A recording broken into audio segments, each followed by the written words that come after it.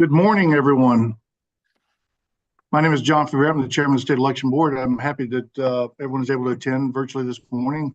We have a quorum available, joined today by member Dr. Janice Johnson, member Janelle King, and member Sarah Tyndall Gazal. Member Rick Jeffries will be joining us this afternoon.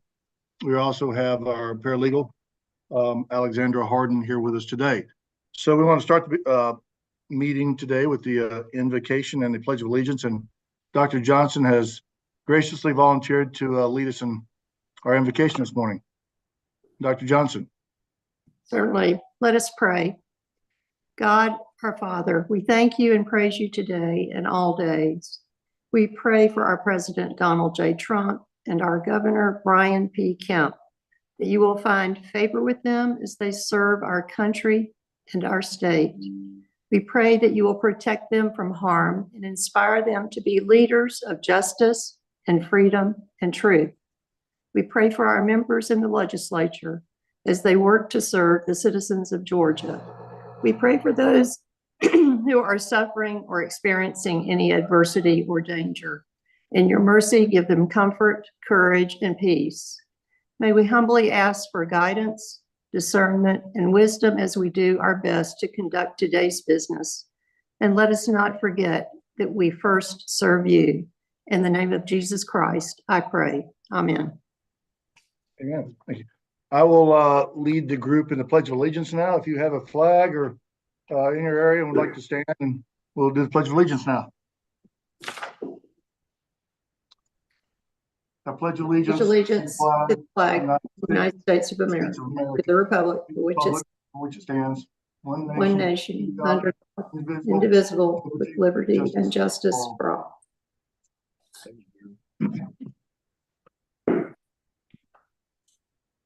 For the record, I want to state that this is the Tuesday, February 25th, 2025 meeting of the Georgia State Election Board. We have a full agenda. Hopefully we'll be able to get through it today, but if not, we will reconvene tomorrow morning to finish up. The first item on the agenda is public comment, and we have approximately 19 speakers that have signed up for public comment, and we will allow 2 minutes for each speaker.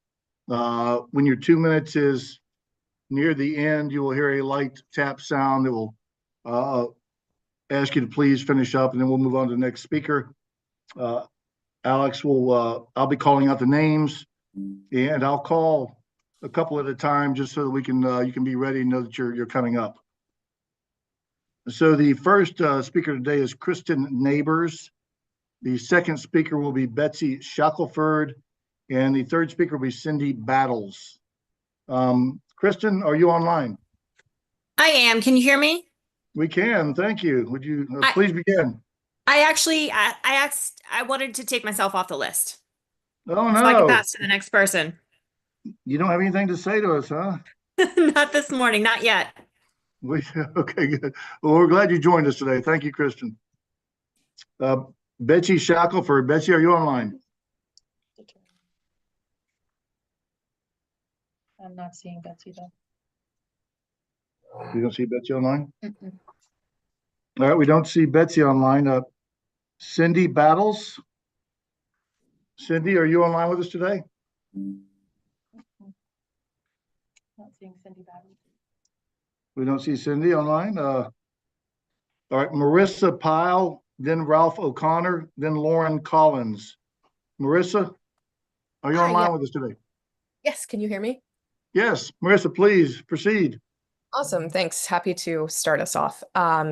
Hi, everybody. My name is Marissa Pyle. I'm with All Voting is Local Action. I'm here to testify in opposition to the proposed rule, which is a ways down the agenda, but 183-1-12-0.13. It would present a burden to counties in the middle of administering and reporting their election results, making it more difficult to certify elections. The rule was brought with the stated intent of providing more time for candidates to file litigation or election contests, providing ballot images within 72 hours. But in practice, what this does is it adds more staffing and response time burdens to the same election staff who are trying to complete reporting for election results. We don't disagree that the timeline as it stands in the current code is very, very short. But right now, the legislature is actively in session and it is meeting as we meet today.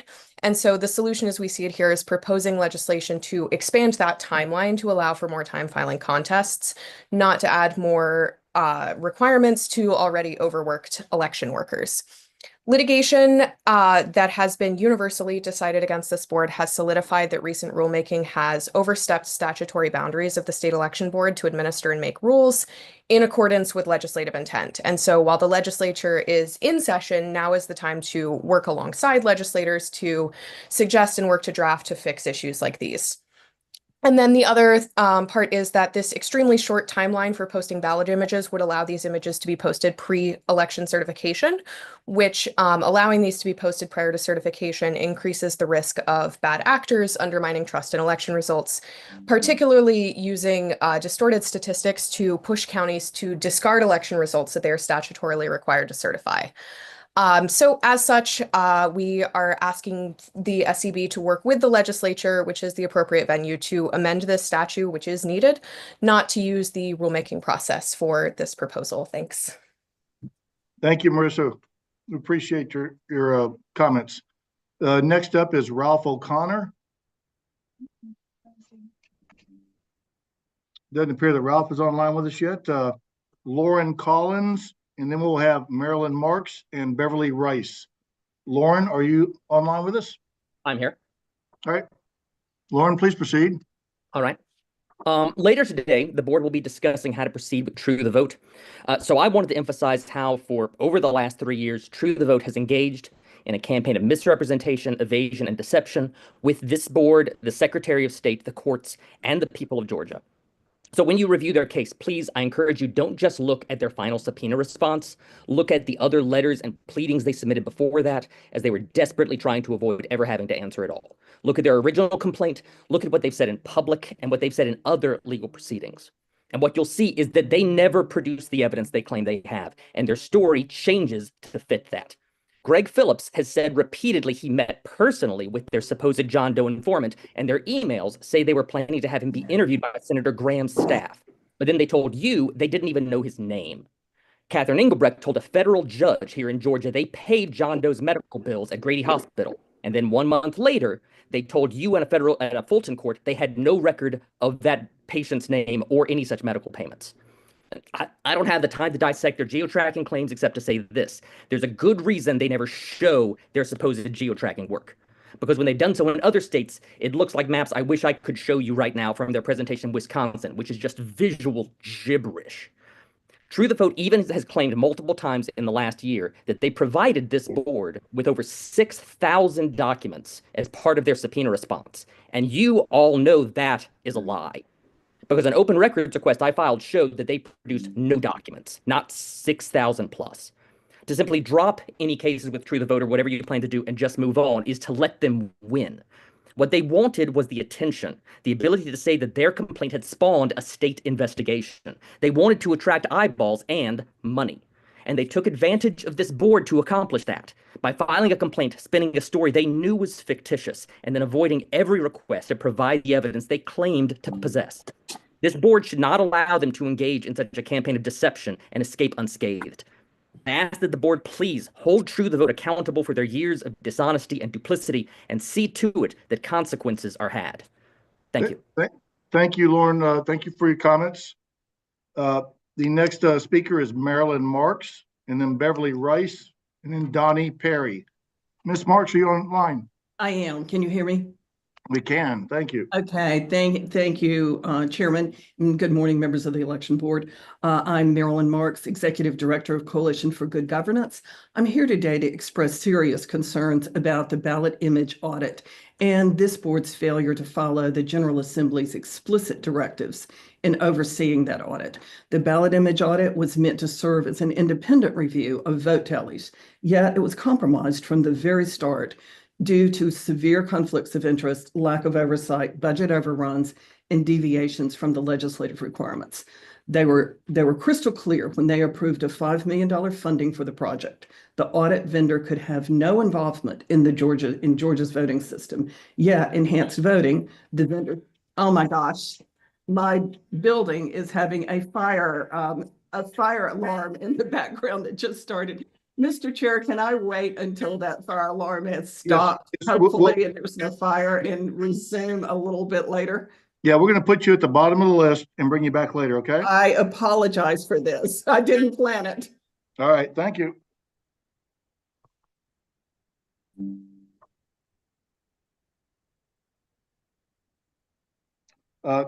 Next, we're going to go back to Betsy Shackelford, who is now online.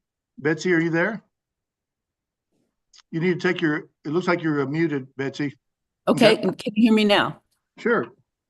Okay, great. Good morning. In the past year, this board has worked with the Georgia Republican Party, becoming quite partisan, to enact rules that make it harder to vote and harder to certify elections. It has become a tool of MAGA extremists endorsing their agenda. The board has not made any efforts to help people vote, buying into conspiracy theories about fraud, which does not exist.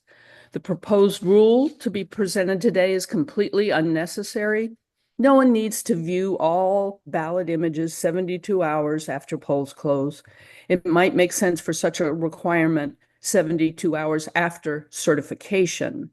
I expect the reason for this proposed rule is not transparency, but yet another attempt to prevent certification from happening in a timely way, since there is a sizable contingent who want to disrupt election processes to change the outcomes of elections. Please do not accept this proposal. It's a waste of everyone's time. Thank you. Thank you, Ms. Shackelford. We appreciate your comments. Next is Beverly Rice. Beverly, are you online?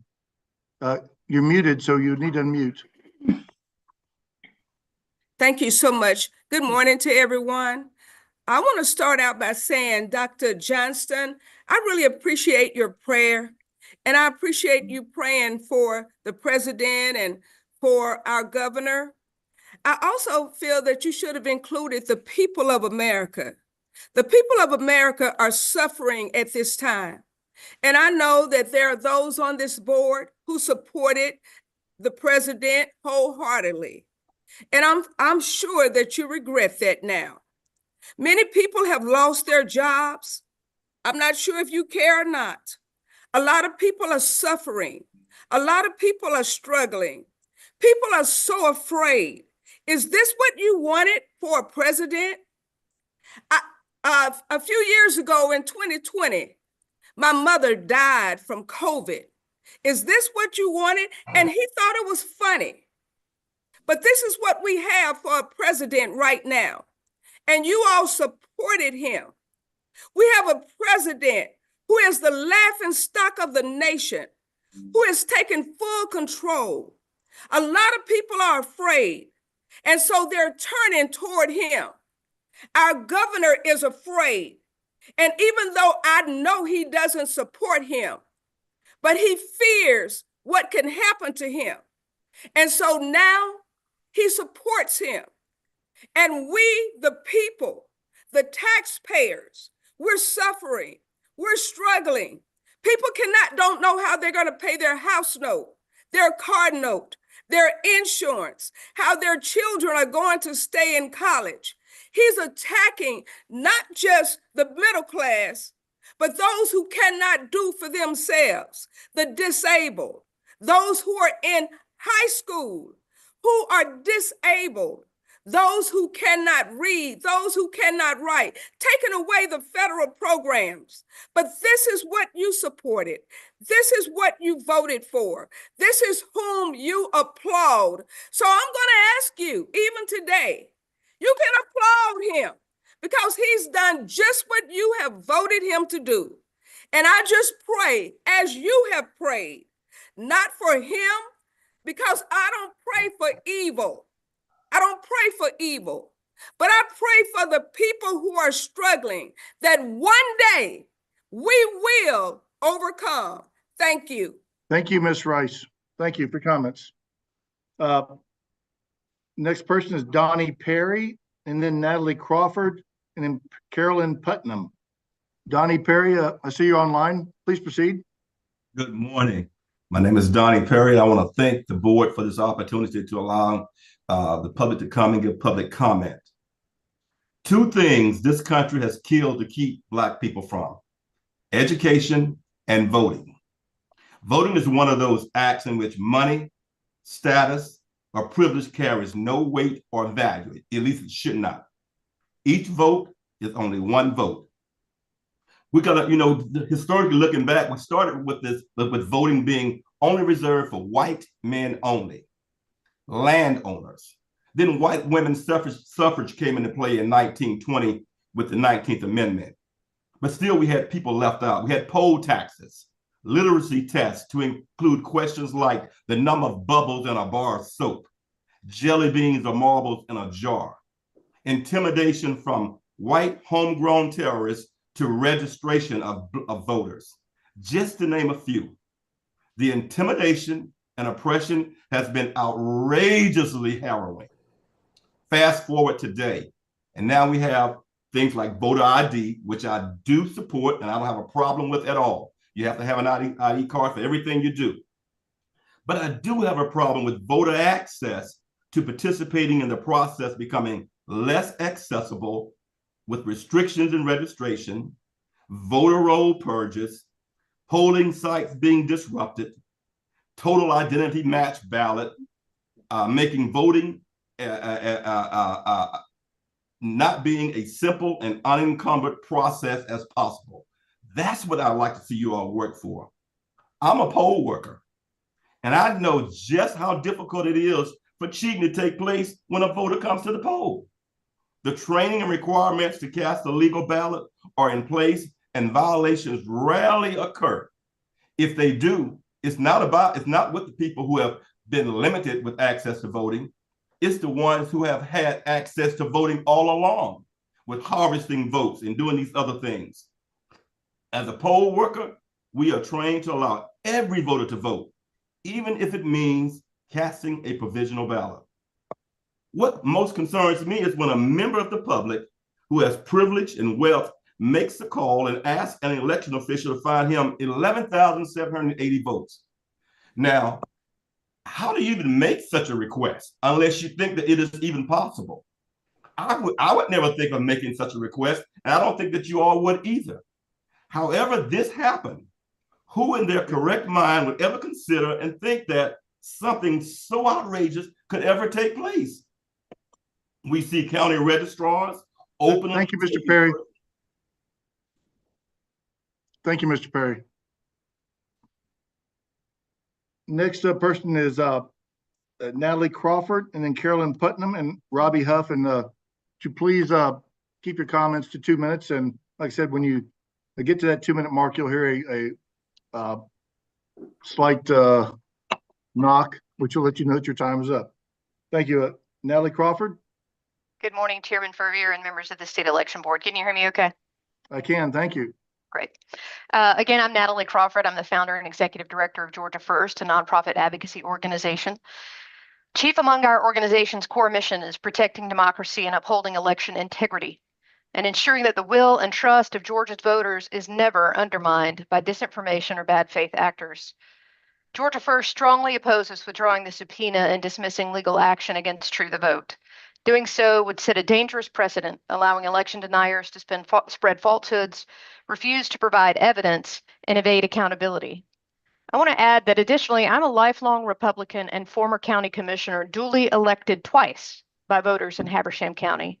Trust in our elections is equally as important for candidates as it is for our voters. True the Vote falsely claimed a ballot trafficking scheme in Georgia, but failed to provide any proof. When pressed for evidence, they stonewalled investigators and ignored lawful subpoenas. Then, after admitting to the court that they did not have supporting evidence, they attempted to sidestep accountability by trying to withdraw their complaint. Their lies fueled conspiracy theories, led to threats against election workers, and undermined trust in our democratic processes. If you dismiss the case, it will embolden those who seek to destabilize our elections through disinformation. Election integrity means holding bad faith actors accountable and not letting them off the hook. Georgia voters deserve transparency, truth, and a commitment to protecting our democratic system and upholding the rule of law regardless of who breaks it. I urge this board to stand firm in its commitment to election integrity and continue the legal action against True the Vote. Anything less would be a failure to uphold your duty to the people of Georgia. I thank you for the opportunity to provide summary remarks today, and I'll submit full written comments to the board via email. Thank you, Ms. Crawford. We appreciate your comments. Carolyn Putnam is next. Ms. Putnam, are you online? We don't see Ms. Putnam online. Next is Robbie Huff, and then Dr. Conrad Hayashi. I hope I got that one right. Robbie Huff. Robbie, you online? You're muted. Would you please unmute?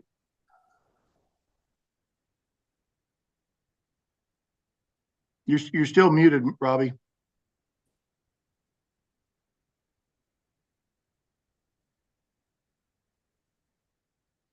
Robbie, you're still muted. I can see you muted online.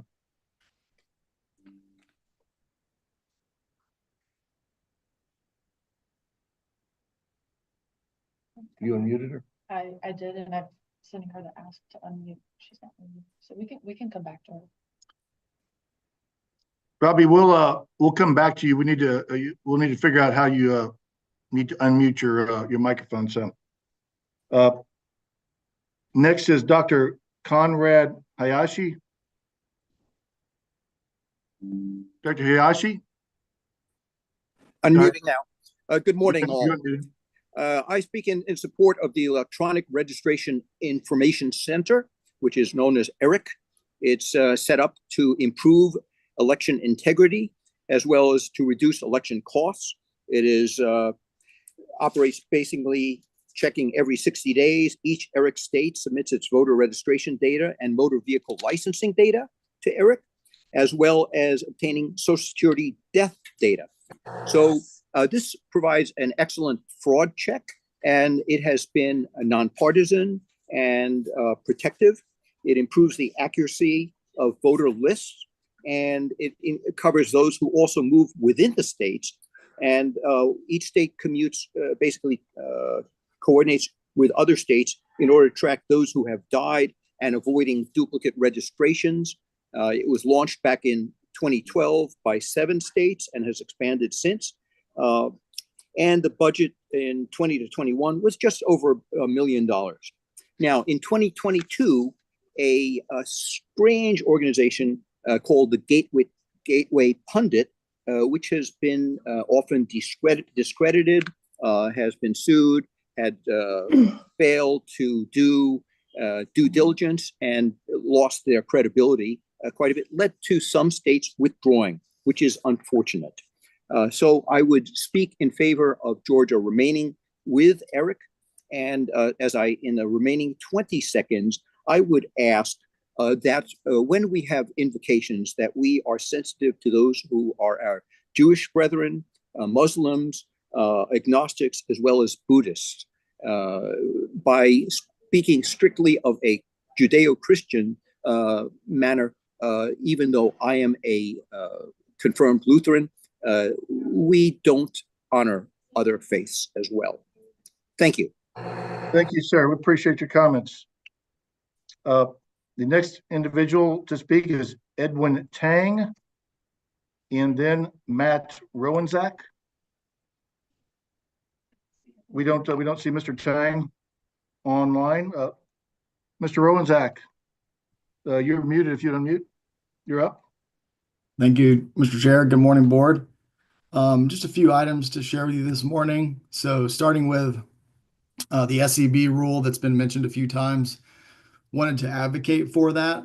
The excuse that I've heard from some of the prior speakers is that it's a heavy burden on election workers.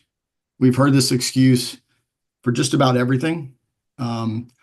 I wonder if someone's boss were to ask you to upload a file, right, of lots of digital images, right, that's already on the system, if they would give the same excuse that it's too hard for them and it's just too difficult.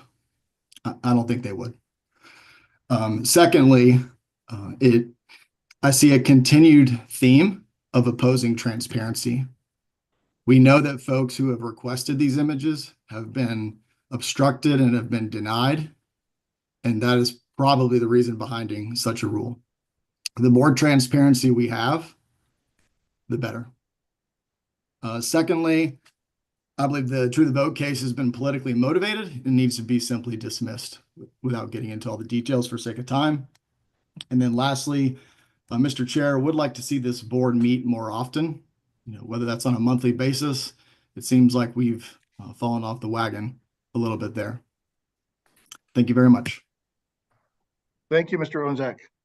The next person to speak is Shannon Ferguson, then Eric Christensen. Shannon Ferguson, are you online? I am. Can you hear me okay? We can. Thank you. Thank you. Mr. Chairman, members of the board, I'm Shannon Ferguson. I'm a senior policy analyst and strategic communications director for Georgia First. With 25 years in public sector communications, including teaching Georgia's elected officials on public engagement and social media, I continue to have deep concerns about Dr. Johnston's unauthorized creation and continued use of her Twitter X account that was originally opened on behalf of this board. This was done without discussion, approval, or oversight. It's an unacceptable breach of professionalism and transparency. And while she has since changed the account handle, it does not erase the fact that she acted beyond her authority by establishing the account and positioning herself as a spokesperson. As political appointees, neither Dr. Johnston as the Georgia GOP appointee, nor Ms. Ghazal as the Democratic appointee, for that matter, would ever have been an appropriate board spokesperson given who appointed them. Not to mention the role of spokesperson belongs to the chairman and the executive director acting in concert with the official board proceedings.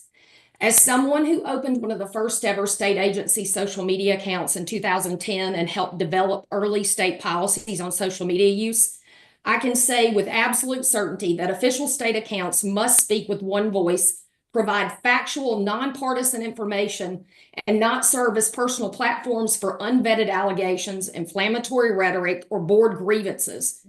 Dr. Johnston's continued use of this account, including her recent February 5th posts, have eroded trust in this board and our election processes.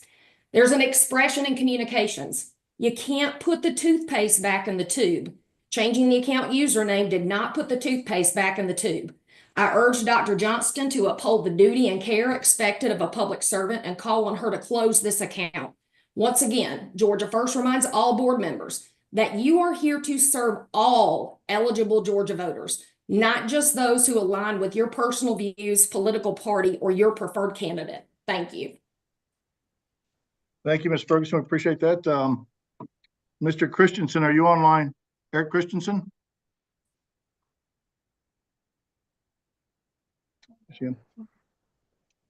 We don't see Mr. Christensen online. We'll come back to him. Did she want to wait and speak this afternoon? Garland will. She's available this morning. Oh, the next speaker is Tamara Favorito. Ms. Favorito, are you online? I am here. Can you hear me? Yes, we can. Please proceed. Thank you. I'm Tamara Favorito, representing Voter GA, who's led the election integrity movement here in Georgia for 19 years. And we are very supportive and appreciate this board. Voter GA has filed 2 amicus briefs, the first in support of the SEB rules adopted last year that are now in the Court of Appeals, and the second defending the SEB in the Fulton County subpoena case in Superior Court. Today, I'm here to speak about 2 reconciliation rules that were adopted last year that have not been challenged in court and therefore should have been implemented by all the counties in the November general election. OCGA 21231 subparagraph 2 states that it's the duty of this board to not only promulgate rules, but upon adoption of each rule, promptly file certified copies with the Secretary of State and each superintendent.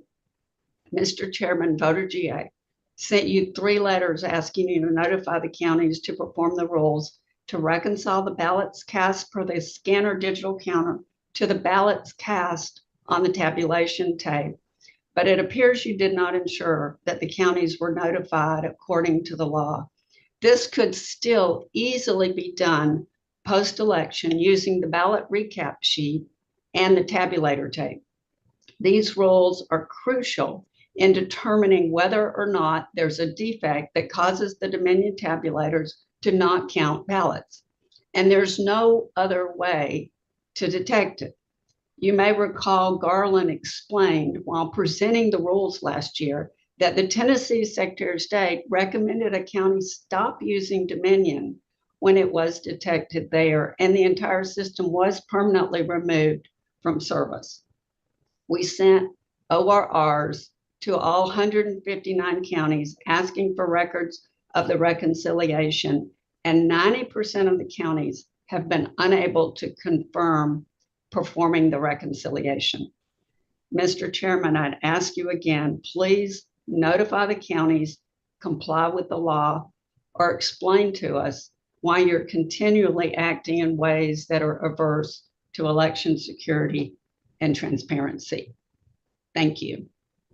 Thank you, Ms. Favorito. We're going to go back and try and see if some individuals that weren't available earlier are available now. Cindy Battles. Ms. Battles, are you available? No? Okay. Ralph O'Connor.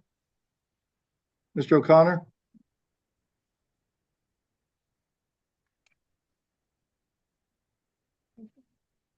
Sure. Let's try. Mr. O'Connor, are you available online? Would you raise your hand, Mr. O'Connor? Is that him? Okay, I think I'm unmuted now. All right. Mr. O'Connor, please proceed. Yes. Good morning. My name is Ralph O'Connor. I'm a Fulton County voter and have been an election day poll clerk for the last 3 years. I've heard board members and others say at these meetings that it's very important that every legitimate vote is counted. I'm sure you're aware that in the last couple of years, we've had problems with slow delivery of mail in Georgia. My personal mail experience has improved lately, but turnout data from the State Election Data Hub shows that we had a problem with mail delivery of absentee ballots for the November 5th, 2024 election. Counties mailed over 344,000 absentee ballots. Almost 22,000 of them were never returned. Almost 5,000 were returned but rejected primarily for arriving after the deadline. Over 31,000 absentee ballots were spoiled or canceled legally so voters could vote in person because they either never got their absentee ballots or got them too late to mail back. That means that the postal system did not work in November of last year for at least 58,000 Georgia voters. And that doesn't include those like myself who got our ballots but didn't trust the mail system to return them on time, so we put our ballots in drop boxes. I recommend that the board monitor the return rate of absentee ballots for the 2025 elections to be sure that this problem has been fixed. The second item I have is at the board's December meeting, there was a presentation and extensive discussion of the use of Eagle AI to find typos, non-residential addresses, and other errors in our voter registration files. My understanding is that only the voter can correct their own mistakes. I suggest that instead of challenging voters who apparently still live in Georgia but have mistakes in their voter files, that those who find these mistakes work with a party of their choice or other groups to contact the voters and ask them to correct the information on their own My Voter page. Our record turnout in last November's elections shows that the Get Out the Vote groups know how to contact voters. This would get the voter data cleaned faster and reduce the burden on our already overworked county election departments. Thank you. Thank you, Ralph. We appreciate your comments. The next person, Carolyn Putnam. Carolyn, are you online with us by any chance? No. No. Okay. Robbie Huff. Robbie, are you online with us?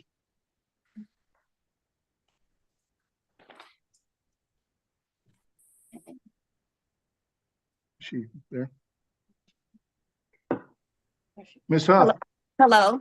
Yes. Hello. Thank you for piggybacking and accepting my response. Hello, my name is Dr. Robbie S. Huff, and I am a blind voter and Fulton County resident. I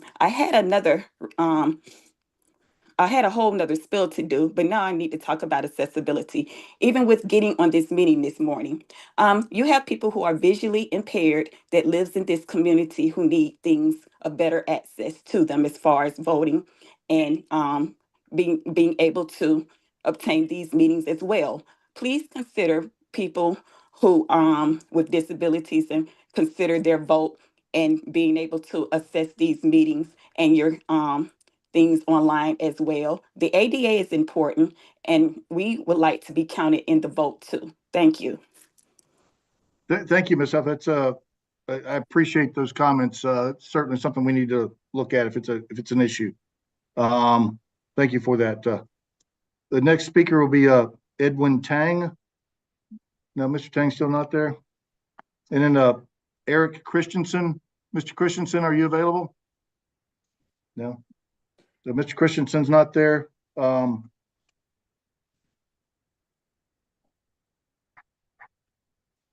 Ms. Marks, Marilyn Marks, are you back yet? Yes, I am. Are you ready to continue? It's time. Apologies for that, and thank you for the chance for the do-over, Mr. Chair. I'll pick up where I left off. Well, I hope it wasn't a fire. It was not. It was just a false alarm, obviously intended to interrupt my testimony. But we'll have to wonder who planted that. The General Assembly was crystal clear when it approved $5 million in funding for the audit project. The audit vendor could have no involvement in Georgia's voting system.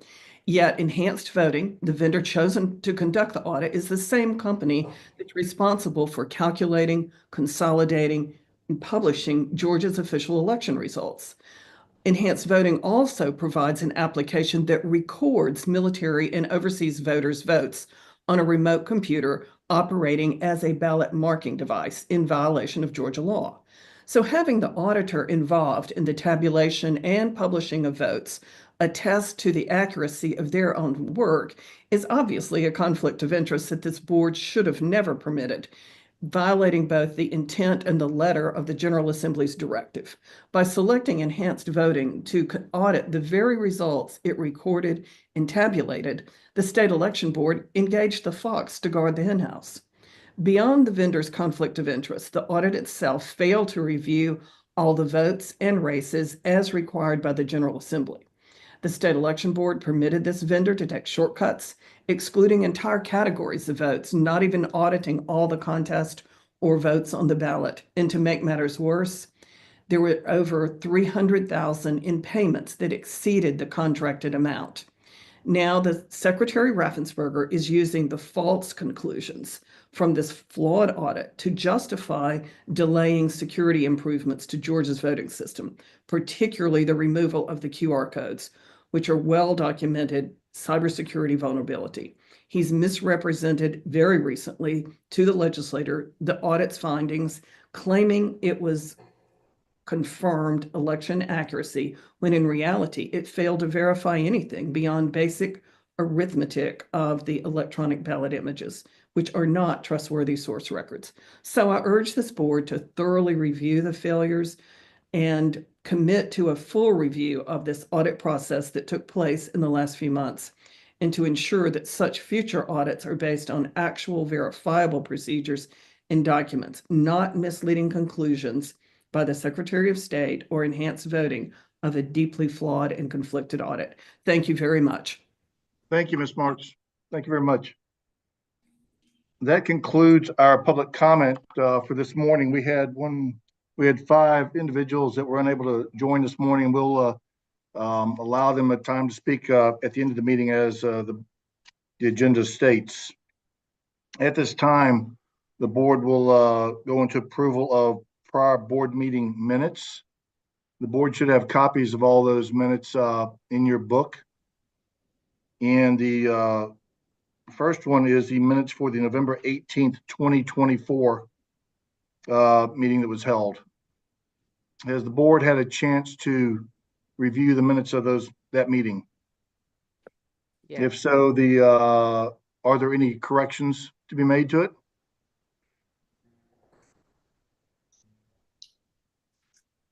The chair would entertain a motion to approve those minutes as presented. So moved. We have a motion from Member King to approve the minutes of the November 18th, 2024 meeting as presented. Is there a second? Second. We have a second from Dr. Johnson. Any discussion? Hearing no discussion, all those in favor signify by saying aye. Aye. Aye. Member King, I could not hear your answer. Oh, sorry. Aye. Okay. Motion carries 3-0. The minutes of the November 18th, 2024 meeting is approved as presented. The next item is the minutes for the December 11, 2024 meeting. A copy is in the board book. Is there any discussion from the board or any questions pertaining to those minutes as presented? Hearing no questions, the chair would entertain a motion to approve those minutes as presented. So moved. We have a motion from Dr. Johnson to approve the minutes of the December 11, 2024 meeting as presented. Is there a second? Second. We have a motion and a second from Member King. Any discussion? Hearing no discussion, all those in favor signify by saying aye. Aye. Aye. Member Gazal? I couldn't hear you, Member Gazal. Aye. Aye. Okay. Motion carries 3-0.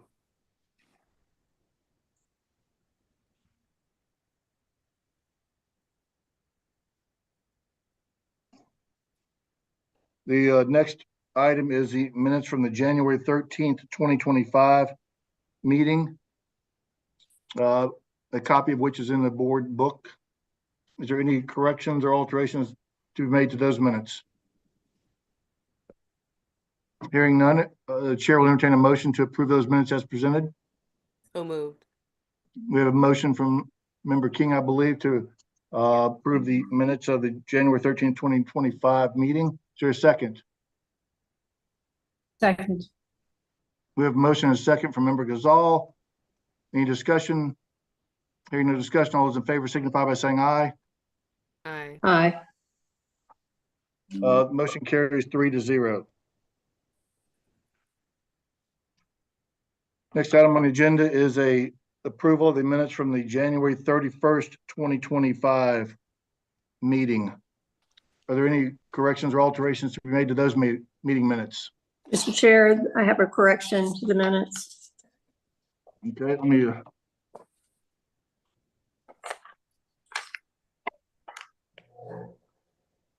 yes, Dr. Johnson. Under the section new business, Yes. Dr. Johnston requested to place on the agenda. The actual wording was Dr. Johnston requested to place on the agenda discussion and intent to dismiss lawsuit against True the Vote. Case number CV 2023-CV 382520, and dismiss the petition and withdraw the subpoena against complainant True the Vote, Inc. Could you restate that last sentence and dismiss the petition and withdraw the subpoena Okay. against complainant True the Vote, Inc.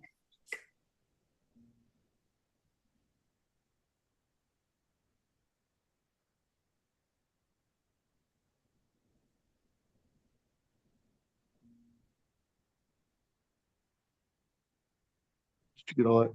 Nice. Okay, we have recorded there. Any discussion pertaining to that change on the minutes? Without dissent, we will make that change, Dr. Johnson. Any other changes to be made?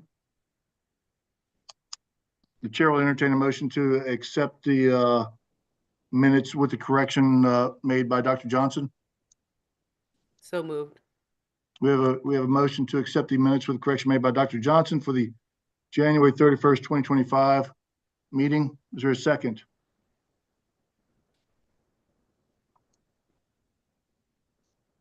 Second.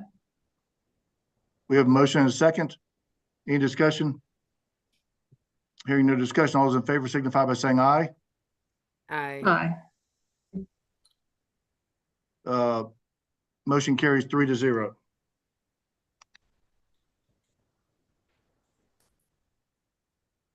The next item on the agenda is investigative reports. The board has a lot of them in front of them. We will start with the section of cases to be dismissed. I will take it that the board has had an opportunity to look at those cases. The chair would like to pull a couple of them. We'll vote on them in as a package, but the chair would like to pull a couple of them for further discussion. SEB 2020-296 and SEB 2020-099. Mr. Chairman, could you please cite the tab number for us? It is tab number 5 and 12.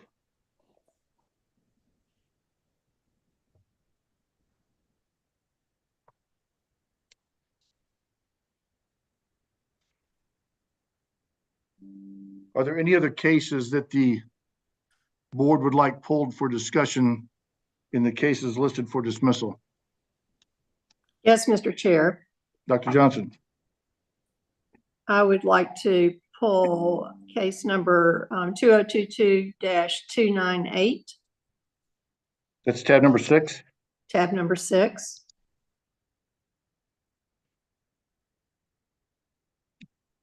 Any more?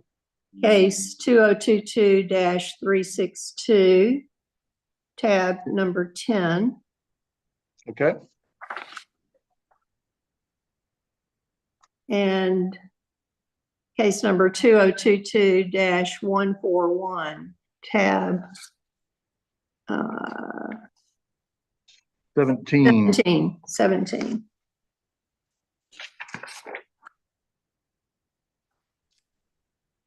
Member Gazal, do you have any cases you'd like to poll?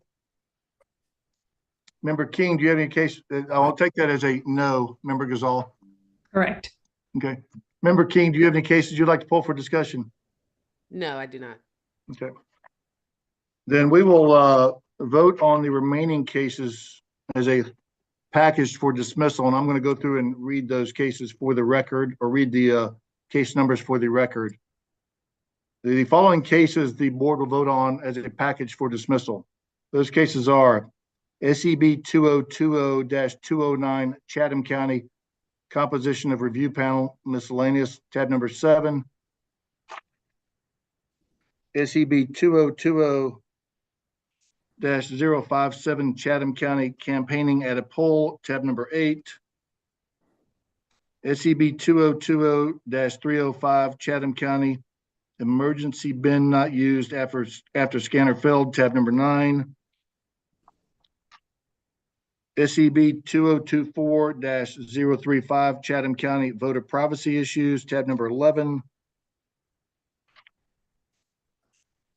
SEB 2020-201 Bryan County Residency Issue, tab number 13. SCB 2020-245 Glenn County, wording on cell phone, no cell phone signs, tab number 14. SCB 2024-116 Glenn County, voter attempted to vote more than once, tab number 15. SCB 2020-259 Grady County, giving a $100 gift card to register to vote, tab number 16.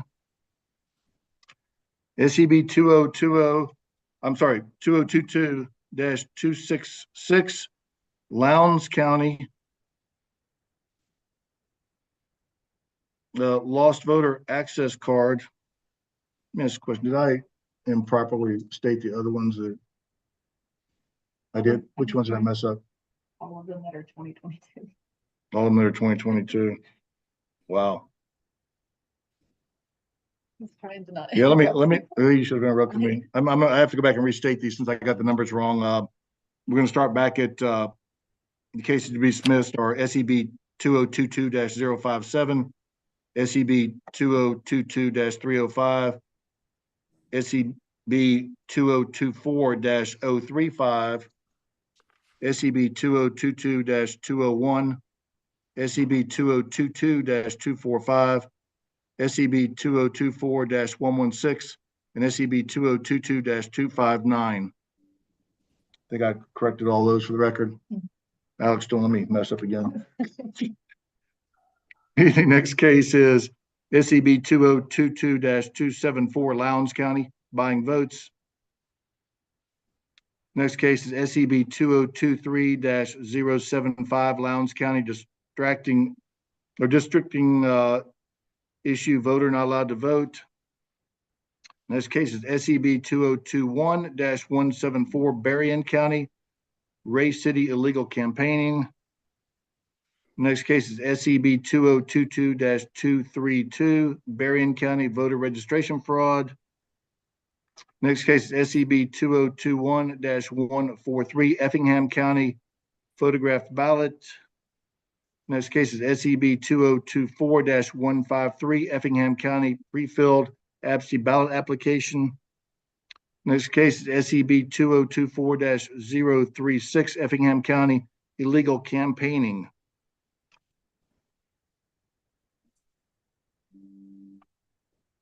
The chair at this time would entertain a motion to dismiss the above named cases. So moved. We have a motion by Member Gazal to dismiss the above named cases. Is there a second? Second. Second. We have a motion and a second from Member King, I think, to dismiss above named cases. Any discussion? Hearing no discussion, the above named cases will be dismissed. Now let's go back to SCB 2020-296 Henry County, multiple absentee ballots. If the investigators would please read that case for us. Okay, this is 2020-296 Henry County, multiple absentee ballots. This was a continued case, and the board had originally requested that we get this.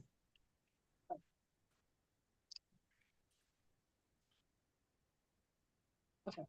And that the board wanted to physically obtain the ballots from the voter, which we went and received.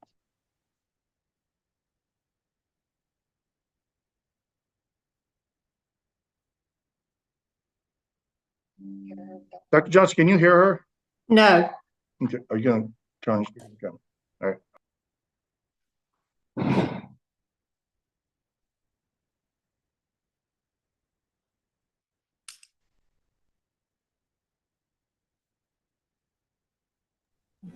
Okay.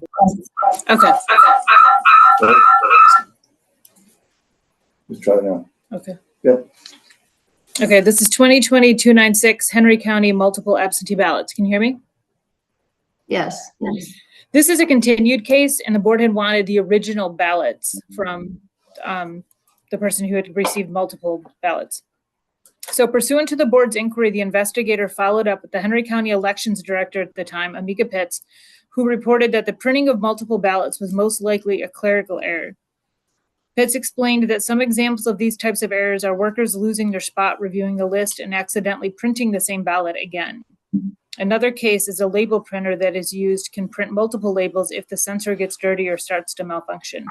The investigator informed, or the director informed the investigator that she reviewed Mr. Kimball's voting history and was not able to uncover who processed the absentee ballot application. Prior to this investigation, Henry County issued a generic user ID that all temporary employees use to access the Georgia voter registration system, now known as Jarvis. As the generic user identification was used to process the complainant's absentee ballot application, Ms. Pitts could not identify which temporary employee processed the absentee ballot application. She advised that all the assigned workers have a personal user identification to access the voter registration system. So should this occur again, the director will be able to identify the specific employee who processed this action. The investigation determined that the complainant only submitted one absentee ballot application. However, the Henry County Board of Elections and Registration mistakenly issued 4 ballots to the complainant.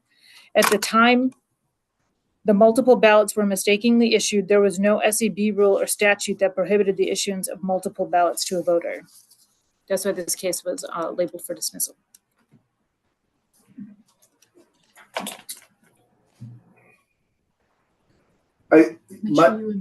Well, I was going to just use her speaker since she is on. She has some. My opinion of this is that multiple absentee ballots were submitted, and it can be confusing and be lead to illegal voting, and therefore I thought that this should result in a letter of instruction as opposed to dismissal on this particular case. My issue, Mr. Chair. Yes.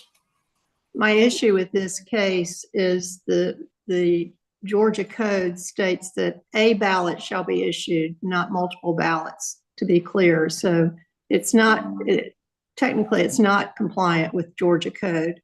And also my concern is, as far as dismissing of this case, is if there's clerical error that results in sending 4 ballots, how can I have confidence that there will not be clerical error in accepting 4 ballots from the same voter?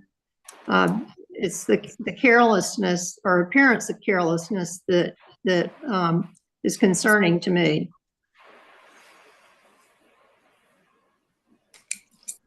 It was also from case number 2020-225, where the board found that there was no statute or SEB rule, which was an identical case to this one. And it was issued, dismissed in the case recommending a letter of instruction on proper procedures to avoid future occurrences. We issued a letter of instruction, correct? Mm-hmm. It was dismissed with a letter of instruction. With letter of instruction, right. When was that case? Future occurrences, 2020-225. Okay. I don't have one that I can okay. pull it. Any other comments from the board? I think that we need to treat it similarly and dismiss with a letter of instruction. I would also like to point out that there are far more procedural safeguards in place to prohibit people from casting multiple ballots if it is on the same registration. The system is built with safeguards in there. Perhaps we need to revise or at least review the procedures for sending out ballots to make sure that that there are more safeguards. Counties could have a double check. They could, I think, if counties have the staffing, then they should have a second staff person review the ballots that have been issued before mailing them out to make sure this doesn't happen. There are plenty of ways that they can build in safeguards here, but the safeguards are already in the system and they are electronic to avoid the ability of voters to cast multiple ballots as opposed to get them mailed out. So I move that we dismiss with a letter of instruction so that I have more discussion. Yes, Member Johnson.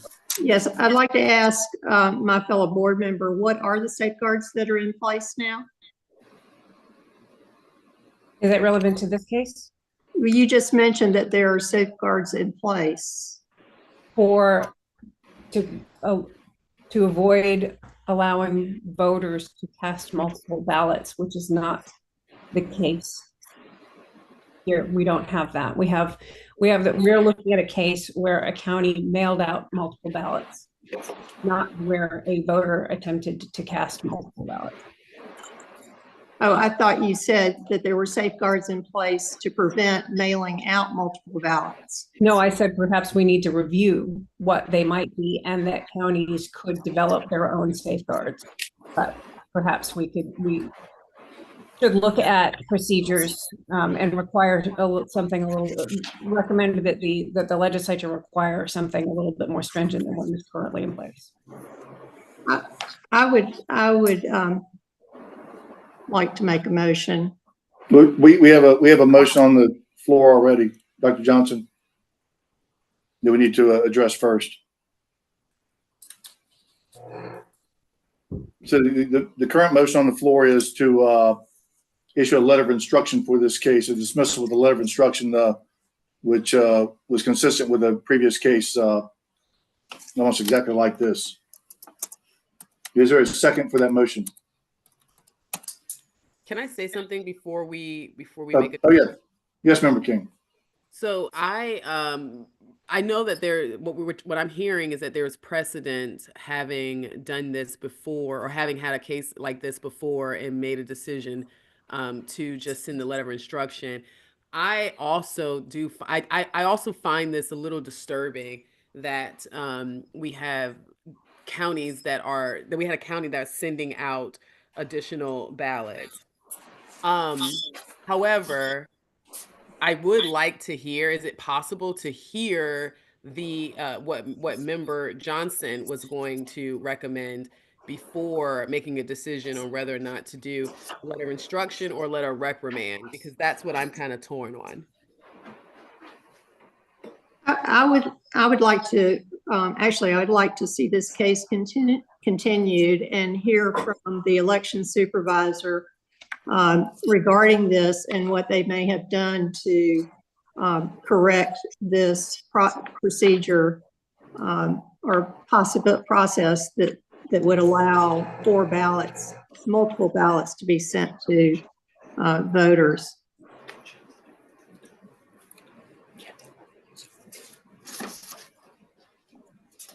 Member Gasol, you had a motion unavailable. Would you be willing to withdraw the motion and continue this case? I will. I would ask that we recategorize it. Counties and respondents, when they receive notice that they have a case that has been recommended for dismissal, they tend not to pay very much attention to it. So if we are going to continue the case, then we need to make it very clear and give sufficient notice to the county that we are expecting a response from them. We would move it to the potential violations category. Now, you want to withdraw your motion? I withdraw my motion. Okay. Dr. Johnson? Mr. Chair, I move that we continue the case to be presented at the next meeting so that we could provide adequate notice to the election supervisor and the complainant to be present and for hearing this case and have the opportunity to hear the supervisor's response to our questions. We have a motion to continue the case made by Dr. Johnson. Is there a second? Second. We have a motion and a second. Any further discussion? Hearing no further discussion, all those in favor of moving or continuing this case signify by saying aye. Aye. Any opposition? Hearing no opposition, so moved.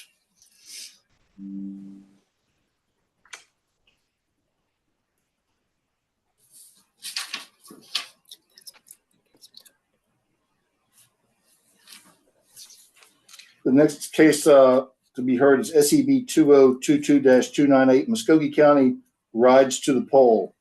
It's tab number 6 in your board book.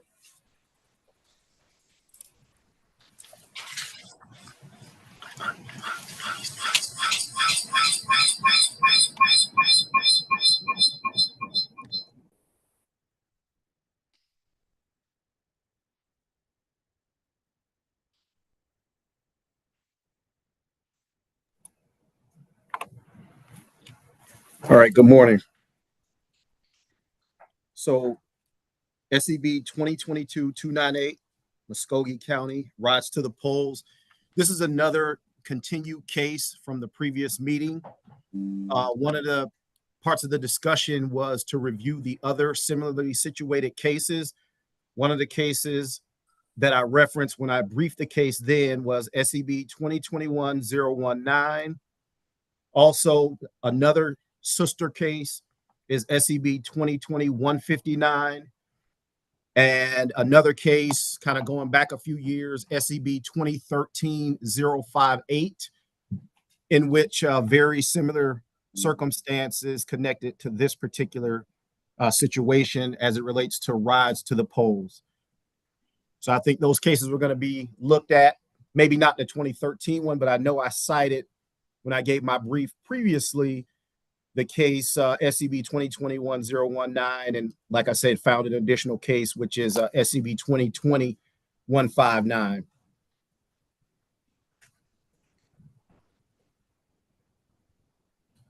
Dr. Johnson, you wanted this one pulled. You have questions? Yes, I do.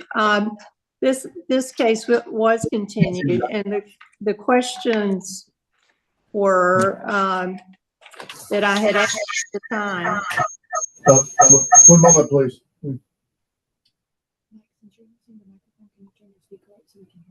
Okay. Oh, sure. Dr. Johnson? Okay. Better? Yes. All right. The questions I'd asked at the time, I had asked for what I'd like to, as part of this investigation, was to obtain the target list used for these rides to the polls on the November 2022 election. I'd like to know how the list was determined by this group, Ride Share to Vote. And I'd like to know the criteria to be on the list. I'd like to know how voters are targeted. Are they targeted by phone calls, texts, letters, emails, or direct contact?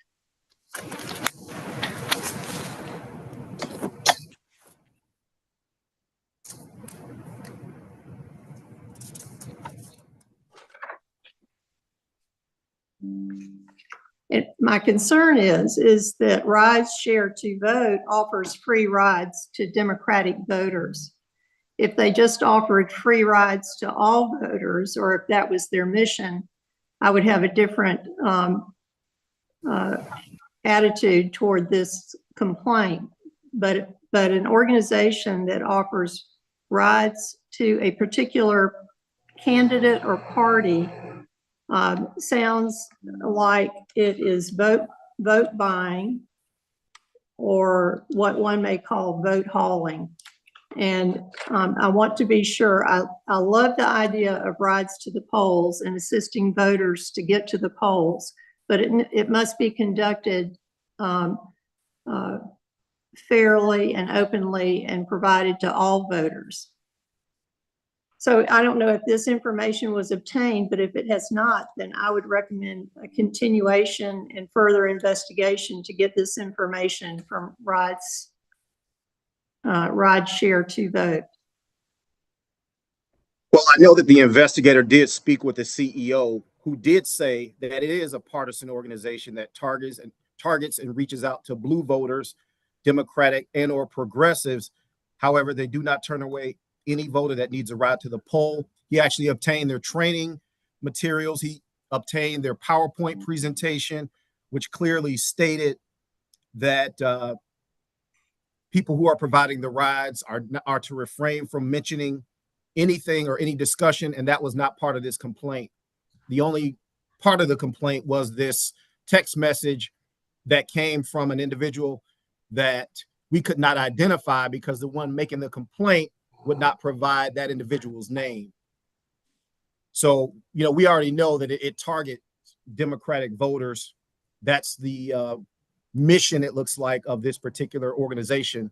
However, you know, we did do that background and looked at the training mechanism, the PowerPoints, etc. And so, you know, I thought that we kind of exhausted things as it relates to this investigation. However, you're saying the target list is what you want to take a look at? Correct. It's nice. It's nice for the organization to say they won't turn anyone away. I certainly appreciate that, but if the organization targets only Democrat voters, then that brings into question, if it's a 501c3, then it's clearly partisan, and you know that's a whole another issue as far as violating 501c3 rules. But if they're only targeting a particular group and only communicate with a particular group, then I have a problem with this complaint.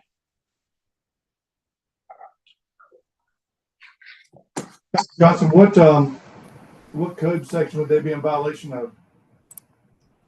Vote buying. Which one? Vote buying? Vote buying. If a ride is not vote buying when it is more broadly targeted, I don't understand how it would be vote, but the same action to make it easier to vote it transfers a public service into vote buying simply because of the recipient. I think that there are some very serious First Amendment implications in what you're saying that I don't think would withstand scrutiny in court. If an organization only offers free ride or vouchers, they're giving out free vouchers. They're giving an item of value to a voter, but only a specific category of voter. That is a problem.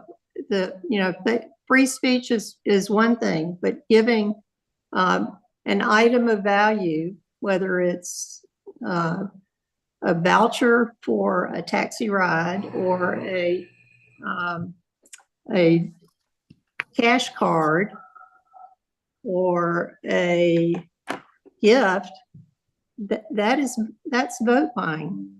We have this body has ruled that giving out cash cards by an actual campaign, not a nonpartisan group, but by a campaign with volunteers saying, I hope you vote for my candidate, was not prohibited vote buying. I find it entirely inconsistent than offering rides, not cash cards, not gas cards, but rides to the polls. Now they may be roughly targeted. Instead of sending it to the entire universe, they may be roughly targeted. And please excuse my very happy puppy over here. But offering a ride and not limiting the availability by not screening the people who accept the rides, but simply targeting a more limited universe is far less partisan than handing out cash cards when you're representing an actual campaign. I disagree. I disagree. The way you worded it is interesting. So they're not just pulling out a subset of voters that are a random selection of voters. We're talking about a nonprofit organization that is utilizing, well, before I even go there, because I do have a question about how they're obtaining these voters, but they're targeting, as he stated, specifically Democrat voters, rather than just kind of walking around handing out gas cards or whatnot. But here's the thing. I disagree with both of them actually. I think that I wasn't on the board when the first case came before us as it relates to passing out, I think it's gas cards or whatever they were doing, or food cards, but I think both of it is wrong. I think both of it is an act of influencing voters. So my question for the investigator would be, do we know if they are using voter rolls to target these Democrats, or how are they obtaining this list of potential voters to offer rides to? Because if you're using voter rolls to offer rides to specific voters, saying, I'm going to make it easier, because we were talking about making it easier for people to vote. I'm going to offer you this service to make it easier for you to go vote, but I'm not going to offer this service to Republicans or Republican voters unless you happen to find yourself, in this list and getting contacted by us. So there is something here that I do think needs to be discussed. I think it's just a major concern there. But my question for Mr. Brunson is whether or not they are using, if they're using voter rolls to obtain these contacts that they are reaching out to. No, I don't know that right offhand. She just basically said that that's their target, Democratic and progressive voters. Okay. So I think it's safe to say that they could possibly be using voter rolls, because that's pretty much the only way you can determine if someone is progressive or Democrat, unless, we're using discriminatory methods. But so that being said, if you're utilizing voter rolls to pull out specific voters that you want to provide an advantage for, and that advantage is to allow them to provide them with assistance going to vote, hoping they will vote for your candidate, then we're most certainly buying votes here. And I think, I personally, I'm on the record saying that I think, that the other candidate that I think you're referring to also was buying votes. So I think both are wrong on both counts. Let me just say this, referencing the older case where it involved Lyft, and Lyft attorney submitted a 9-page letter basically and cited a court case, U.S. versus Levin, where the U.S. Court of Appeals stated that providing transportation to voters is not a violation of the law. So, and I think that came up during the previous case and was one of the reasons why it was dismissed. So I'll just add that, and if obviously the board makes the decision it's going to make. In that previous case, since I wasn't on the board with Lyft, were they specifically targeting either Republican voters or Democrat voters, or was it just kind of offered to all voters? I mean, I think the intent as far as who they partnered with, the organization had leanings, Democratic leanings, but they offered the same situation here. We had to look into the training materials and things of that nature and look at the campaign, and the campaign was plain as it relates to who they offered it to, but who they partnered with was a Democratic leaning organization. So it's kind of similar in that regard, where it was a Democratic leaning organization that partnered with Lyft. Okay. And then there was another, go ahead, I'm sorry. No, excuse me, I'm sorry. You can proceed. Yeah, and then there was another one that included the Arthur Blanks Foundation that was very similar. And I can't remember if that was 2021-019, but based on the previous cases and referencing that case is why that case was dismissed. Okay. So we're going off.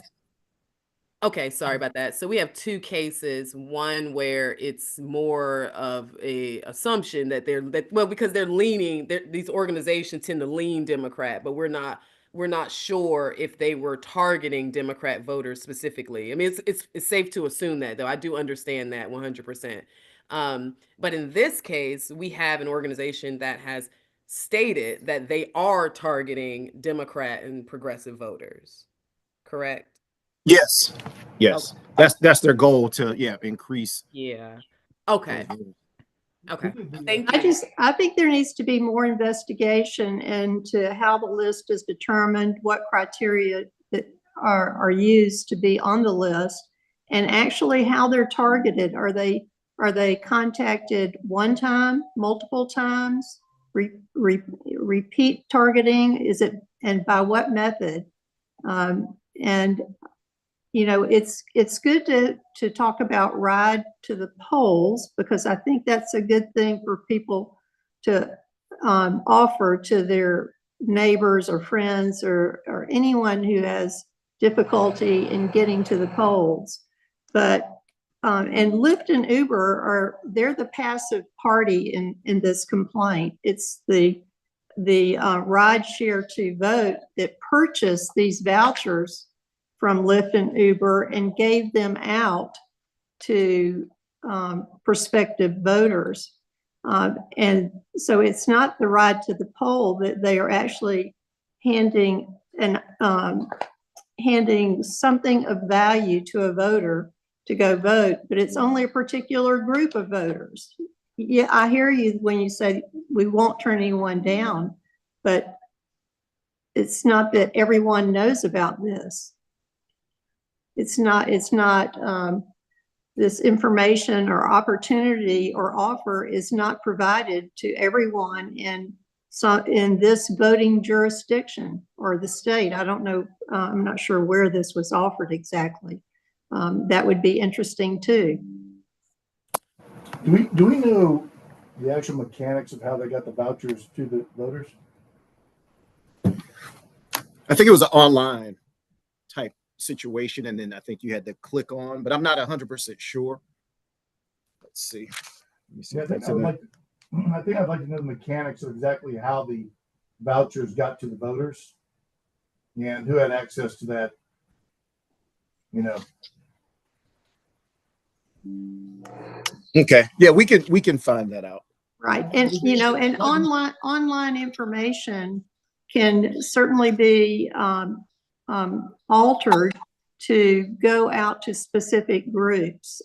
So there, you know, that is part of influencing online. If this is an online thing, I would just like more information in this new age of internet and technology and targeted groups and text and emails and various forms of contact. I think we're not doing our homework. The board is not doing its homework in understanding this better. We need to provide notice to the parties. If once again, this was slated for dismissal and parties have received notice that they're slated for dismissal. If we are going to investigate, we need to give them an opportunity to represent themselves here. I agree. I think it might be advantageous for us to invite the CEO to present before the board and answer some questions. Let me just say this too. So I just got an email from the investigator, and the first part of the complaint was Lyft, and actually rideshare uses its own volunteers to give rides to the polls. He just sent me that. So that's different. There's two. This is a two-tiered. This was a two-tiered complaint. The first one regarding Lyft. The second, rideshare to vote. And I just got information that they use their own volunteers to do it. So now that kind of changes the complexion.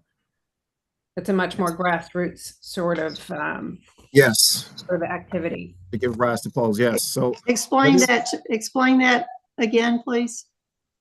So apparently rideshare to vote uses its own volunteers to give rides to the polls. The first part of the complaint was about Lyft. If you look at, there's two different complaints. The first complaint was Lyft is offering 50% off rides to the polls. And then the second complaint was rideshare to vote is offering free rides to Democratic voters. So that was the second complaint. And I just got an email from the investigator who says that rideshare to vote uses their own volunteers to provide these rides to the polls. Okay, well, that's different than what's in the investigative summary that says that rideshare to vote purchased vouchers to be given to voters.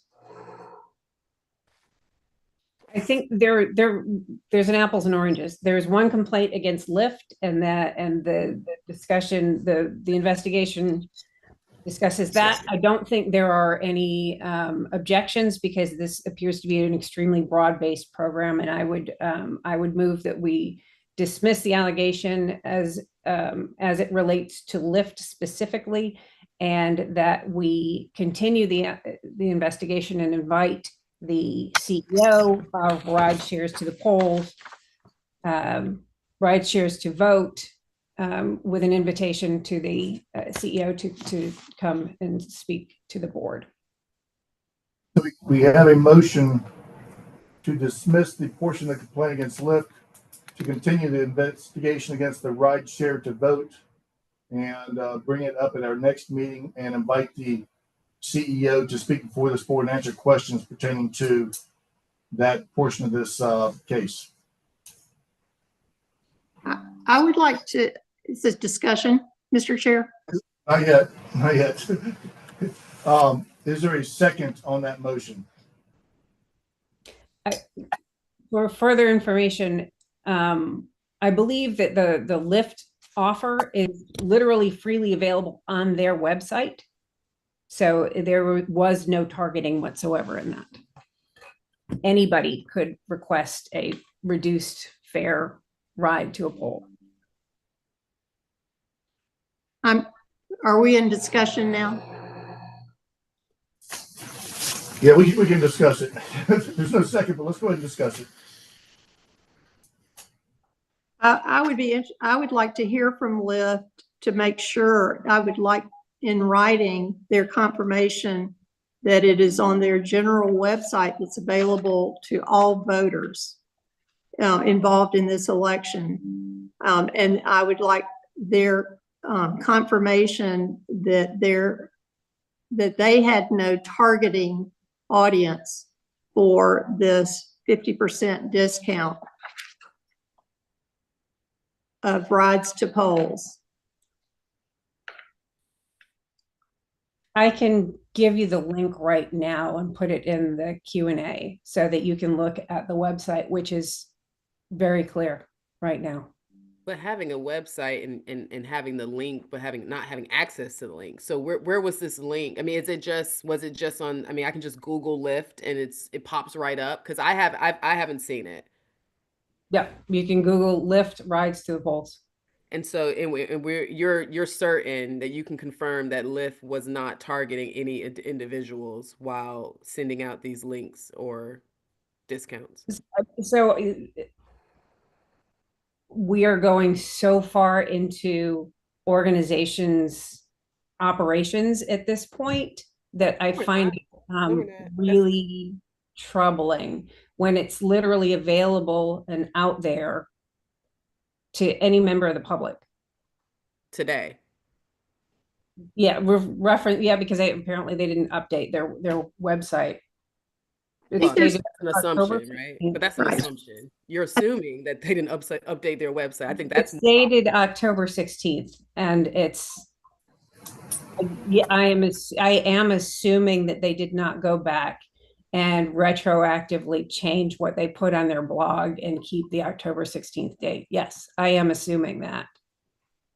Well, I guess I'm assuming that we're assuming that there wasn't any type of targeted effort. I personally, I'm not accusing the company of doing something wrong by ensuring that their behavior is operating within a standard that we support.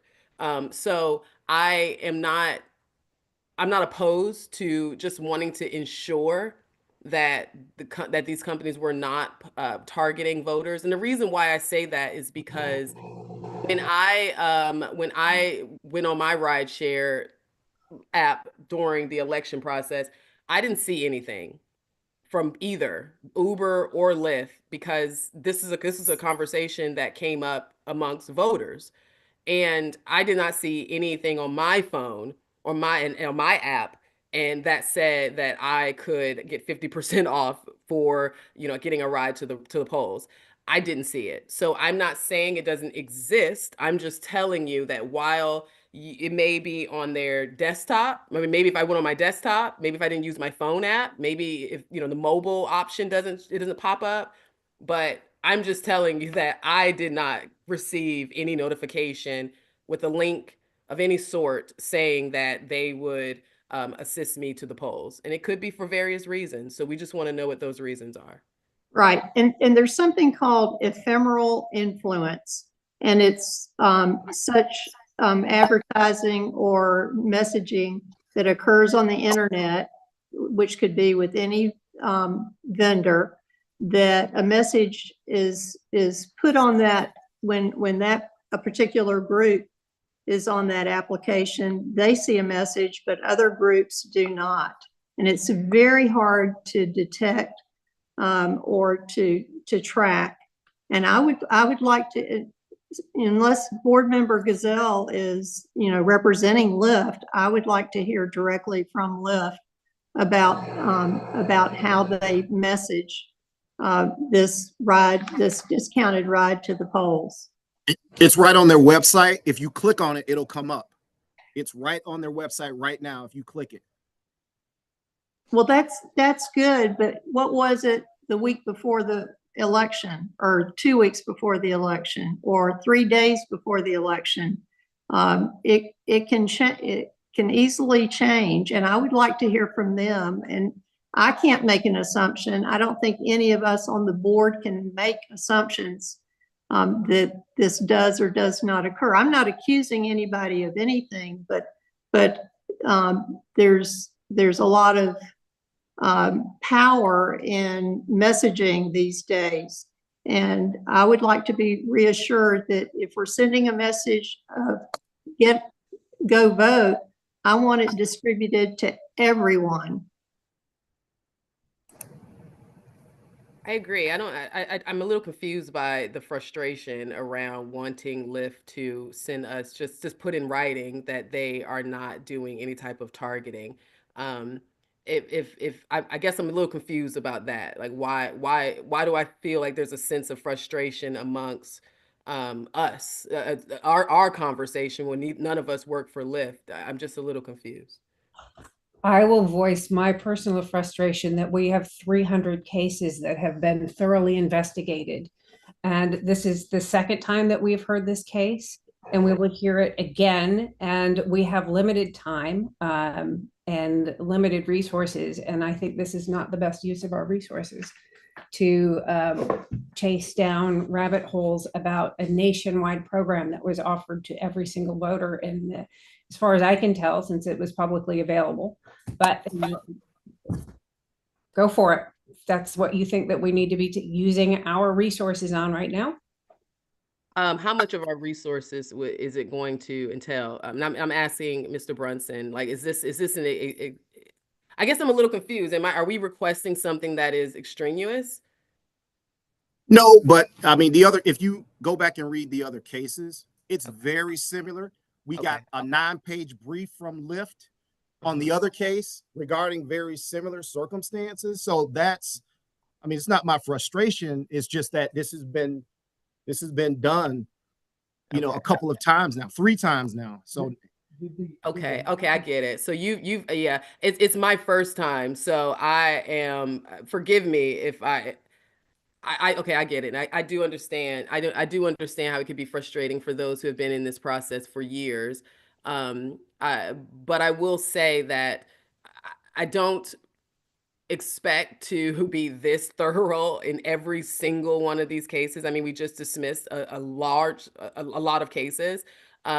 However, if we're pulling out 1 or 2, that's just like, hey, let's just nail down this one. It's for a reason. And a lot of it has to do with the fact that the conversations that I've had with voters outside of all of us, these are people that are not as politically involved. They're just voters, is that they do feel that there is a sense of support that Democrats get, that Republicans don't get when it comes to being able to provide advantages or support or whatever during the election process. This is a common conversation.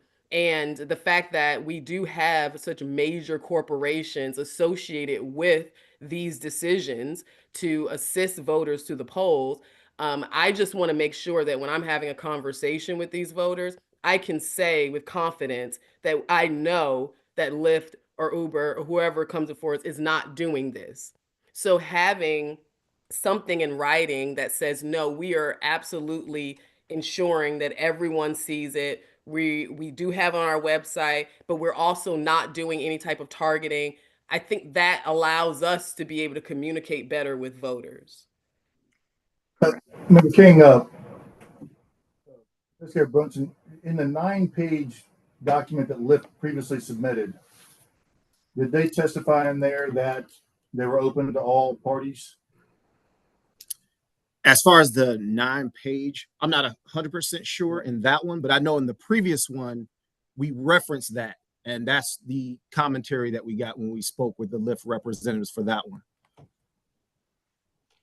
I'm not going to speak to the specifics of what was in that 9-page document, but it basically was a defense in which they cited the U.S. court case that I referenced earlier, Lewin versus the U.S. regarding rides not being considered something of value.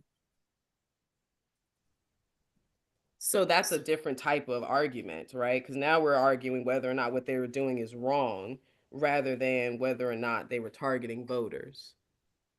Yeah, in the previous case, oh, go ahead. I'm sorry. No, so that, just to be clear, that's what I know for me, I want to ensure, and the reason why I'm supporting the idea of having them submit something in writing is that I just want to make sure that we are all clear. Now, if they have said this in somewhere else, I'm open to you know accepting that, but we just want to make sure we're clear and that they weren't just defending what they did. Correct. And I just want to make the point that there is a changing landscape in digital interface. And there is certainly search engine manipulation that that vendors use and that even search engine companies can use. And we need to stay on top of this and make sure that we are providing the best opportunity for every person to vote without these subtle influences or opportunities that are provided. I would, Mr. Chair, when you're ready, I would like to make a motion. Let me ask, would you be amenable to moving this case to after lunch? And I could ask Investor Brunson to submit the 9-page letter from Lyft to the board so we can review it. And maybe that will answer some questions for this board pertaining to Lyft. Well, Mr. Chair, there were other questions that I had asked concerning this investigation, and I would like Lyft to answer questions specifically regarding this complaint, not previous complaints. Each complaint is unique and individual, and I would like to hear from them about this particular complaint.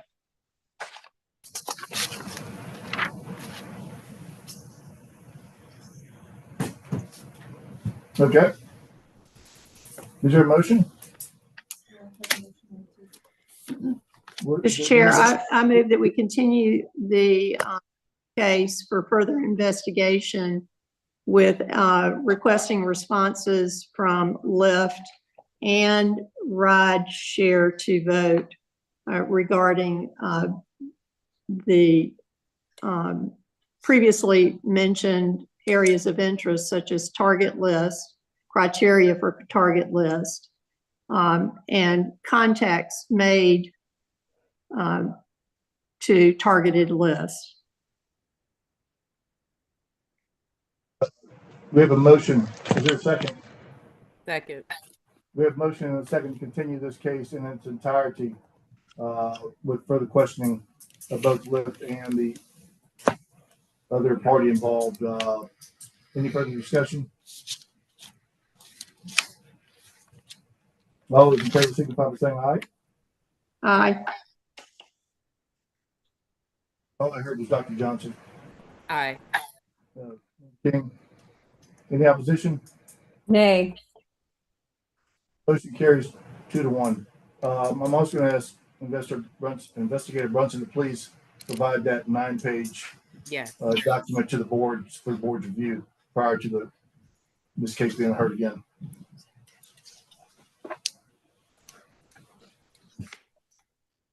Okay.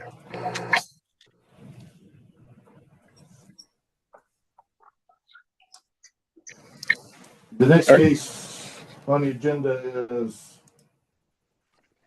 SCB 2022-362 Chatham County failure to post notices. It's tab number 10. So this is a case in which a citizen alleges that the appropriate signage directing voters to a new or temporary voting location at the Montgomery Athletic Association located at 10155 Ferguson Avenue, Savannah, Georgia, was missing. Now, the requirement per the statute is for there to be 3 notices posted whenever there is a change. The complainant, when they went there, stated they saw the 4x4 sign posted at the entrance. However, they did not see the other 2 signs posted. So our investigator actually went out, did note that he saw the 4x4 sign posted. Investigator spoke with the election supervisor, who provided a photo of the 4x4 sign. However, they did not have a photo of the other 2 signs that were supposed to be posted there. The investigator later followed up with an individual who was responsible for posting those signs, David Erickson, who claimed that he put all 3 signs at the location. He couldn't remember, this was at a later time, he couldn't remember exactly where he posted those signs. So based on that, we couldn't say whether or not the other 2 signs were there. And so based on that, we said that we had insufficient evidence to support the allegation. And that's one of the reasons why we made this a dismissal case. Any questions from the board? Dr. Johnson, I believe you pulled this one. Yes, I pulled this. So I believe it's, Mr. Brunson, I think it's 3 other signs in addition to the 4x4. Am I reading that correctly?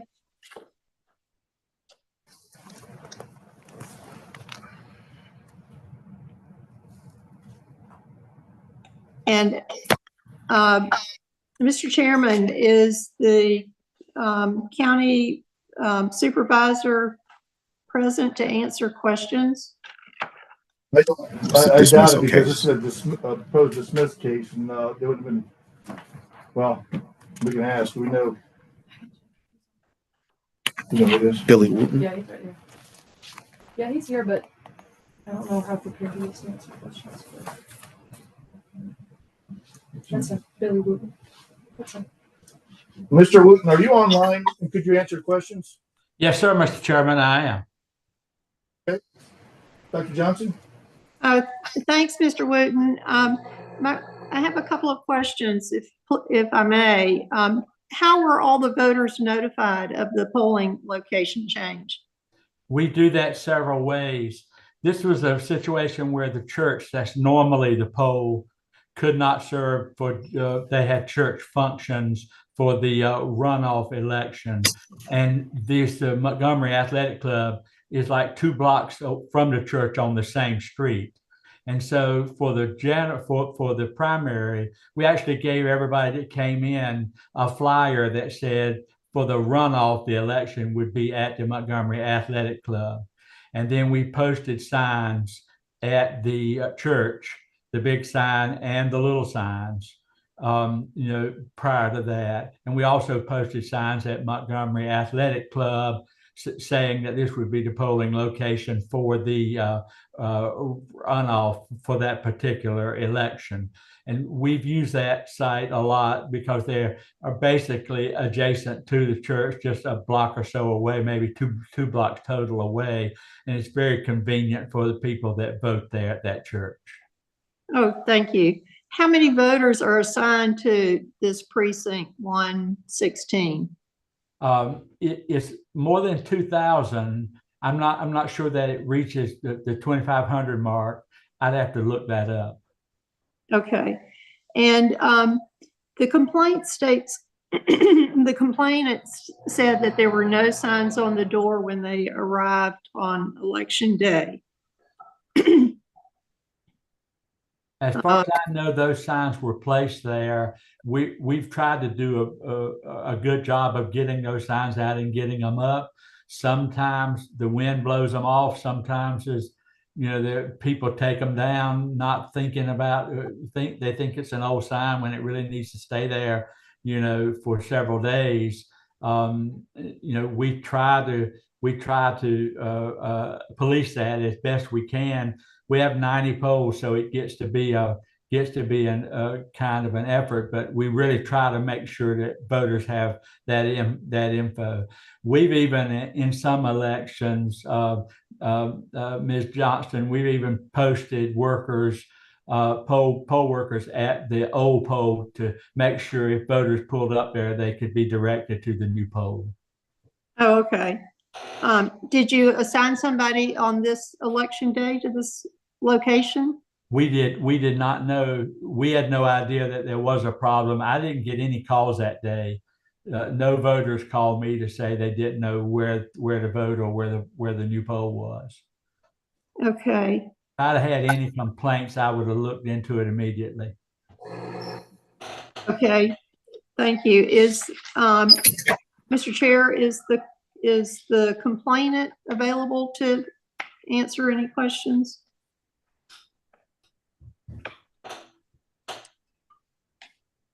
Ms. Seaver? Are you online? I'm here. We have a few questions if you don't mind. Okay. Ms. Seaver, did you go to the polling place on this particular day? Yes, ma'am. Were there signs on the door? No, ma'am, there were not signs on the door. I got there around 7 o'clock in the morning. And in my complaint, I also include pictures of no signs on the door. And you can see my shadow actually taking the picture. And then the other picture to the right is to the right of the door. There were no signs. So basically what I had done is I went home and copied that handout, which is what was in the complaint. That handout was given, when we voted in the general election, and then I came back and posted it on the door. And James Hall had come out, one of the board of election members in Chatham County. It was reported, but there were no signs there. Dr. Johnson, and it's, by the way, the total amount of voters registered at that precinct, which was 2,892 registered voters. That day, 1,658 voted. And we had, because we were concerned about this, and it is a more conservative district, as you can see in the numbers on the turnout. But we had volunteers there all day. We didn't care if you were Republican, you were a Democrat, we did independent, we didn't care. We had volunteers designated there all day to direct people, and we gave them a handout of what was attached in the complaint, and we handed it out. And at times, I bet you there was probably at least, I got 100 voters directed to the right location that probably wouldn't have voted if I wouldn't have been there. And I was just there for a couple of hours. And I did also witness some voters turn right instead of left where the pole is. And it's a little bit more than a couple blocks. But I swear to you, and there were other witnesses, there was nothing on that window, on those windows at there. The only thing, and even the sign, if you look at it, the little poster board that they did, it was wet. I mean, I didn't even see it when I first got there. I was there probably hour and a half maybe before I even saw that sign that was on the fence. And it's just real small, and it was wet and dewy. So, and there was a crease in it, so you couldn't hardly even read the whole thing. So it was very disappointed that Chatham County, someone didn't step up to the plate and come out there and listen, because they were informed. I mean, like I said, somebody from the Board of Election actually came out there. So there was a sign on the fence. Is that correct that you saw? Yes, ma'am. On the right side of when you pulled into the first section, there's two entrances. And yeah, the first, when you pull in, it's on your right, but I didn't see it when I first came in. I just saw that probably an hour or two later. I didn't even see it, that it was there.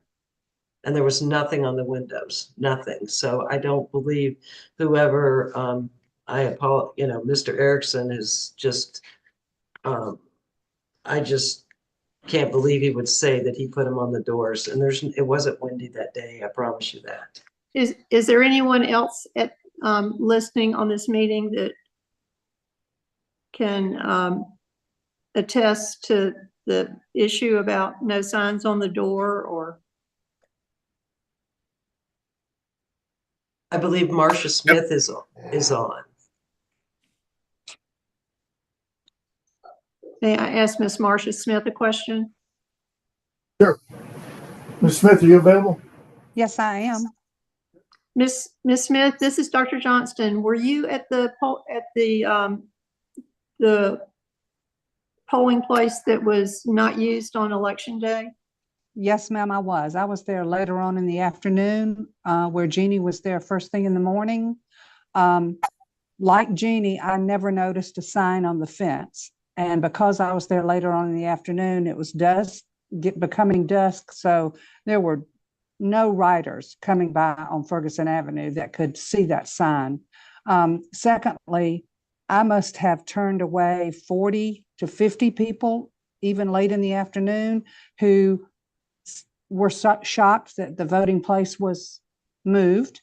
I was able to direct them where to go, but had 3 or 4 different people say, I almost just rode by because I didn't see cars there, and I had nowhere to go. So it was a definite issue. And the fact that we did inform James Hall of our local Board of Elections, it is very upsetting. So I can't possibly imagine people riding by who didn't come in, who didn't see cars and just kept on going.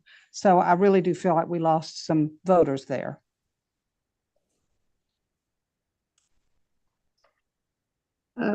Okay. Mr. Wooten, one more question. Did you send notices of the precinct change? Yes, they went from the voter registration office. Okay, so they were sent in the mail? Yes. Okay, thank you so much. And if I can make one other comment, Sure. I appreciated the efforts that Jeannie went to. It's always great to have citizens involved, and I appreciated their efforts. To make sure people got to the right poll and such. It takes really a concerted effort, and we worked together in Chatham, and I appreciated her efforts. I have a question for you. This is Chairman Favere. How many polling locations do you have in Chatham County? Currently, I have 88. I had 90 then. Did any other polling locations miss the signs? Not that I'm aware of. Only one where there's allegations of missing window signs. I don't have any other complaints that I'm aware of.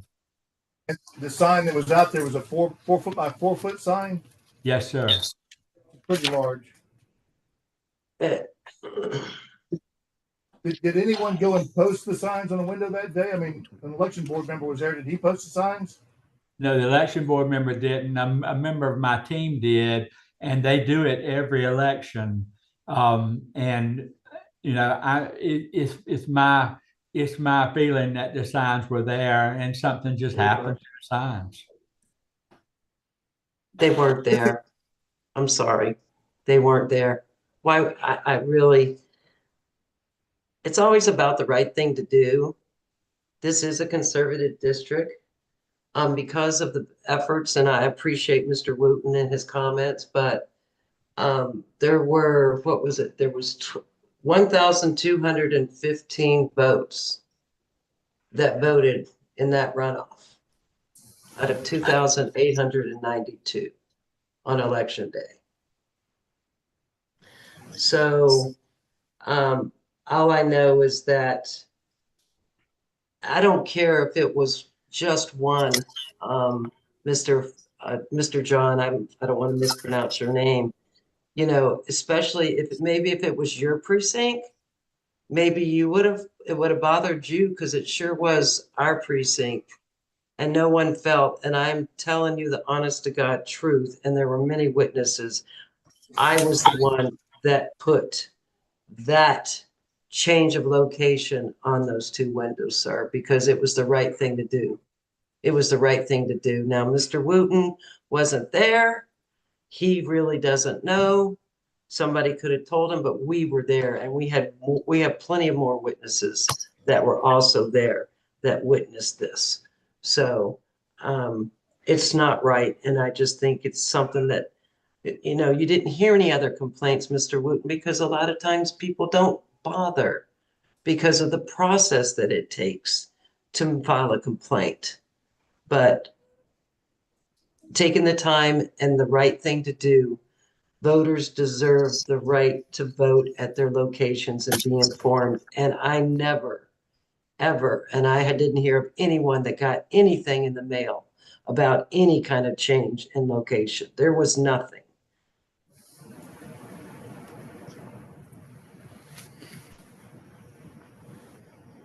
Mr. Wooten, you said flyers went out to all registered voters in the mail? Well, we handed flyers out during the primary to everybody that came into that poll to vote, telling them that there was a change for the runoff. But voter registration sent out that information about the change. Plus, it was on our website and the voter registration website and the county website as well. I'm not disputing whether or not there was signs on the windows on that particular day or not, but I'm just trying to decide whether or not it was at the fault of the county that they weren't there. I mean, somebody could have taken them off. I mean, a lot of things, but there was other ways of being notified with the 4x4 sign, with the website, with the flyers, I mean, there's just a lot of other ways that people would have been notified for this. In addition to the people that showed up and Ms. Seaver, yourself, and others that directed people. So, you know, were the voters, did anybody not get to vote because of this? That's my. There were people that didn't vote because it wasn't posted. They just went home. Yes. We don't have that complaint though. I mean, nobody complained that they didn't vote and just went home. The complaint was whether or not there were signs on the windows. There were not signs on the windows, sir. I don't lie. Yeah, no, I'm not. Well, yeah, you are doubting. You're doubting and Marcia and all the other people. I am telling you, sir, those were not on the window, and Mr. Wooten wasn't there to see it. I'm not disputing whether or not they were on the windows. That's what I'm saying. I'm not disputing that. Mr. Wooten, I have a question, if I may. This is Dr. Johnston. Did Mr. Erickson go out with these signs on election day, or?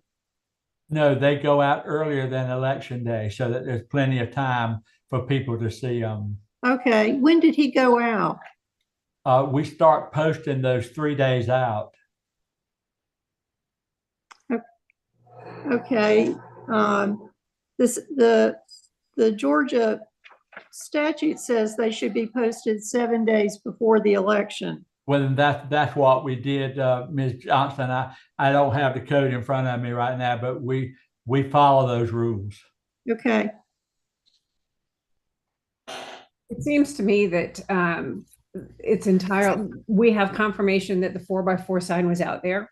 We have testimony that the 3 additional signs were placed 7 days in advance. It's also entirely possible that by the time of the election, those signs were missing.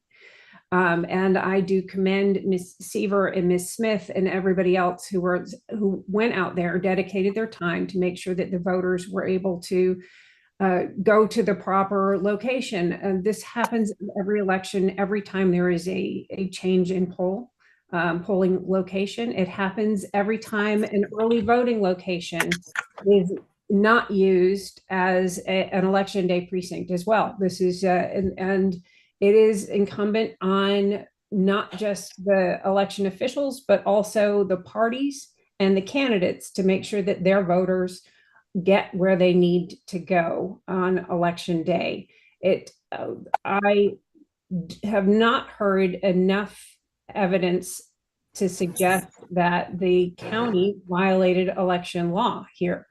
If there's undisputed evidence, undisputed testimony that 7 days in advance, the county did what it needed to do. Now, whether or not those signs existed on election day, it would not surprise me at all if signs that were put on windows were not still there 7 days later.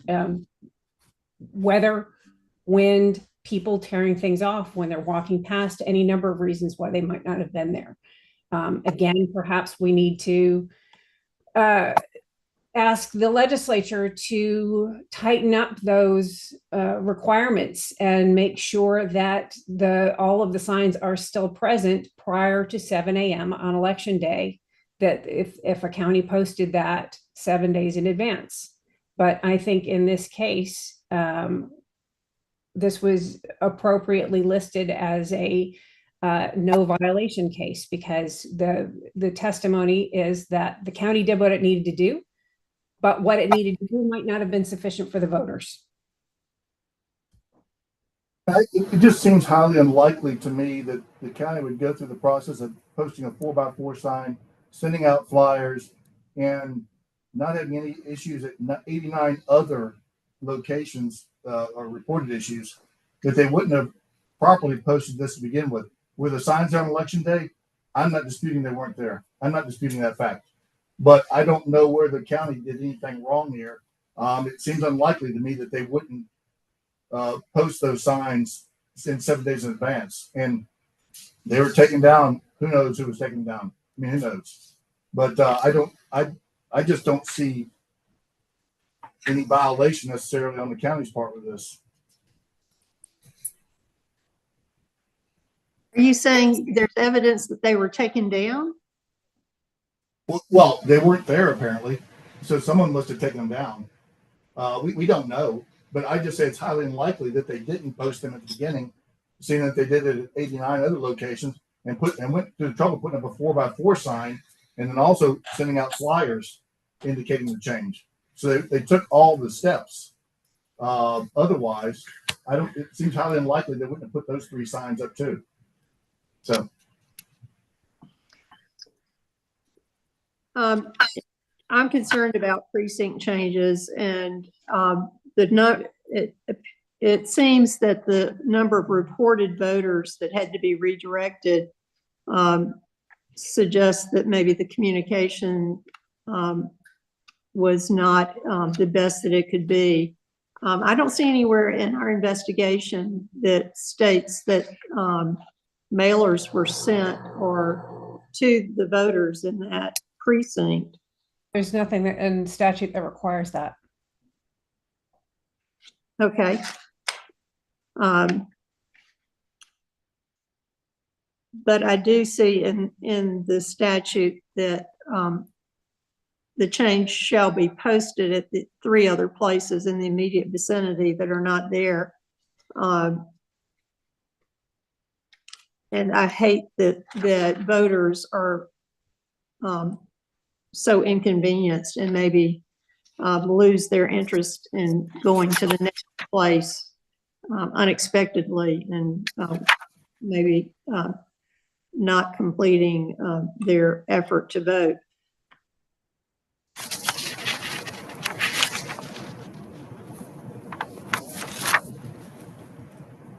I would like to, Mr. Chair, I'd like to make a motion that we issue a letter of instruction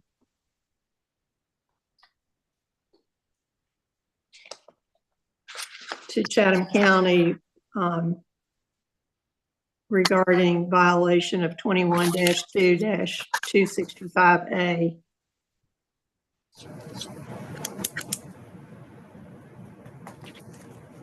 We have a motion to issue a letter of instruction on case SCB 2022-362. Is there a second? Second. We have a motion and second. Any further discussion?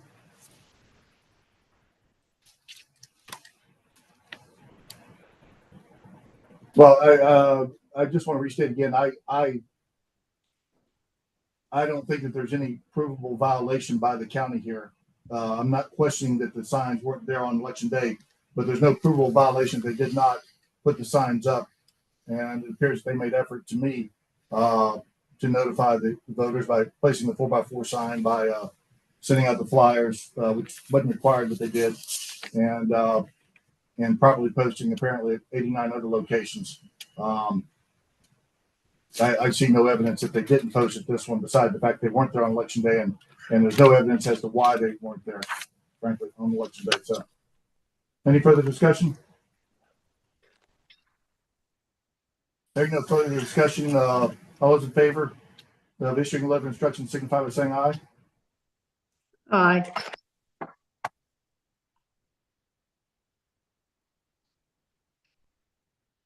Is all, I can hear you. No, Member King. Aye. All those opposed signify by saying nay. Nay. The chairman will exercise his right to vote and will vote nay. Motion does not pass by a vote 2-2.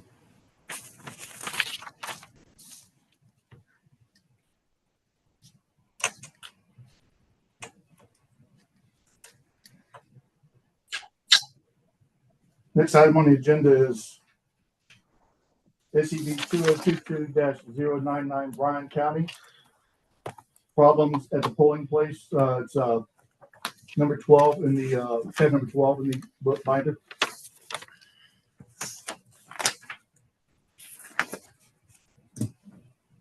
You want to unmute me? Oh, yes. Did you mute me? 2022-099 Bryan County. Problems at the polling place.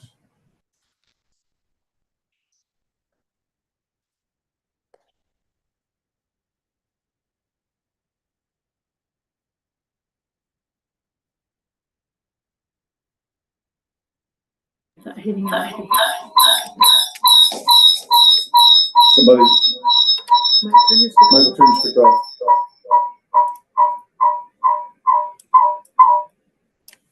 Okay. Was you gonna cough? Yes. Me too. This is one where a retired police officer went to vote and they had him listed as a potential felon. So the investigation showed where the complainant was improperly challenged and labeled a potential felon after incorrectly being compared with an individual on the felon records to process list.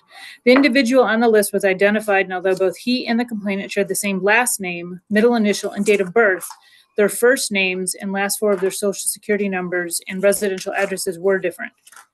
The ENET inquiries on both further showed the differences in their middle names and driver's license numbers as well. A more thorough examination of the complainant's personal information would have shown that there was no probable cause to sustain the challenge. The challenge was issued by the assistant election supervisor, and the complainant was able to vote.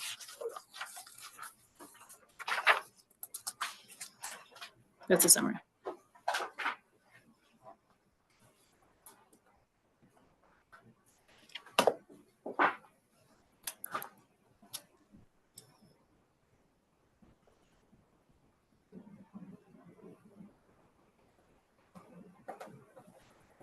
I believe that I pulled this one, and the reason I pulled it was, my thought was that there should be a violation or letter of instruction on this one, because they weren't thorough enough in their actions.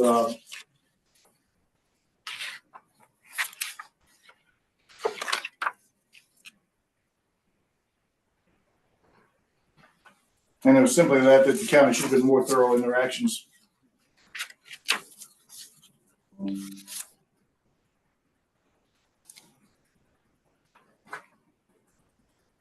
It should be noted, though, that the employee had just said that Bryan County had recently suffered a tornado and the elections office was moving back into their office. And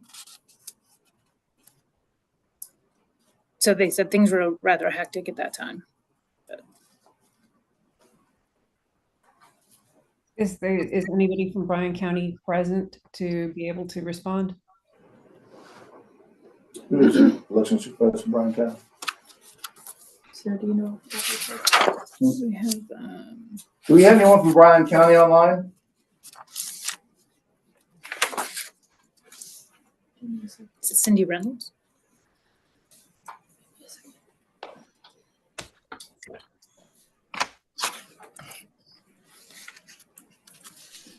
If not, I would move to continue this and the following meeting to give them an opportunity to respond. We have a motion from Member Gazal to continue this case and invite someone from Bryan County to answer questions related to this case. Is there a second? Second. We have motion and second from Dr. Johnson. Any discussion? Hearing no discussion, all those in favor signify by saying aye. Aye. Aye. Any opposition? Hearing no opposition, this case will be continued. Point of order, Mr. Chair. Yes. I see that Bryan County is included in the list of cases recommended for further action for possible violations. Would the chair entertain presenting this at the time of these other cases that are further down the agenda? Yes, we'll continue it to further to later in the agenda. We'll contact Bryan County and see if they'll be able to respond then.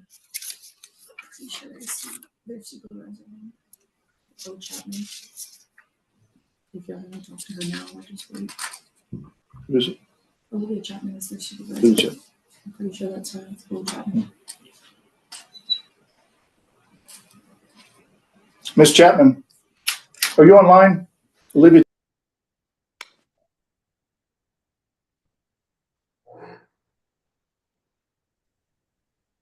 Ms. Chapman, Olivia Chapman, are you online?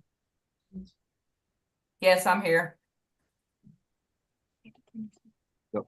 So our county attorney was supposed to be on this call, so I was waiting for him to respond, but I guess he is not on here. So Aaron Kapler. I was not employed at the time of this occurrence. Cindy Reynolds was the election superintendent at that time. So, but I have some case material regarding it, so I'm not sure what questions I could answer. Can you just describe for us exactly what occurred? My understanding is that the assistant registrar accidentally marked the voter in question as a felon.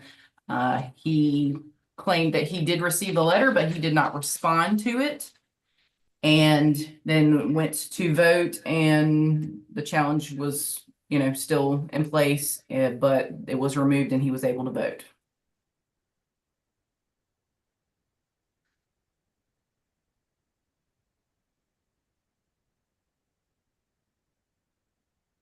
Ms. Chapman, have you changed or instituted any different policies on how to review the felon list since this happened?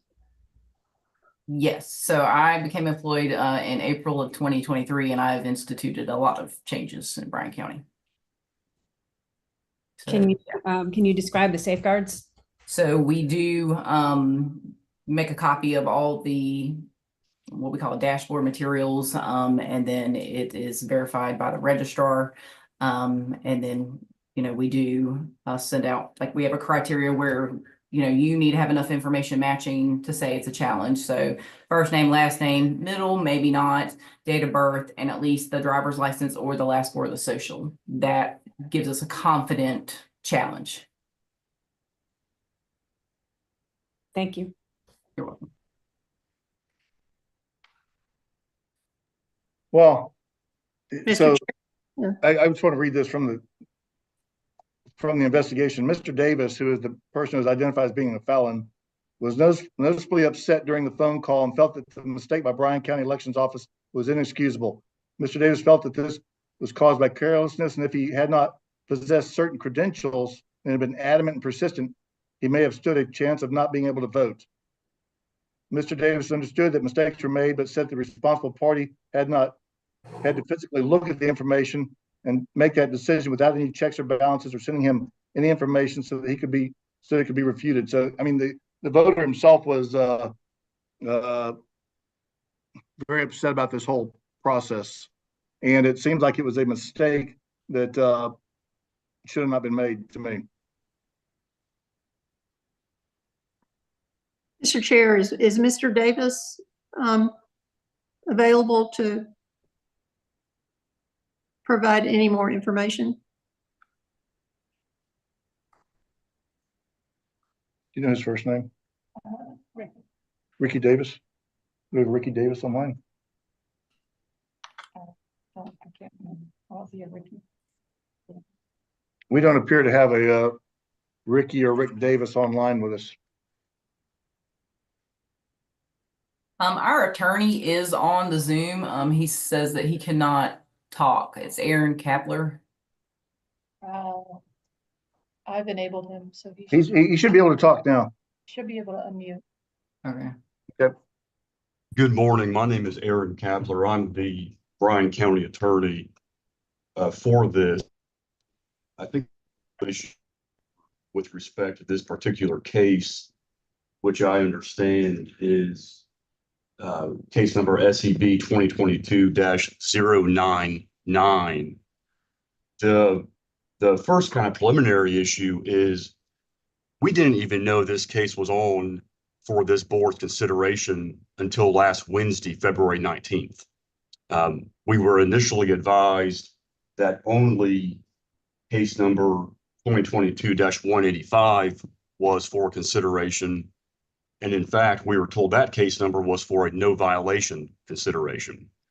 Then last Wednesday, on February 19th, we were advised, in fact, 185 is for further either a letter of instruction or referral to the Attorney's General Office, but that this case, -099, we weren't even a respondent. And so we not really even know this was going to occur until this morning. When you pulled, Mr. Chair, you pulled it from the agenda for further discussion. But I think the preliminary issue here is that, as Ms. Chapman said, Ms. Chapman started in April 2023 after this event occurred. But what we have been able to determine is that notice to this voter was sent. My understanding is that he did not respond to that notice and then went to the election to cast his vote, and that's where the incident occurred. But importantly, of course, he was able to vote. So, you know, irrespective of whether or not he was upset, and let's give him, for the sake of discussion, that he was upset that this had been potentially improperly classified, the reality is that upon further consideration, even though he had an opportunity to respond earlier and he didn't, further consideration at the elections location, he was able to cast his vote. So there was no actual violation. As Ms. Chapman has indicated, she has instituted various updates to the policies and procedures of the county's election staff to ensure these types of things are properly investigated and assure that every eligible voter can cast a vote. But at the same time, and as one person mentioned, there was a very significant tornado in Bryan County in April of 2022. In fact, it was one of the largest natural disasters that hit government facilities in the history of the state. And the process to come from that to the election shortly thereafter was a significant undertaking in and of itself, particularly coupled with, again, this voter did not timely respond. And so the county's position is that no letter of instruction would be appropriate under these circumstances. Okay. Mr. Kemper, thank you for being here. It has been the policy of this board that since this was originally slated as dismissed, if you would like this case continued and be able to hear it at our next meeting, then we would make that motion. Otherwise, since y'all were already here today, we decided to ask some questions, but if you want this continued, we can continue it. Also, another note, I also see you on the list for SEB 2022-306, Bryan County. They may not be respondents. No, not respondents. They may not be. Okay, you might not be a respondent. It's just shown on our list here. So do you want to continue this, or are you prepared to go forward with it today? No, I mean, I think at this point, Ms. Chapman has explained when she started working with the county and has explained the circumstances that she has improved with the county's elections office. So I don't think there's any really further information that we can provide at this time. And I note that the complainant, the person who was challenged, is not here as well. So there's no really contradicting evidence for this board to consider. Okay. If Do you have any questions for the board? Just briefly, a couple of comments. First is to thank you all for being so willing to engage when you weren't expecting to. Your flexibility is really appreciated. And even more so, the fact that you have already taken the steps necessary to ameliorate this. But I do want to go back a little bit to some of the facts here. And that is that the complainant himself was a retired police officer. And therefore had sort of the knowledge and skills to equip himself to be able to overcome the challenge at the polling place. And so and I think it was a part of the investigation that were he not such a sophisticated voter, that there's every chance he would not have been able to cast a ballot due to this unfounded challenge in his record. And that's why I'm not willing to wholly dismiss this entirely. I don't think it requires anything more than a letter of instruction, since that you all have already taken the steps necessary to ensure that this will not occur again. But I agree with the chairman that this was a very serious incident that posed the risk of disenfranchising a voter. Fortunately, it did not result in that. And if it had, then I would be wanting to look at some more significant steps. So in this case, I would move that we issue a letter of instruction only and dismiss the case with that letter. We have a motion to issue a letter of instruction, dismiss the case with that letter of instruction. Is there a second? Second. We have a motion and a second. Any further discussion? All those in favor of issuing a letter of instruction dismissing this case, signify by saying aye. Mr. Chair? Yes. Mr. Chair. Hey, I'm sorry, I was muted. Oh. I would like to discuss this. I would like to hear from Mr. The complainant, Mr. Davis, if that's possible. He's not, we don't have any indication he's online. Could we postpone this and see if we could contact him? Well, we would have to, we have a motion on the table. We'd have to either withdraw the motion or vote on the motion at this point. I think out of respect for what you were concerned about, I am also that he was very upset, and I would like to hear from him if it's possible to hear if he has a response to this inquiry? I, um, I, I'm going to hold my position in supporting sending a letter of instruction, and the reason being versus continuing this case is, and the reason being is because they already have new leadership. They've made a lot of changes, and what I don't want to do is prolong these efforts. Hearing from the complainant is I'm definitely open to it. I'm not opposed to hearing from him, but I feel like if we continue the case and just kind of keeping it open is a little bit unnecessary at this stage, considering they've moved on and have new leadership. And to support what Ms. Member King just said, I would certainly invite the complainant to give public comment in a future further to share on this. And he's not present on this call? No, no.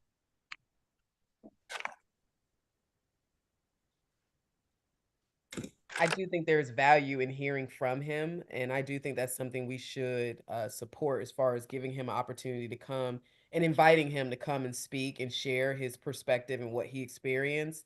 But I do think we should make a decision today regarding this case.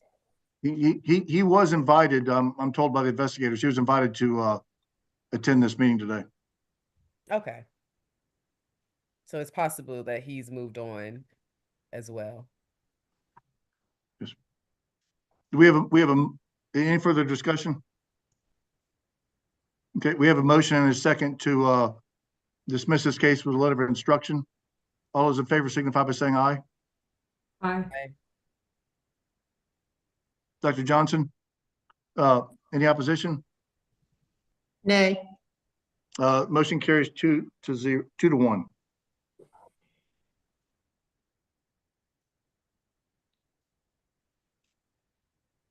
The next case is SEB 2022-141 Lowndes County absentee ballot fraud. I believe that was yours, Dr. Johnson. Okay.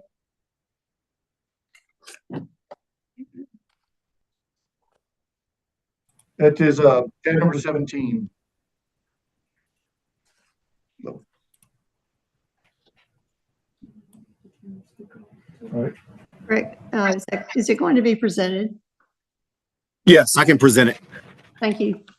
So this is a situation in which Lowndes County Election Supervisor Deb Cox reported that a signature on Ruth Council's absentee ballot did not match any examples on file with the elections office. The investigation did reveal that Mrs. Council's daughter did in fact sign her name on the ballot. The reason being, according to Mrs. Council Waters, who is her daughter, is that her mother had physical issues with shaking. And so therefore, she talked to her mom. Her mom made her independent choices. And then she signed her mother's name on that absentee ballot, on the envelope. So that's the nuts and bolts of this case. So Mr. Brunson, help me. Did the daughter sign as assisting in the absentee ballot application and the ballot? Yes, she did. She signed as assisting? Yes, she did. Okay. That is good. But she falsely signed her mother's signature? Yes, she did. She did. Yes. Okay. Do any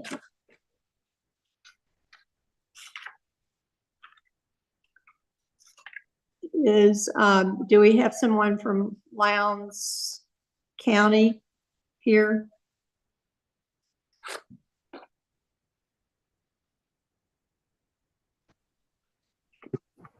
Lawrence County is not a respondent, so I don't think they would necessarily know to. We do have Deb Cox on from the county. Yes, we do. Deb Cox, Lowndes County. Morning, Ms. Cox. Do you have anything to add to this complaint? No, Dr. Johnston, unless there's something I need to answer with questions. Okay. I think that you were the complainant, and you recognize the issue with the signature on the ballot envelope. Is the respondent available? Ms. Cronin? That's a different case, Dr. Johnston. Oh, sorry.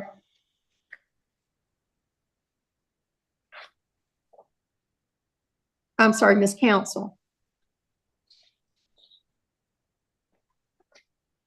There's no respondent. Dr. Johnson, there's no respondent on this case. No respondent name.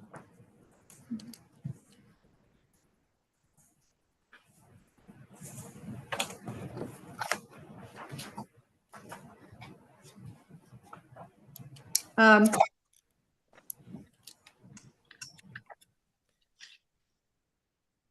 mean, we have a complaint without a respondent?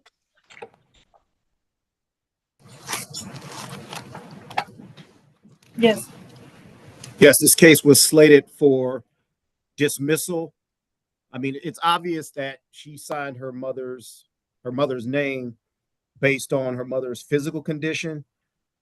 We did do some follow-up additionally after this case was completed. This was some time ago, just to assure that the mother was able to make her own decision as it relates to that. I mean, this is one of those cases that obviously her signing her mother's ballot is improper. It's against the law for sure. But based on the totality of the circumstances is, you know, it's one of those spirit of the law, letter of the law situations.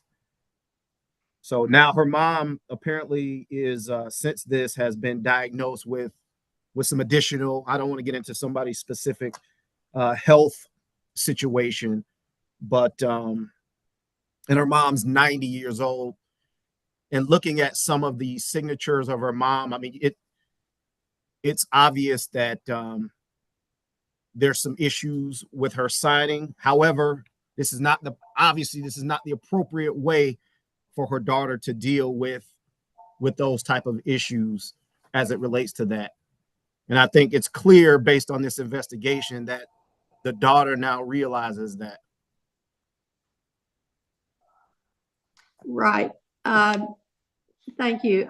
I think this is a teaching moment. I understand the circumstances, and this is not terribly unusual. And I certainly can relate, as I helped my 98-year-old mother to the polls to vote or to vote, and the difficulties that the very elderly have. But nevertheless, for the daughter, I think it's incumbent upon us to use this as a teaching moment for not only for her, but for all voters, that there's a proper way to assist a voter. And the question I would have is, could her mother have just made a mark on the signature line and the daughter proceed on with the assistance that she provided, which I'm happy about? Or was there some disability that she could not even make a mark on a line? I would like to know, but I'd also like to teach, instruct the daughter or educate all our voters that you don't falsely sign other people's names, signatures.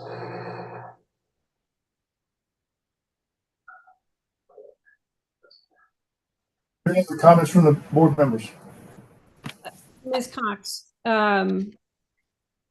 I would like to hear your perspective on how you would advise a voter under these circumstances to respond in the vein and in the spirit of Dr. Johnston's wish to educate voters.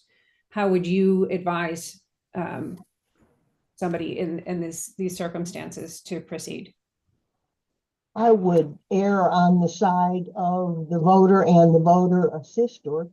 I don't think it's a deliberate act of fraud. I do think it is a teachable moment. I agree with that totally. And there's a lot of misconceptions out there. And there was also a lot of misinformation out at that time about signatures and not counting voters of certain groups and so on and so forth. So I can understand the reluctance of someone assisting an elderly voter to not have their signature on there or to have them make a mark and have it not match, because the normal individual does not keep up with the evolutionary changes that occur in the law. That's right. So under circumstances like this, a voter who is not able to make their traditional signature would make a mark. Their chosen assistant would sign as assisting. Would they need to provide additional information? Would they need to cure that ballot? Or if they already have all the appropriate information on there? And I know this is slightly off. I mean, I'm going a little further than the facts of this case take, but I do want to make sure that voters understand. If they're already providing their ID number, which is now required on an absentee ballot, is that sufficient without having to go through an additional cure? The signature is no longer a discriminator to deny a ballot. The additional information is what's required. But at the time, it was sufficient to raise suspicions and merit a potential investigation. Of course, of course. Thank you. That's exactly what I was hoping to the information that's out there. This method of allowing the assistant, the chosen assistant, I think that's what you used, or the guardian to sign, I mean, isn't that also going to pose an issue when it comes to signature matching? Because, I mean, their signature is clearly not going to match a previous signature from that voter. But they're not signing for the voter. They're signing as the assistant. There's a separate signature line on the absentee ballot. And that's what's important. It's the voter needs to make the mark or sign on their signature line. The assistant signs their own name on the line in the absentee ballot that says that they assisted the voter. Okay, so correct. So the point I'm making is her signing for the voter. I do see where there can be, confusion around that. But I absolutely support sending out a letter of instruction to inform her on how she should go about doing this. I'm assuming this is the first time she's done this. Or is this, I mean, has she been working with her mom for years, or is this just the first year that she is signing? What has she done in the past? Yeah, we would have to look it up. Okay. I don't believe there's any previous, but yeah, we can look it up quickly and see. Okay. The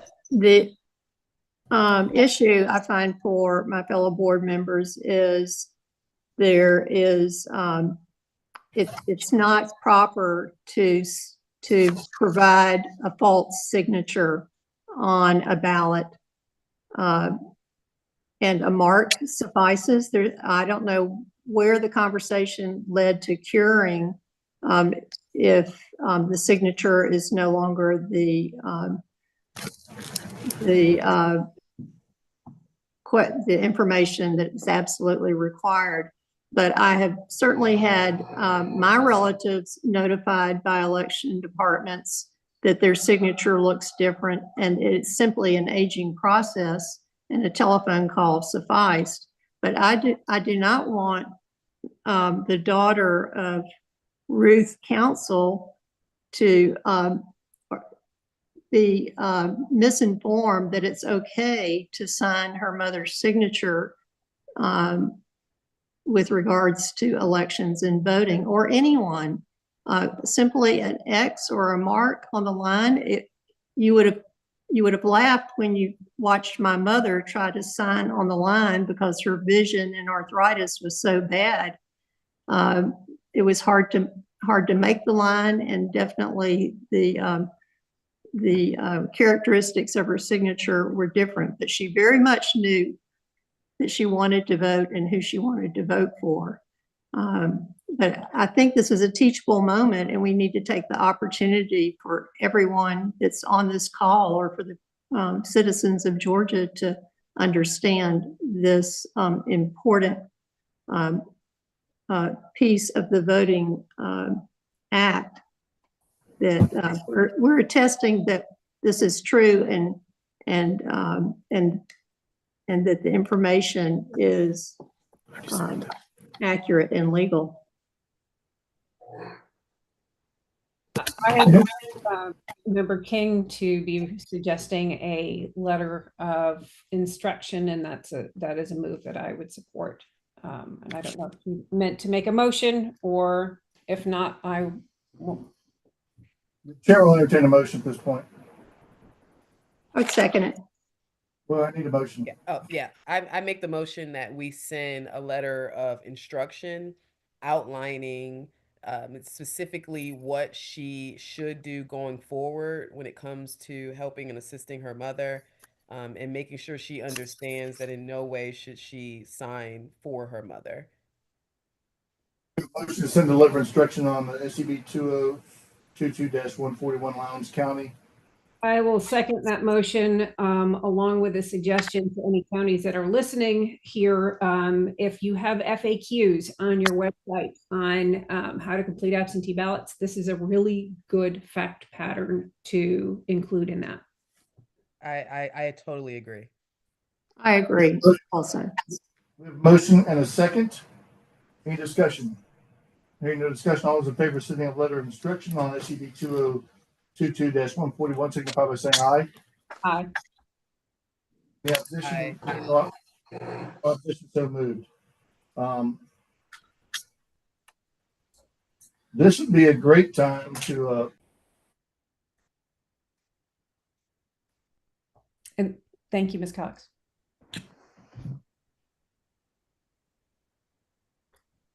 Mr. Chairman, you're muted.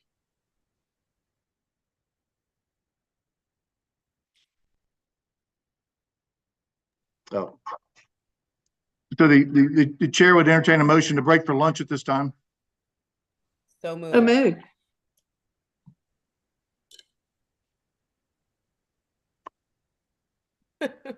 Somebody? So moved. Seconded.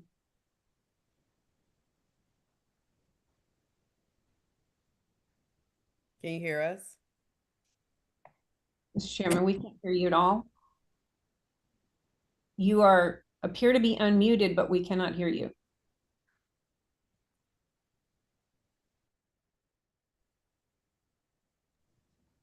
That's funny, Sarah, because you're muted on my end, but I can hear you.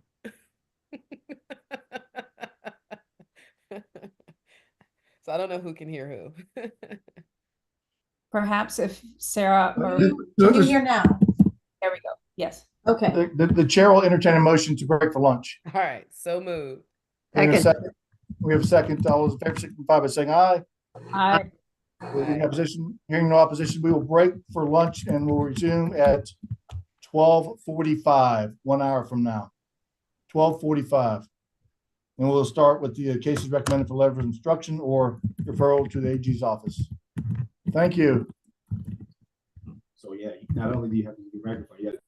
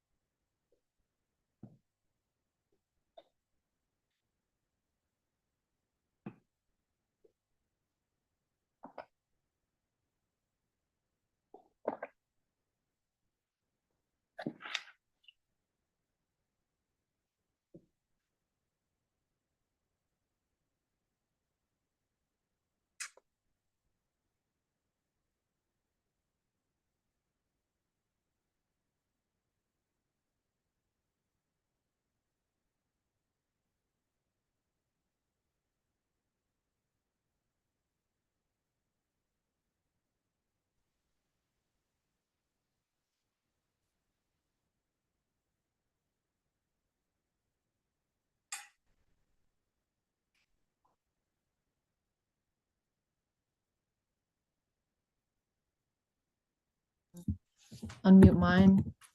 We're gonna keep my camera off until That's fine. Is everybody's speakers off? What, Sarah? Yeah, my microphone's on.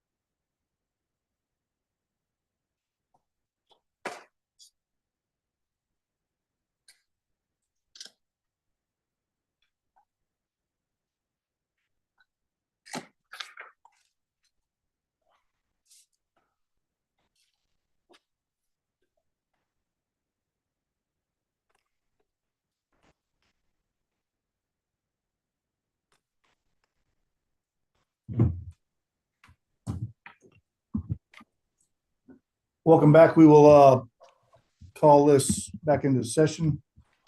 Janice, can you hear me? Yes, I can hear you. Good. We'll call the meeting back into session. We are joined with Rick Jeffries, member Rick Jeffries, who's joining by phone for this afternoon session. And we will begin with the cases recommended for letters of instruction or referral to the Attorney General's office. And we will go for approximately 1.5 hours or so, and then call a comfort break, and then resume after that 10-minute comfort break.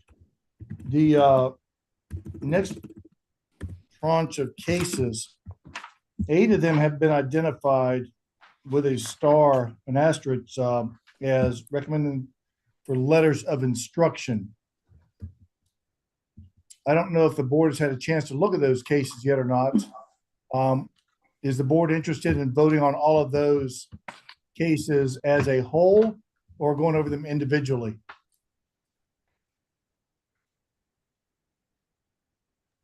I would like to go over those individually. Okay, then we will do that. Okay, the first case called is SCB 2020-042, Appling County absentee ballot application. It's tab number 26.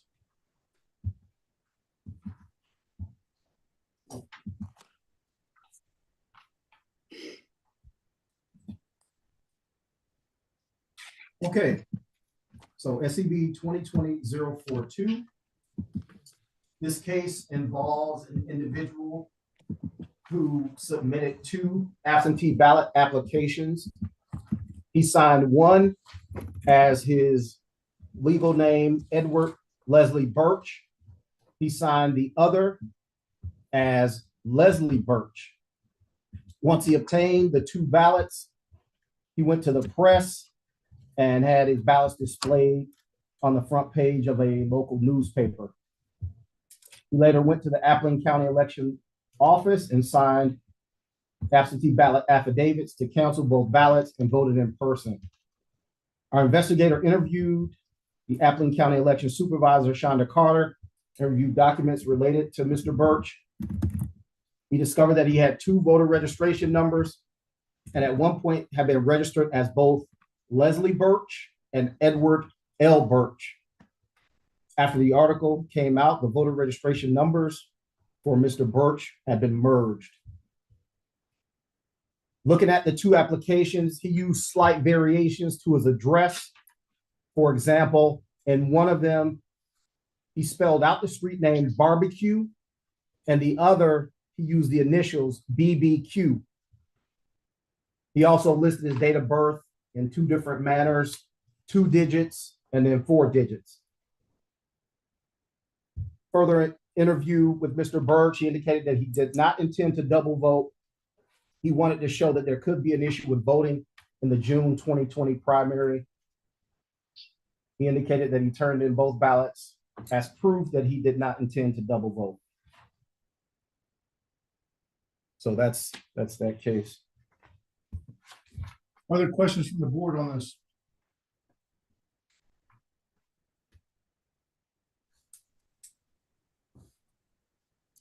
Is anybody from Appling County present? Or Mr. Birch? He is present. Mr. Burgess? Yes. Mr. Birch is present. Is anybody from Appling County? I don't see Shonda. I see Shond, but I don't know if that's her. So and I don't know who their county attorney is. I'd like to identify yourself. If Miss Carter is on, she can raise her hand in the Zoom call. Yeah, if Shonda Carter is on, then she can raise her hand and we may have questions for her. Shonda Carter, are you online with us?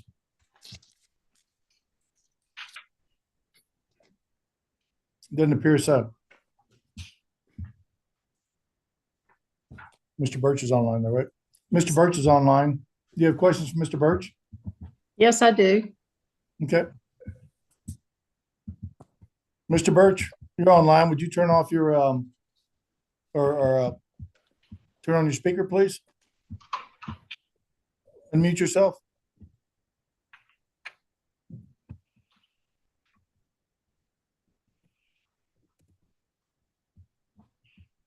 Mr. Birch, you're still showing as muted.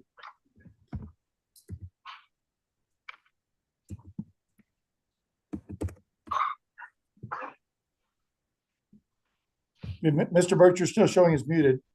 If you're online, could you please unmute yourself?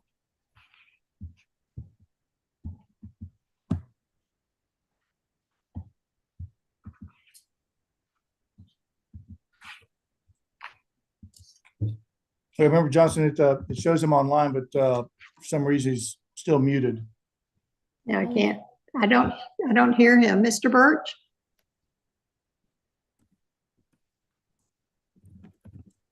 He's still muted. Rather than proceeding, I would. Hi. Oh, Can you hear me? Yes. This is Melissa. I work for Mr. Johnson. He and Mr. Birch have gone down to the registrar's office, so they are with Mr. Brown and Shonda there. So they should be, he says they can see y'all and hear y'all, but they are in the same. We're having problems. Oh,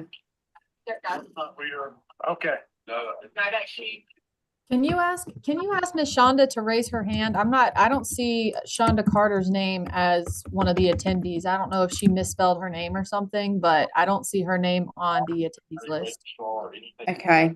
Alex, Yes. would you ask Shonda to raise her hand? They don't have her on the list to be did someone see that? Okay. Can I see us? Did y'all see her? No.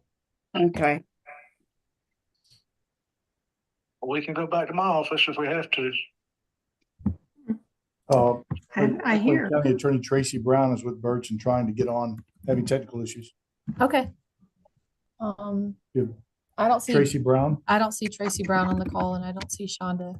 Tracy Brown is with Shonda Carter, Mhm. and I'm with Leslie Birch, and we're all at the county office, Appling County Voter Registrar's office. But I don't think they see Shonda. Well, are you all together, Mr. Birch? They are, yes, sir. Okay, well, you can use the same speaker then. Yeah. Well, that speaker's in my office, and we're now at the county office. We can go back to my office if we need to. Well, they can allow us to talk this phone. Well, you're on the phone. Are we talking this phone? Oh, are they y'all are on the phone over there? Yes, we're on the telephone from the registrar's office on my cell phone. We can hear you, Mr. Birch. Fine.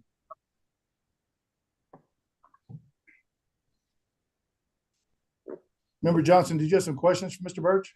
But I am not sure if you're hearing. Let me We're here. okay, can you hear Mr. Johnson and Mr. Birch now? I hear somebody. Who is speaking right now?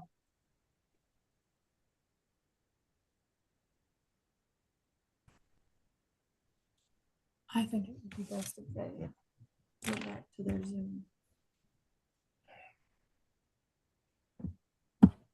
Just come back to this case. Mr. Birch, are you still online?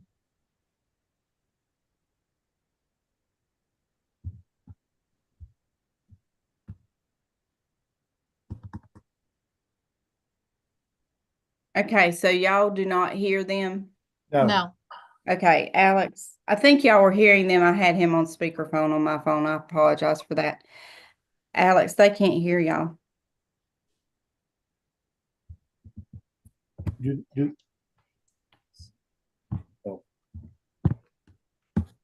Ma'am, if you want to put it back on speaker, that was working for us. We could hear. And Just a second, Alex. hold on. They just said if I want to leave my phone on speaker, we can do that. They were hearing you talk through that.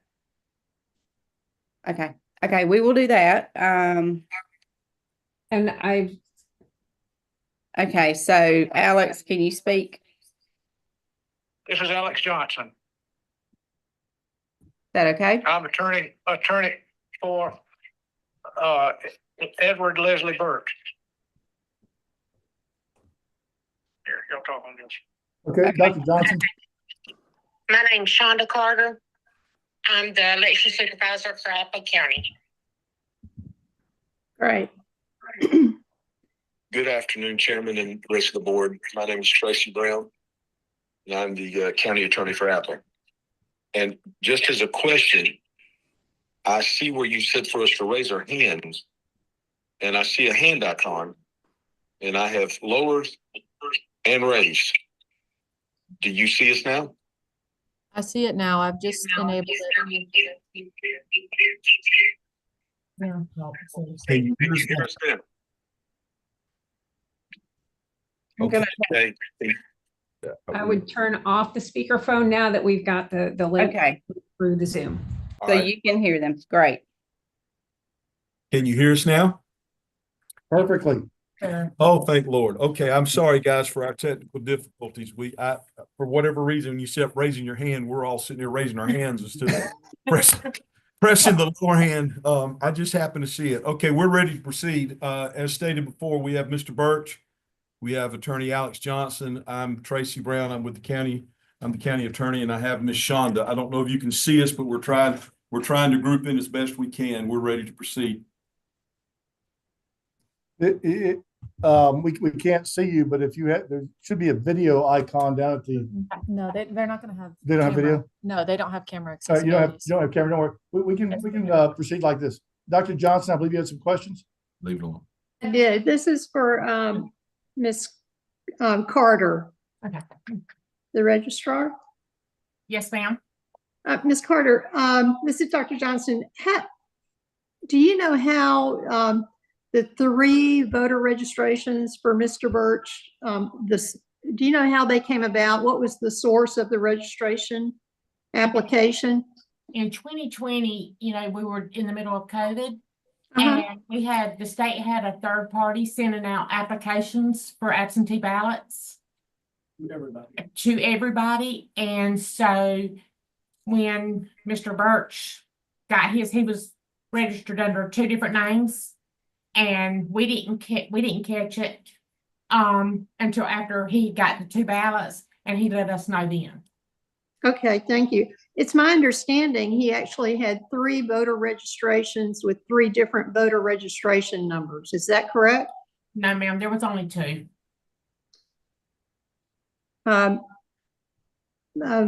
Mr. Brunson, your investigative report shows something different than that.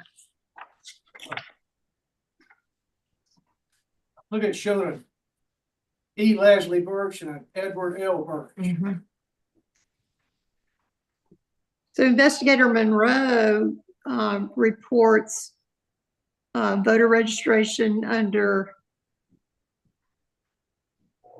Edward Leslie Birch and Leslie Birch.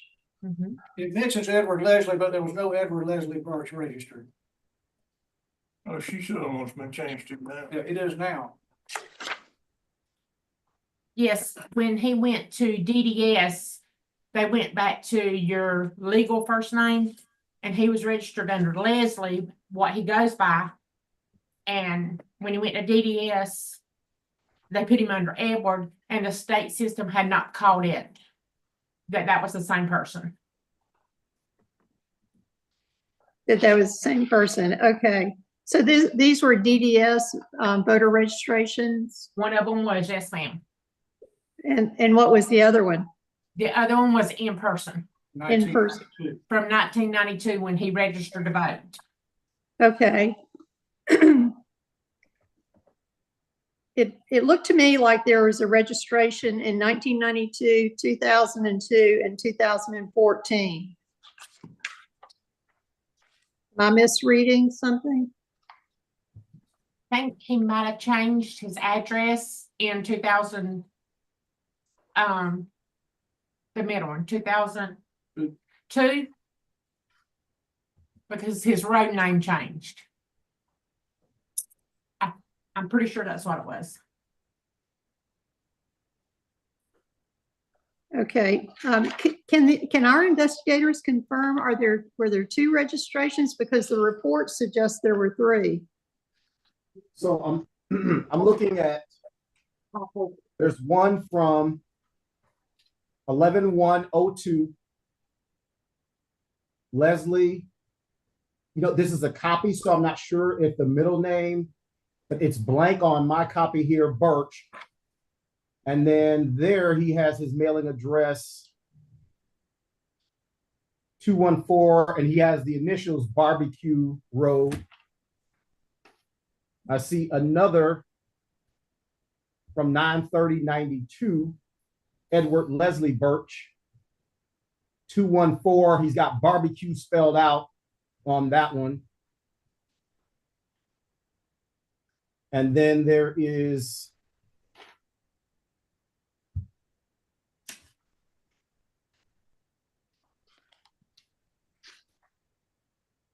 Okay, in 14, he went from 10 Mile Highway to Barbecue. His mailing address changed to Barbecue Road. So in other words, there were 2 separate records. One of them was updated. That's correct. We merged the 2 after realizing he had 2 registration numbers.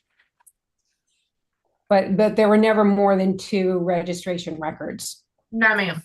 Updated, there was an updated registration card based on the change of the.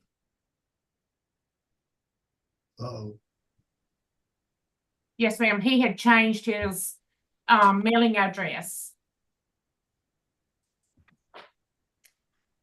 Okay, and that was a DDS mailing address change? And the last one he had, yes, ma'am. Okay. Well, I'm just confused because on page 4 of the investigative report, they say 12/16/2014, and there's a number in parentheses that looks like a voter registration, a different voter registration number.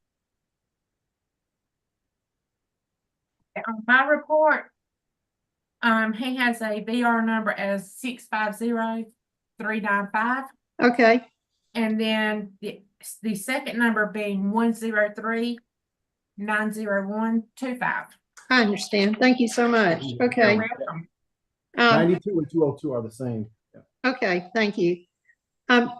Ms. Carter, can you share with us the procedure for reviewing for duplicate registered voters?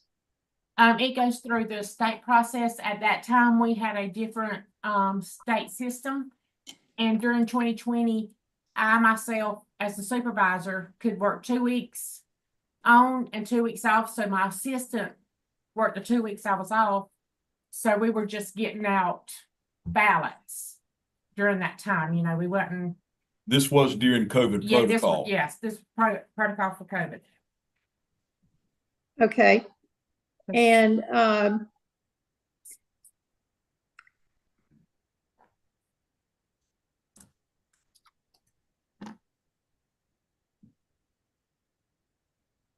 my question is for Mr. Birch. Did you know that you had 2 different registrations? Never knew.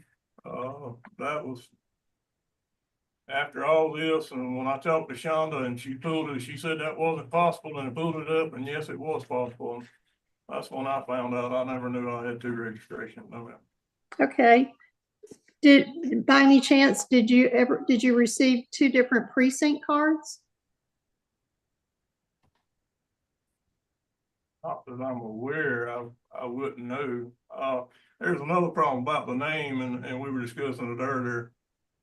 All of my younger days, and I'm still today known as Leslie by most everybody I deal with. And generally that's how I sign. And then later on, Edward L. And then of course my daddy's Edward L. also. He's Edward Lester, I'm Edward Leslie. So we had to find out while we were coming up in the same town. That's one reason this whole thing started. I did not catch the signature difference on the documents. And I say, no, ma'am, I did not know that I was in the system twice. I never did. Okay. Mr. Birch, can you tell me the name on your driver's license?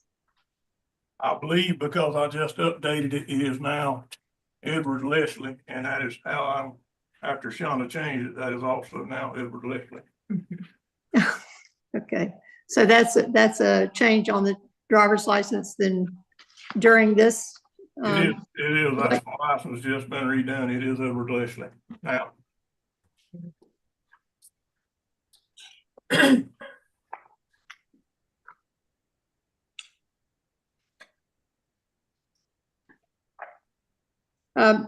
This is for Ms. Carter. Ms. Carter, does Eric, the voter registration, voter list maintenance organization, did they provide you with list of duplicate voter registrations?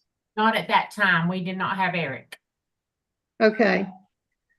And you're saying the state screens for duplicates? That's correct. They send us a list of possible duplicates and then we work them. Okay. Was Mr. Birch ever flagged as a possible duplicate? No, ma'am. Yes, before we got the Eric system, he was already one person, which is Edward Leslie Birch. So you Correct by the time you got that. can you name exactly when you were when you merged the records? Give me just 1 second now.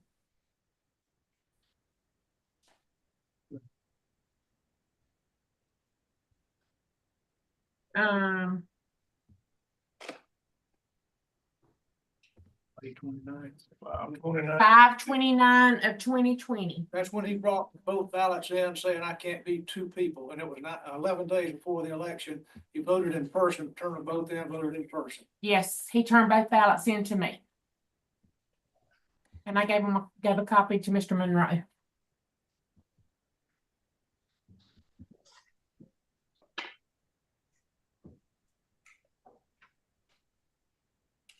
Okay, Miss Carter, who screens for duplicates now? Is it still the state? Yes, ma'am. They do the ERIC program now. Okay. Was Mr. Birch ever challenged as maybe having a duplicate registration?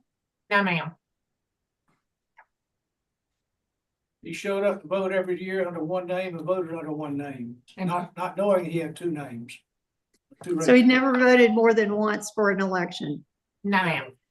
Okay.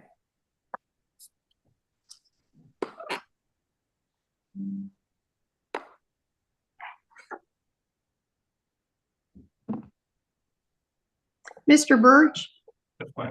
How did you realize, tell me exactly how you realized that you were registered twice? That was the final outcome when I talked to Shonda and we looked at the documents and she pulled it up and told me. I mean, why did you talk to her? What prompted you to? Because of getting the two different forms.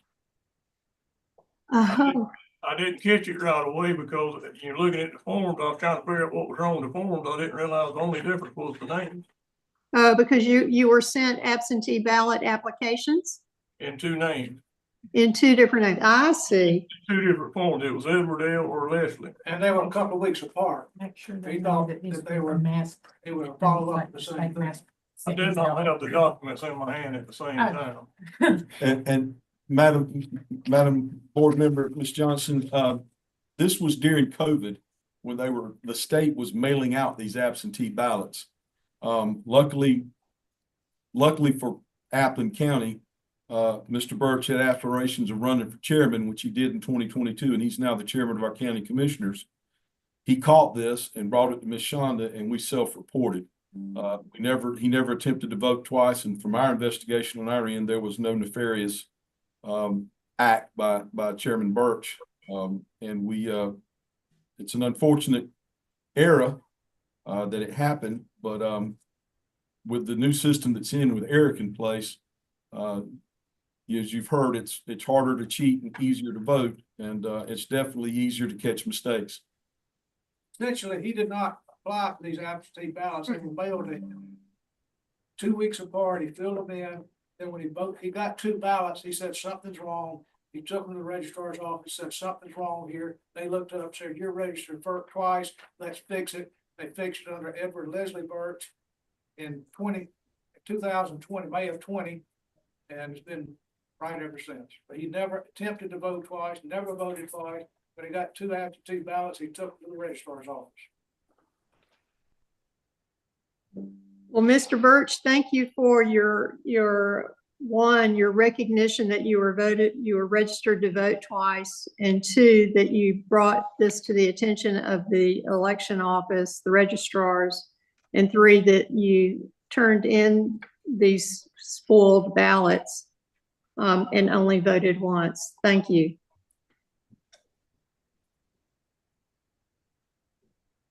If I can add my thanks to the county for self-reporting, that is absolutely the way that these things should be handled, so that we can recognize problems in the system and correct them as quickly as possible. It seems that you responded immediately as soon as that was identified. I'd like to see if it's all right. I've been on this call since 9 o'clock this morning. It has been quite interesting and a learning experience, and I thank y'all for what you do. Mr. Birch, this is Chairman Favere. I have a question.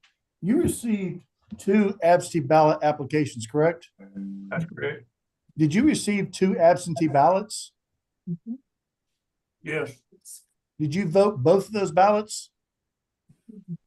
She said no. He turned them in to the voter registration office.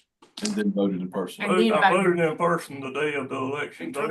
Turned him in 11 days prior to the election, saying something's wrong here. They fixed it, got him as 1. He went and voted in person on election day. Okay, so he got 2 ballots, he just didn't vote them. Okay, all right. I just wanted to clarify that. Chairman Favere, I think this was a unique problem. I hope it's unique for the 2020 election, that not only did the Secretary of State send out ballot applications to every registered voter in the state, I think active and inactive.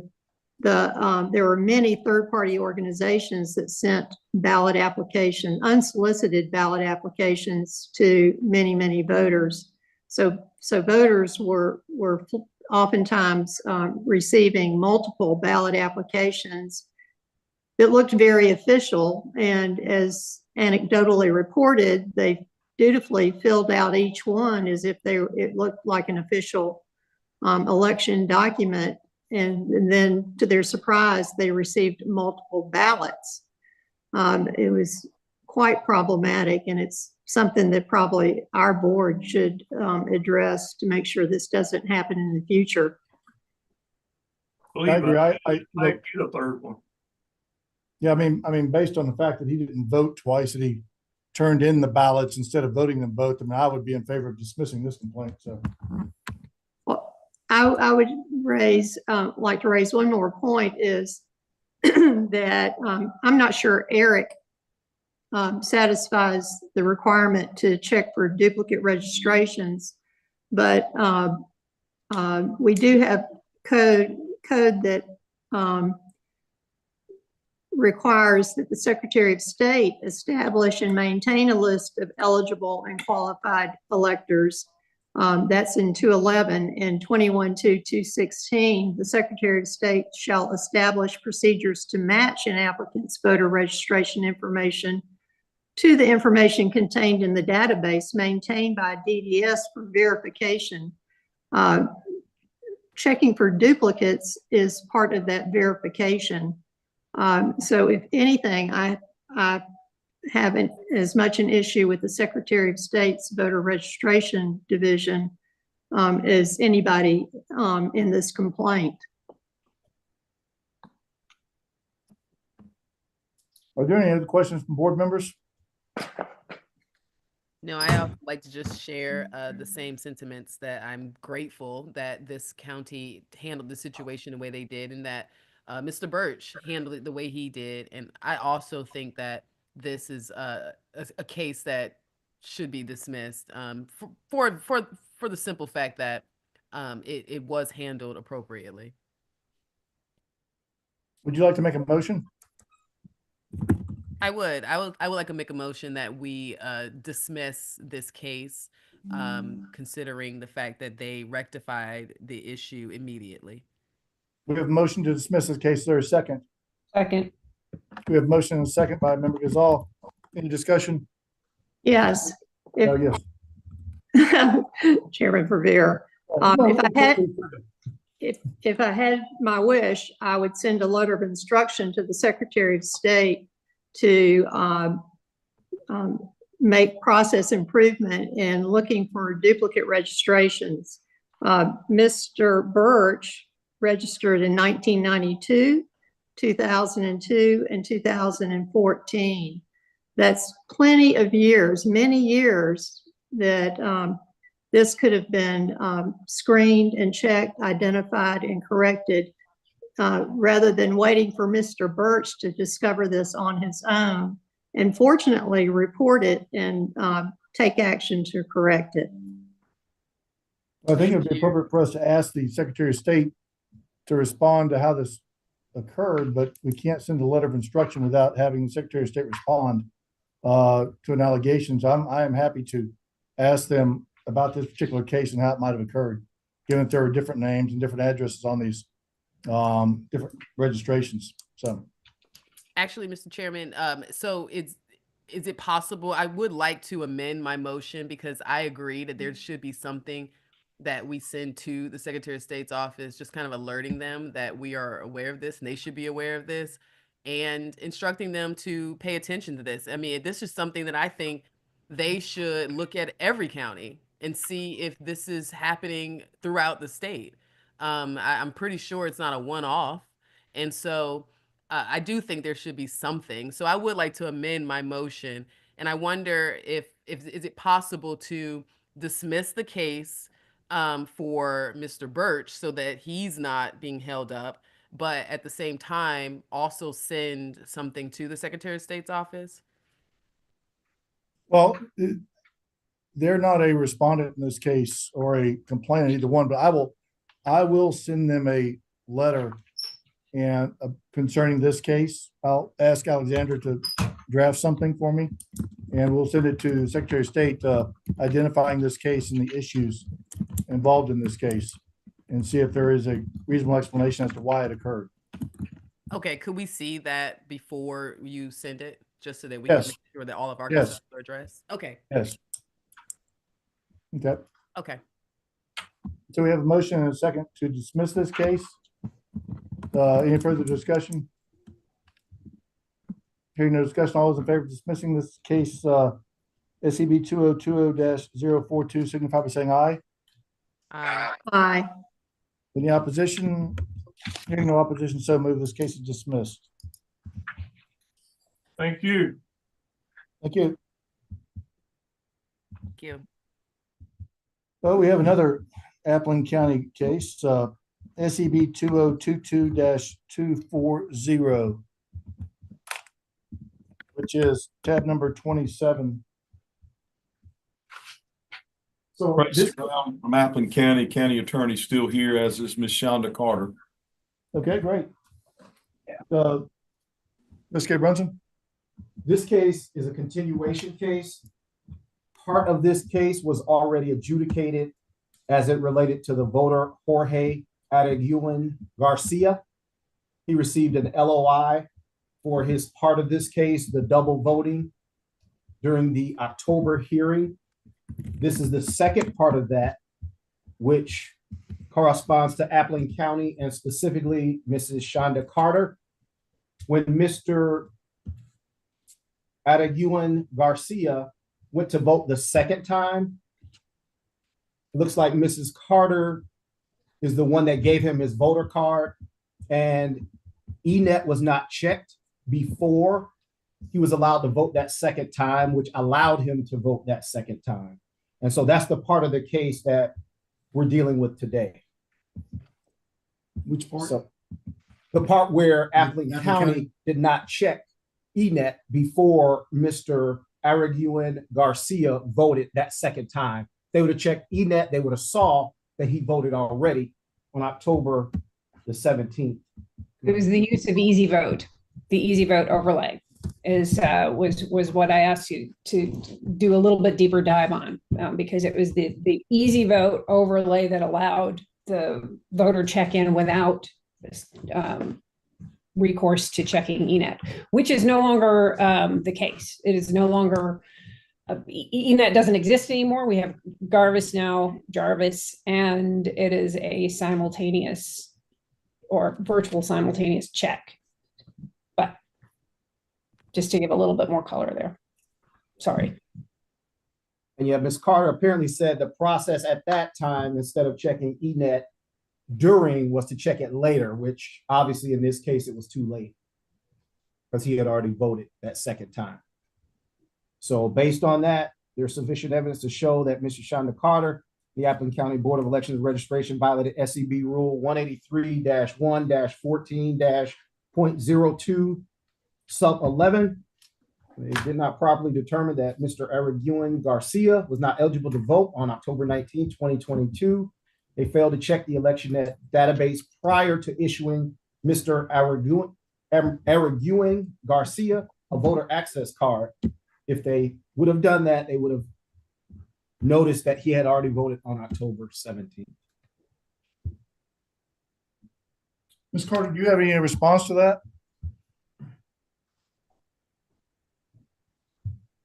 So, during that time, our process was to do Easy Vote, and because it actually fills out the paperwork and all that for the individual. And the second time Mr. Jorge came in, he came in to help his father, and so his father gave me his license, and then he said, and I want to vote too. I actually self-reported this to y'all as soon as we called it, which was by the end of the day. But like Miss Sarah has said, you know, now Jarvis is the only system, so it catches simultaneously as they check in. May I add, folks, that human error prior to Jarvis was much more available. In our position, it's always best to ask for mercy and grace, and that's exactly what we did. As soon as we found out, we self-reported, and because we are a small county and Miss Shonda knows and sees and recognizes everyone, she has her hand in everything. There was no perfect system before. The system we've got now is not perfect, but it is a lot better than what we had before, and we appreciate that because before we were kind of left to our wits' ends. Technically, we violated, but now it's impossible for us to violate. We did self-report. There was nothing nefarious about it. It was human error. Yeah, Ms. Carter, it's commendable that you self-reported this on the same day. We appreciate that, and I get to ask for grace at least every other day, so I understand that. Are there any other questions before the board? From the board? Just to point out that Jarvis is also the system that was not in place in 2020, but is now and checks for double registrations. That is Eric is a backup to that, but Jarvis is the primary system that we have in place. And while the rollout was quite rocky, I think. My understanding is that it is in a place now where it is relatively robust. Obviously, every system could use improvement, but that is what is currently used. Isn't that correct, Ms. Carter? That's correct. I would move I would move for a letter of instruction and a dismissal. I'm sorry, a letter of instruction for who? For whom? For the county. We have already in a previous meeting, we already had dismissed the case against Mr. Aragon Garcia. So the only respondent remaining in this case is the county, and I would issue a letter of instruction just to ensure that every voter is verified that they have not cast a ballot, which they already do, but simply for the sake of the good of the union, issue a letter and then dismiss the case on that basis. I'm sorry, I didn't quite understand. Did you say that Mr. Garcia's case was dismissed for double voting? In a previous meeting, yes, we heard this case already. It was continued for the county, but because he was present, in fact, and he was at the hearing already. It represented himself, and the case has been fully adjudicated. Okay, so that's the dismissal you're talking about? That is not the case. The case that we're hearing now, the county is a respondent, and I move that we issue a letter of instruction and dismiss the case with the letter of instruction. Well, I want to, so dismissal, member Gozal, is when we take no action at all against the county. And so this would be simply a letter of instruction, not dismissing the case, but issuing a letter of instruction. That is fine. That is my motion, is to issue a letter of instruction. There's a violation with a letter of instruction, correct? Yes. Yes. Yes.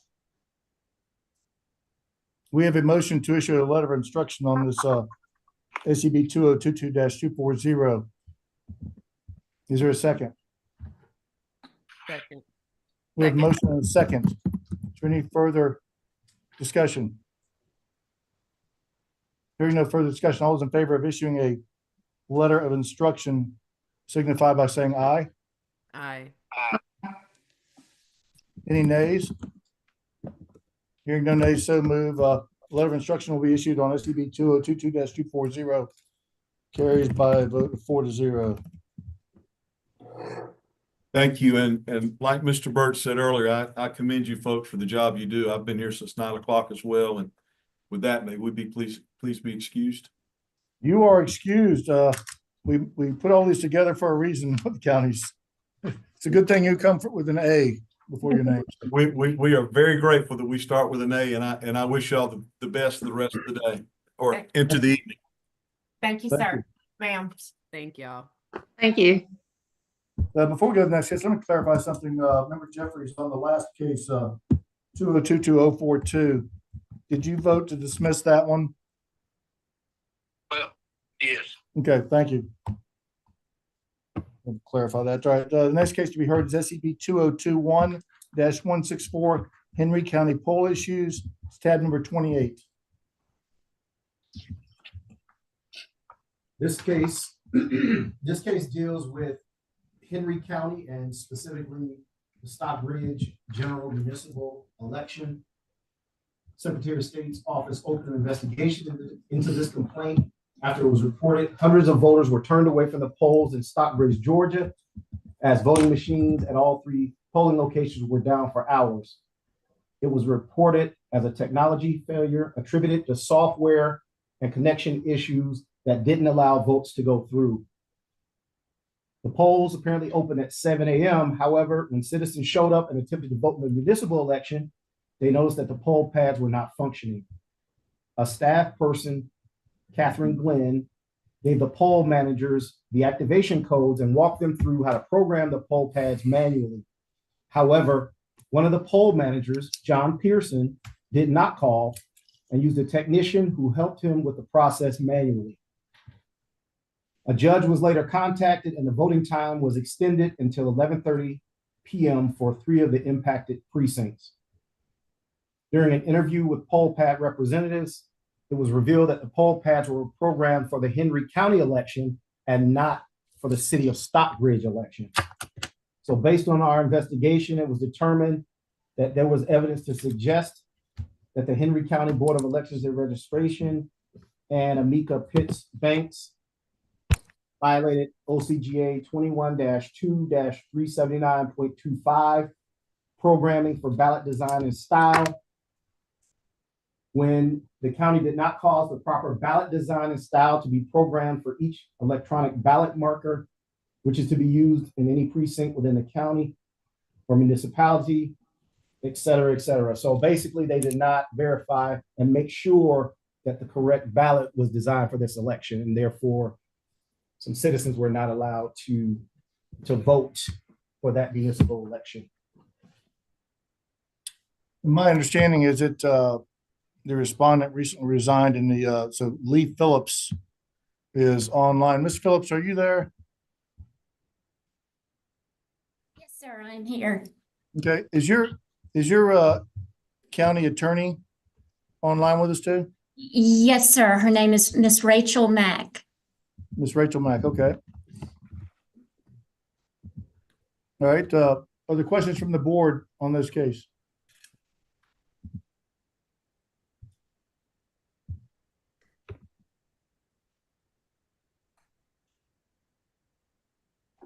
I have a question, Mr. Chairman. Yes. Did the poll managers use emergency ballots? I think in this case, Dr. Johnston, that wasn't the issue because they had enough emergency ballots. We checked on that. The issue was that people couldn't vote for that municipal election. It wouldn't pull up on their screen because of the programming issue. So people could vote countywide, but they couldn't vote for that specific Stockbridge municipal election. They didn't, the programming wasn't correct to pull up the appropriate ballot for those citizens who lived in Stockbridge. I understand, but were there paper ballots for the municipal, for Stockbridge, for the municipal election?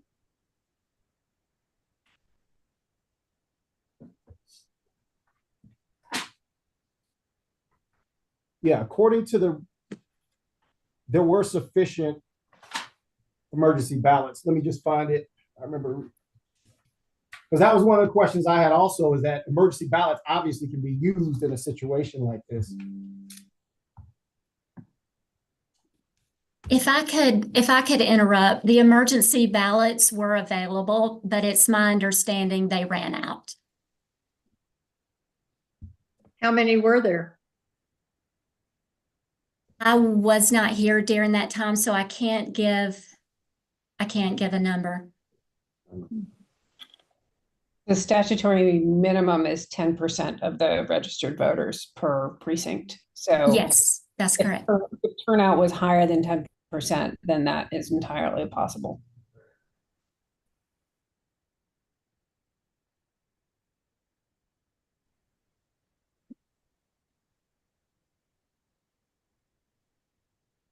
So I still don't have a number.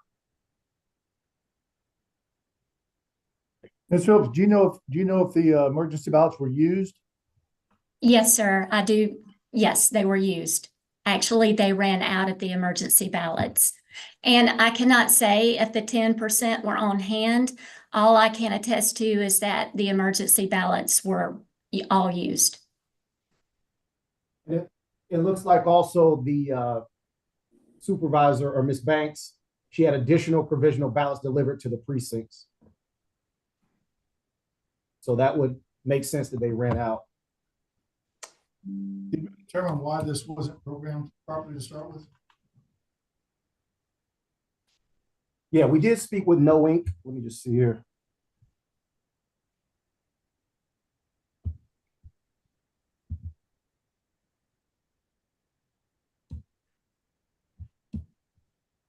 Well, it just says that the pads were programmed for the Henry County election, but not the city of Stockbridge election. So it was something that should have been caught beforehand. And thus the charge is that it should have been caught beforehand when they worked through that process of what should have been on the ballots. And whose responsibility would that have been? The county, that's why, yeah, in the county. Ms. Phillips, can you describe any steps that you've taken to better design your testing? Of course, and I agree. I think this, should have been caught beforehand. It should have been caught during the LNA process, and obviously it was not. I can tell you that this past November, of course, I've only been in this position almost 5 months. I can tell you this past November, we did not have any of those issues. As far as LNA is concerned, I have implemented new processes and steps where multiple people are involved. And with the ballot proofing process has also been changed. So those are a few steps that I have taken. This is just for my edification. This is not further to the case itself, but do you work with the campaigns and candidates at all on your ballot proofing process? Yes, we did this past election. It was a new process we implemented and it went very well. Thank you. You're welcome. Is it Miss Banks or Miss Pitts? Miss Phillips. I'm sorry, Miss Phillips. I'm sorry. No, you're fine. Miss Phillips, the report says the manager was told the poll manager how to write an manual override for a ballot.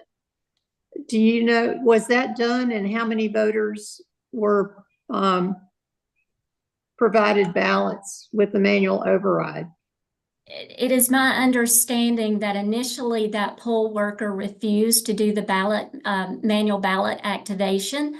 He did not feel comfortable with the process after being instructed by the office to do that. He in turn left and went to another precinct to learn how to conduct that process, and then later came back to his polling place. Then after he felt comfortable with the process is when he started doing completing the ballot activation. Okay. And I don't know how many. And you don't have, okay. And were those ballots just scanned in as regular ballots? The tabulated? I am unsure of that. Okay. Were the emergency ballots, were those, I saw that it was sort of interchangeably used in this investigative report, calling them provisional ballots. I know the label says provisional, but were they treated as emergency ballots and scanned in to the tabulator? I believe that to be so. And after reading the report, I understand what you're referring to, that the provisional and the emergency seem to be interchangeable there. So I'm quite uncertain of what happened. Okay. And if the poll pads were not properly prepped through LNA, what did the poll manager do for voter check-in? Once again, I am unsure.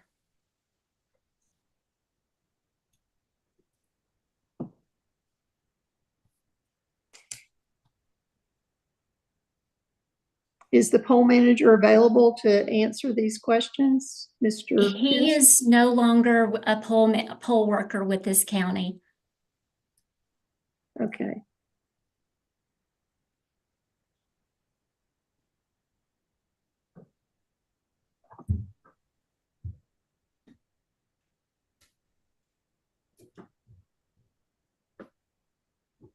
Ms. Phillips, do you feel confident that this sort of error do you believe that given the changes made to the processes and procedures, could this error recur? No, I don't think so. I think I have implemented the proper process and the steps that that are needed to mitigate those types of issues from ever happening here again. Mr. Chair, Yes, Dr. Johnson. we follow with another complaint with a similar problem with the poll pads not being properly programmed. In a different election. And although we haven't heard that complaint before yet, it's the similar issue in two different elections.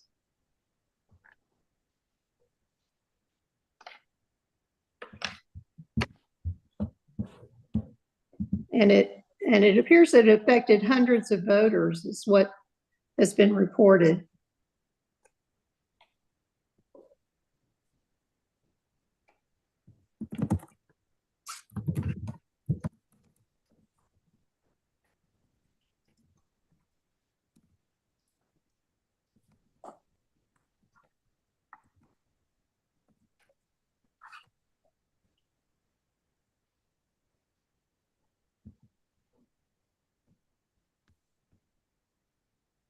That's it. You're right. It's the very next one. So.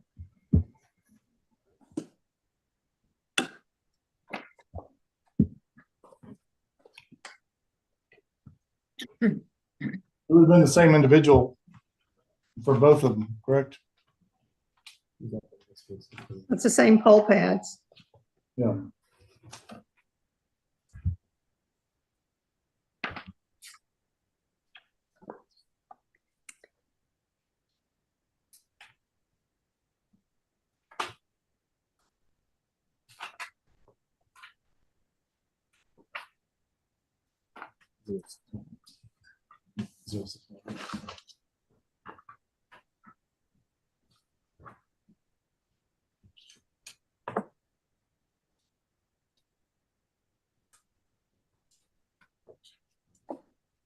Are you suggesting we combine the cases or adjudicate them separately, or what?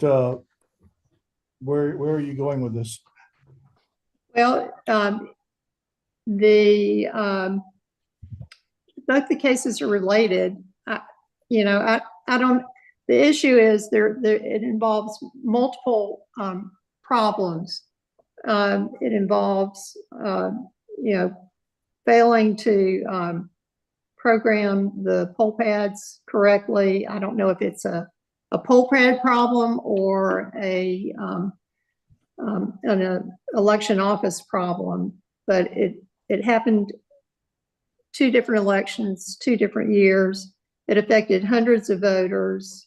There's a remedy when equipment doesn't work to go to paper ballots. It occurred, I guess, to some degree, but we don't know how many exactly.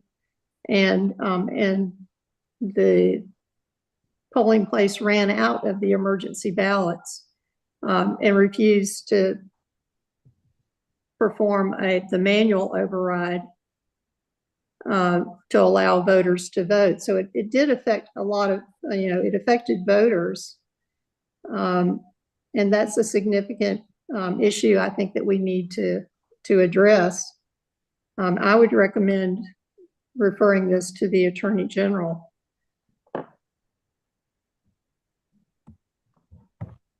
Well, the question I would have is whether there's any criminal issue with this. I mean, I'm not saying yes or no. I'm just saying what criminal issue would be involved with this, except other than incompetence, or I don't know how this could be human error, frankly. But I absolutely am not implying any criminal offense. I'm saying it seems to be sufficient evidence for violation of election law. I'm not saying there's a criminal act, but I think the Attorney General can look at the case and offer sanctions and some sort of remedy to require some additional instruction or training to ensure that this doesn't happen again.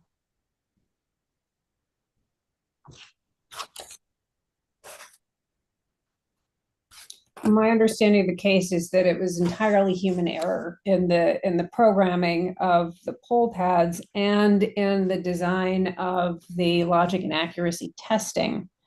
So I'm not certain that there's much more. I don't know what the Attorney General's office could add to this. I would certainly be in support of a letter of reprimand because it was a clear violation. There were voters impacted. I just know that many times because of the short staffing over at the AG's office, frankly, things can take years to get resolved there. And I would prefer to see this resolved faster and move forward. But I don't have particularly strong feelings either way, because I believe that the county has already undertaken the steps that are necessary to ensure that this does not recur. Well, it did recur in the next case. And the question is if there's a problem with knowing the electronic poll pads or the ability to program properly, the counties need to know that and correct that. If it's a problem with a county's proper training to program the poll pads, then that needs to be corrected so it doesn't continue, election after election after election. I in no way think there's anything criminal. I don't think any of it is. The problem is with knowing itself. And in fact, I don't see that it's a poll pad issue. The following case is about precinct cards and polling place changes, unless I have a different next case, Henry County case. It has nothing to do with the poll pads and knowing. The second case is lack of information on polling place changes and voters not receiving their precinct cards, the new polling place. It seems to be the same person. That is a commonality. That is a commonality, and I will note that Henry County changed its elections director late last year in September or October because they identified the commonality with some of the problems. Ms. Phillips, when were you hired as the election director in Henry County? I was brought in August 5th of 2024, and I was made the interim October 7th of 2024. And what kind of new training have you put in place to prevent this from happening again? So we of course have the ballot proofing that I have recently implemented, and also the cross training with the LNA. So instead of just one or two people involved in LNA as it was prior, we now have numerous people involved. I have a select staff for ballot proofing, and so there are many sets of eyes on each step of the ballot proofing and the LNA process. And I will note, we did not have any issues with November. Especially me coming in, right at the last minute. Staff did exceptionally well. So, I hope what I have implemented has helped. What about the voting in May that took place, primaries? I wasn't here. Okay.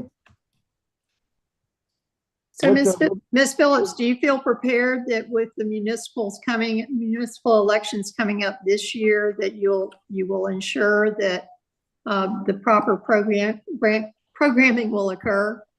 Yes, ma'am, absolutely. We are already starting with that. We have already reached out to city council, mayor, and we are working on street audits now. So we are already preparing for that. We are ahead of the game, so to speak. So yes, ma'am. Great. And you can assure us that enough emergency paper ballots will be available? Yes, ma'am, 10%. Yes, ma'am. And with the ability to deliver more if necessary? Yes, of course. Yes, ma'am. so that voters will not be discouraged and sent away from the polling places? Yes, ma'am. Thank you. Any more questions from the board? The chair will entertain a motion on this case SCB 2021-164. I move that we issue a letter of reprimand. We have a motion to issue a letter of reprimand. Is there a second? I'm gonna second because I actually agree with Dr. Jan that this should possibly go to the Attorney General's office so that they can really look at this process. But I must be honest, I don't have faith that they will do that. So I think that they will see it more so like how Sarah has presented it. I'm sorry, how Member Gazal has presented it. And so I also support a letter of reprimand, hoping that, you know, we can include or ensure that there's information in there that would benefit the counties going forward, as well as just ensure that that the information that we want to get to them will get to them. So I will second sending a letter of reprimand to the county. We have a motion and a second to issue a letter of reprimand on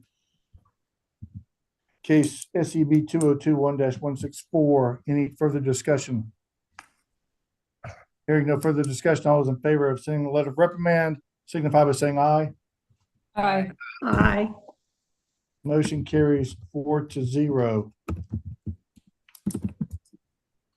Ms. Phillips, please stay online. Yes, sir.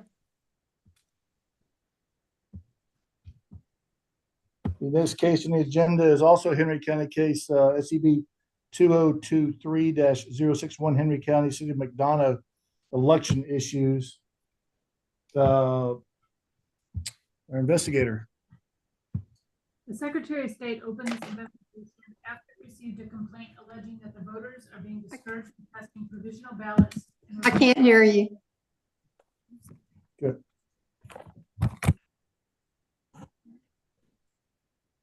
This case was opened after we received a complaint alleging that voters were being discouraged from casting provisional ballots and they were being asked to return at a later time to vote, uncommunicated and lack of information on polling place changes, and voters not receiving their precinct cards with the new polling place identified. All of these complaints are in reference to the municipal voters in the City of McDonough and the Heritage Park voting precinct. The investigation determined that the allegation that Henry County polling officials did not offer voters provisional ballots or polling officials discouraged voters from voting by provisional ballots was unsubstantiated. The only voter that complainants could personally identify admitted that she was offered the provisional ballot. However, she decided to return at a later date because she didn't trust the paper ballot. The polling officials also stated that most voters decided to return at a later date because of their distrust in the paper ballot. The polling officials confirmed that 5 municipal voters voted provisionally between October 20th through the 22nd, 2023. Regarding the uncommunicated and lack of information on polling place changes was substantiated. The new polling location was advertised in the legal organ of at least 60 days prior to the election, running the notice once a week for 2 consecutive weeks. The new polling location was also advertised on the Elections and Voter Registration Facebook page on August 30th, 2023, and in the Henry County Election Board meeting on July 5th, 2023, and September 6th, 2023. However, Henry County Voter Registration Elections Office did not post any notice at the previous polling place during the 7 days before and on the day of the election, advising voters of the new polling place as required by law. The only notice posted at the previous polling place, according to the elections director, was a notice advising the address of the Henry County Elections and Voter Registration Office location. The former Voter Registration Election Office was a previous municipal polling location. The investigation regarding voters not receiving an updated registration card and notifying them of the change in their assigned polling location was substantiated. Henry County Elections and Voter Registration's first public announcement of the new voting location was advertised on August 16th, 2023. Henry County Elections and Voter Registration Office ordered the affected voters' new precinct cards on October 19th, 2023, and received them on November 17th, 2023. after the November 2023 election. A decision was made not to mail these cards out to voters due to the possibility of a statewide redistricting decision being made in January of 24. Potential violations were OCGA 21-2-265, selection of polling places, 21-2-226E, issuance of registration cards. Once again, this appears to be the same individual in charge of elections, election supervisor Anika Pitts. Does the board have any questions or comments relating to this case? I will say I do think it's critically important that proper labels are used for voters and also, frankly, for the reports, but the voters are much more important. These were not provisional ballots. These are emergency ballots that are used. And voters may not understand the difference, but a provisional ballot means that it may count and it may not be counted. Emergency ballots are always counted, and it's really important that poll workers are trained properly to use the proper terminology and language with the voters so that they understand that. And I would ask, and now I understand the link to the poll pads, because that was ancillary to the underlying case, but there was at least a period where poll pads were inoperable. And do we know exactly what that was? Was it a problem with the uplink? Do you have any information on that, Ms. Phillips? Unfortunately, I do not.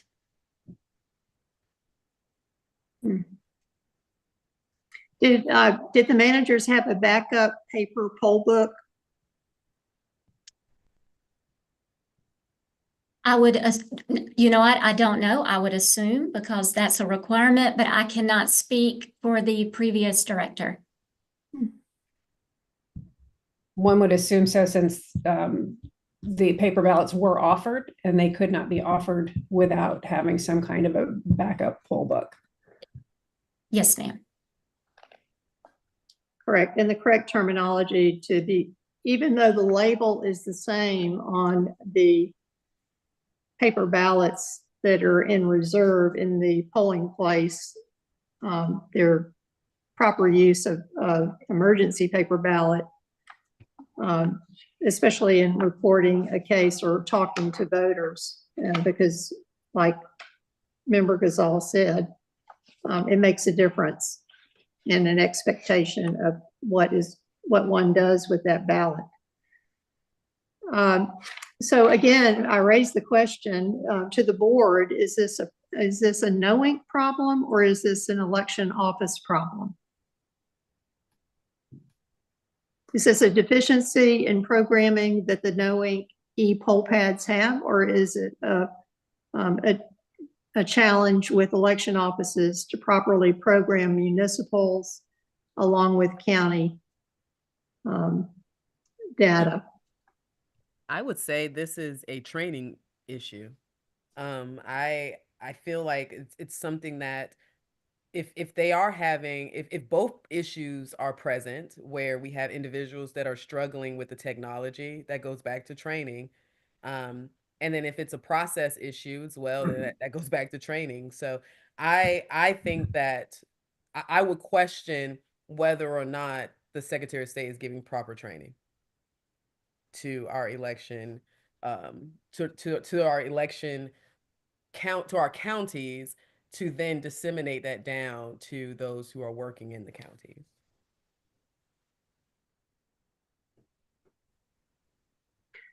This is a municipal election year, and the requirement will occur again this year. Some of the municipals actually work directly with Dominion for programming, and some work with the county for programming and the state. However, all these parties should be informed, Chairman Trevere, that this has been a recurrent issue with the poll pads, and it can affect many voters. So perhaps some communication with the Secretary of State to provide information to the county, all the county offices to be aware, and also with the Dominion and No Ink Company, depending on who is assisting with the programming. Ms. Phillips, are you contractually, are you running your municipals this year, or are they doing that independently? The county is running the municipal elections this year. And if I may add, this was a county issue. This was a training issue. So that's what has happened here. I have recognized the issue and, working toward a solution for that issue. So it's definitely a training and process issue. The other board members might be aware, I'm not aware of any other municipalities at this time that had the same issue. And I'm just wondering if it is a county issue and not a statewide issue, so. Well, the other part of the complaint that was substantiated was actually similar to what we saw down in Chatham County, and that is insufficient notice of polling place changes. Although in this case, it was for the general and not for a runoff. And I do want to highlight the importance of ensuring that voters are given sufficient notice under the statute. And in fact, that is at least as important, that voters know where they need to go to cast that ballot. Correct. And to clarify, maybe some statements that were made in the prior case, 21-226E addresses issuance of registration cards in the event that a precinct, polling place, or voting district or districts change. A new card shall be issued to the electors. That's for a permanent polling place change, not for a temporary one, which I think is what we saw, because it was temporarily unavailable for the runoff. Permanent changes are required. So just to reiterate the importance of that, of all of the statutory requirements. Any further comments from the board? The chair would entertain a motion on this case. I would move for a letter of instruction in this case. As opposed to a reprimand, for what reason? Because the only substantiated claims were related to the notice of the polling place change. There was nothing substantiated about with the poll pads, and the offering of paper ballots at the time, whether they called them emergency or provisional. There was no identified violation related to that, because the voters were offered the ballots, but I have no strong feelings. The letter of instruction will be on the one substantiated claim, then on the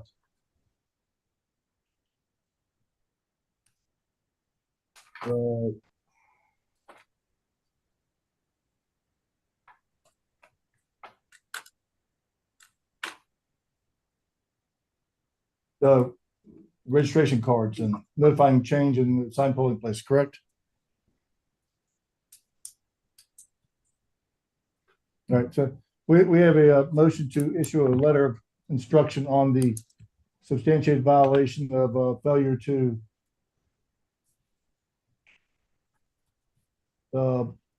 provide notice of the send out the cards to voters on the well, wait a minute.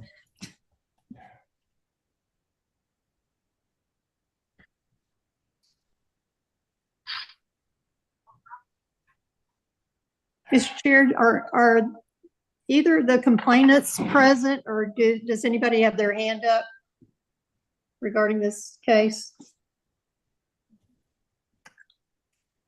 Do you have anybody? No?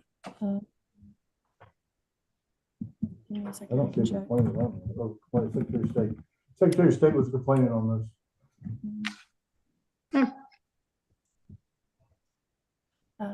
The city One. clerk for 2023-061. Yeah. It was somebody named Kamali Garner and Christy Taylor. Do we have any? I'm checking.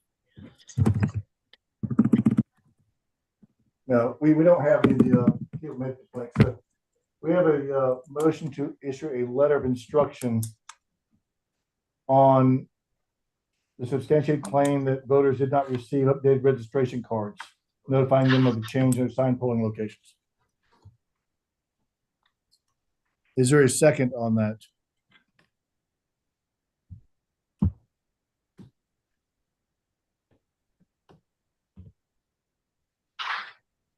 This is to the letter of instruction to the county. Yes. Okay, so as I stated, I do think that this is a process issue. I know you say you don't think it's statewide, but if there's one county that is not getting properly trained, it is statewide. So I will second a letter of instruction to the county. Although I do think that letter should also go to the Secretary of State's office. I will send another letter to the Secretary of State identifying this issue that happened in this county.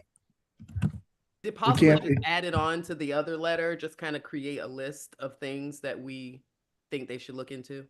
Yes. Yes. Okay. All right. We have a motion and a second to issue a letter of instruction. Any further discussion? All those in favor signify by saying aye. Aye. Aye. Member King? Sorry, I was muted. Aye. Yep. Any opposition? Hearing no opposition, the motion carries 4-0.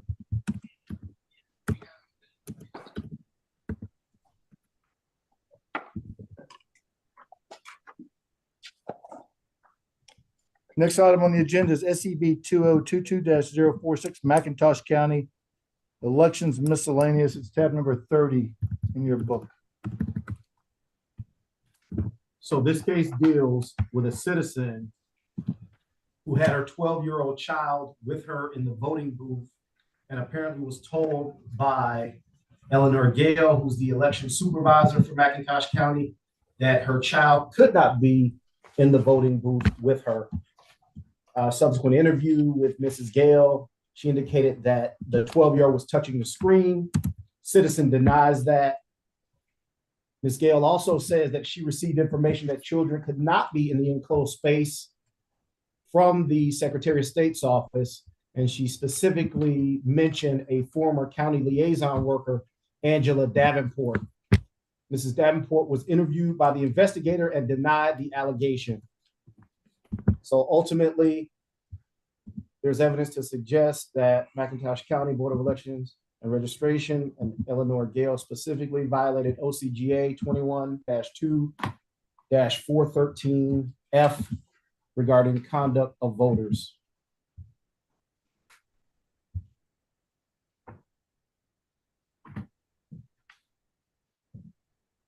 Who's complaining? This is Farrell, Elizabeth Farrell. Is Ms. Farrell online? I can check. No. The complainant's not online. The respondent is McIntosh County, Eleanor Gale. Is she That's- online? The supervisor and. Good afternoon. This is Ms. Gale? Jason Nix. Yes. I'm okay. the attorney for the Board of Election, and I have Ms. Gale sitting with me. Great. Does the board have any questions? I do. Okay. Do you all have, do you have one of these, Ms. Gale? And I don't need to be flippant about this, but I have to use it probably 3 or 4 times every time we have a hearing in preparation for it. Yes, ma'am. We do have copies of that. It's provided. It's around our office, provided to each of the board members. But I would like to clarify, I think there's one issue confusing the situation here. the voter in question was not denied the ability to have her child with her. The evidence is that the voter was allowed back there, was allowed to the ballot marking device with her child. Her child was with her. That at that time, Miss Gale and another poll worker witnessed the child what appeared to be possibly casting or selecting the vote on the ballot marking device, and at that time exercised their discretion as detailed in 212413F, that the poll manager or an assistant manager determines in his or her sole discretion that such child or children are causing a disturbance or interfering with the conduct of voting. That's our position on this case, and that's why we would be asking the board to dismiss it at this time.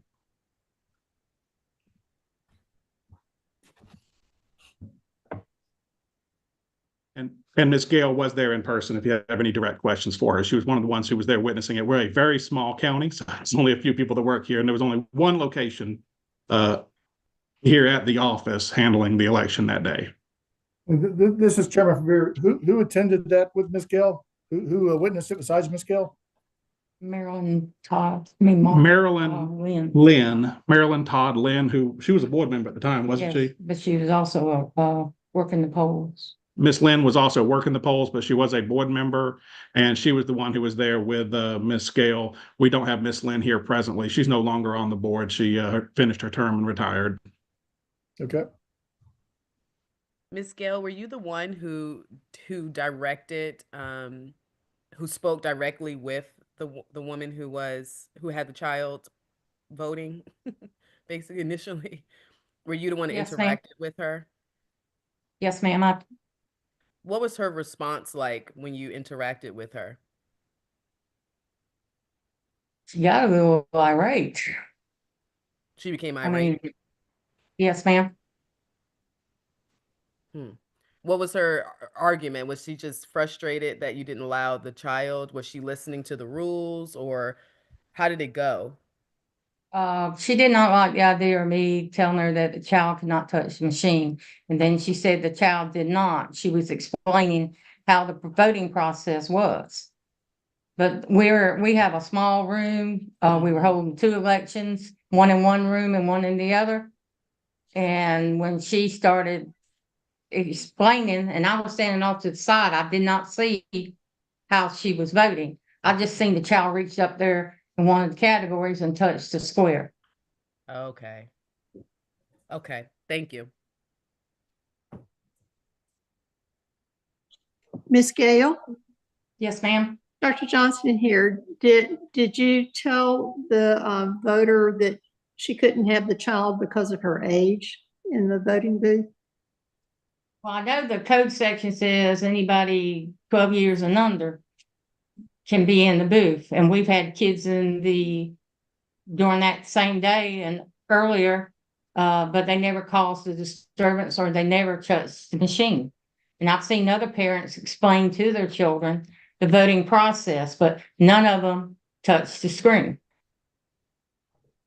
This child did.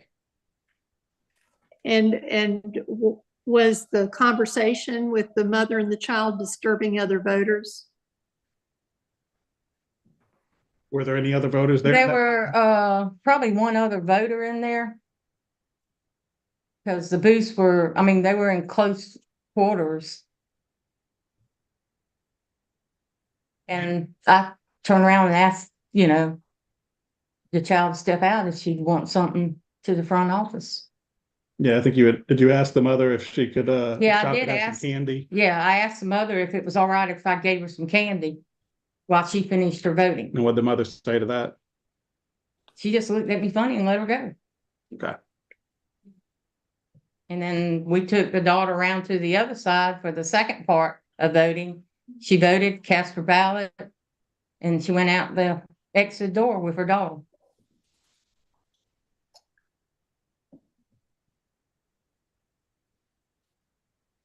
Is Miss Farrell here in this meeting room?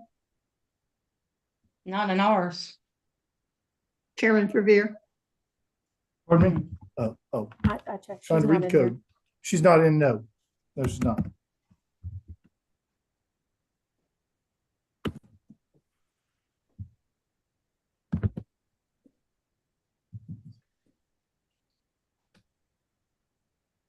Was Ms. Farrell notified of this meeting? Yes.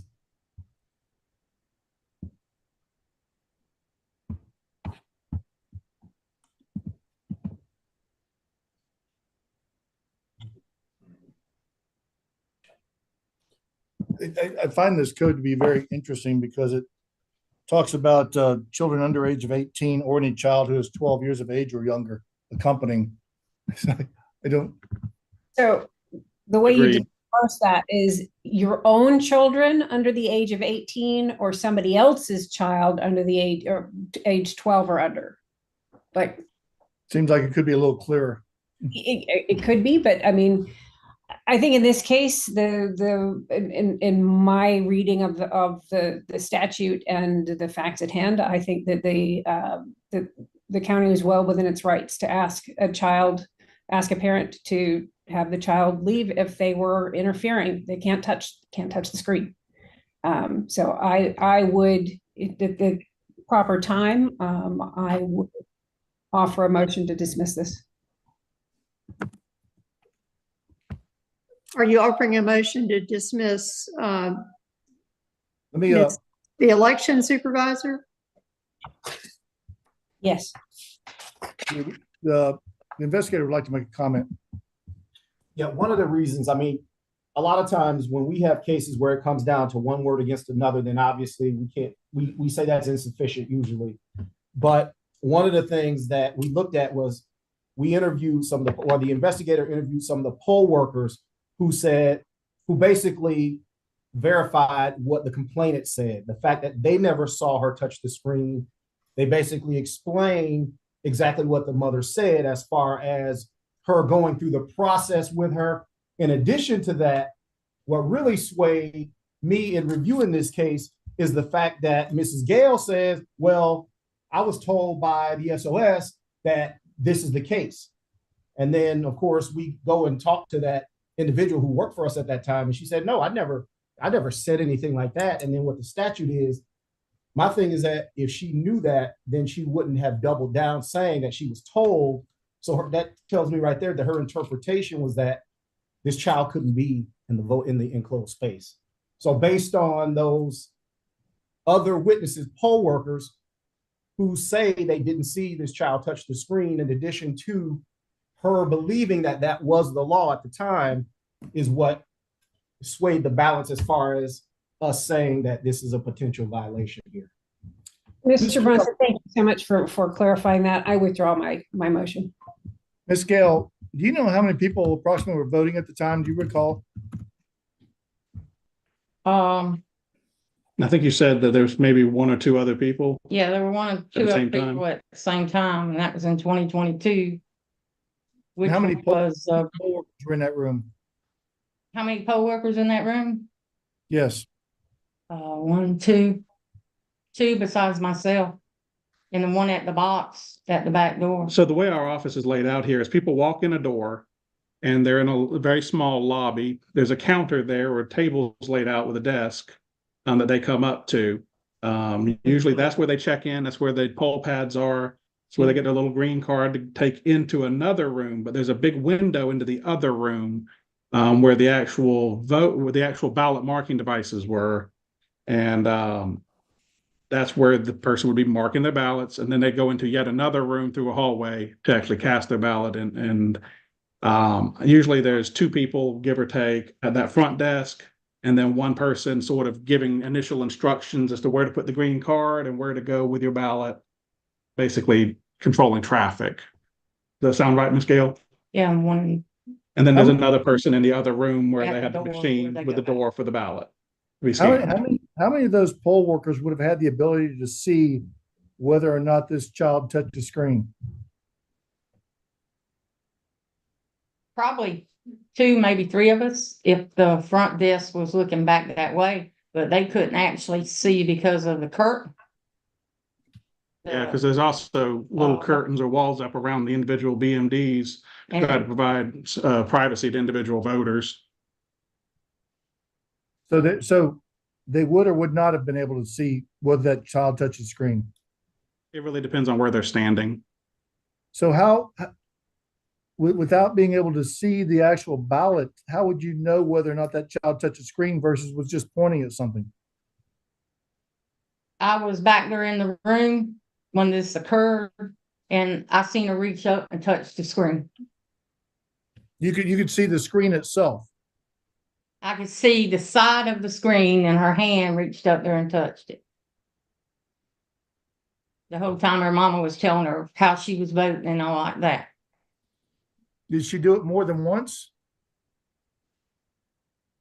I only seen the one time, and that's when I said something to her.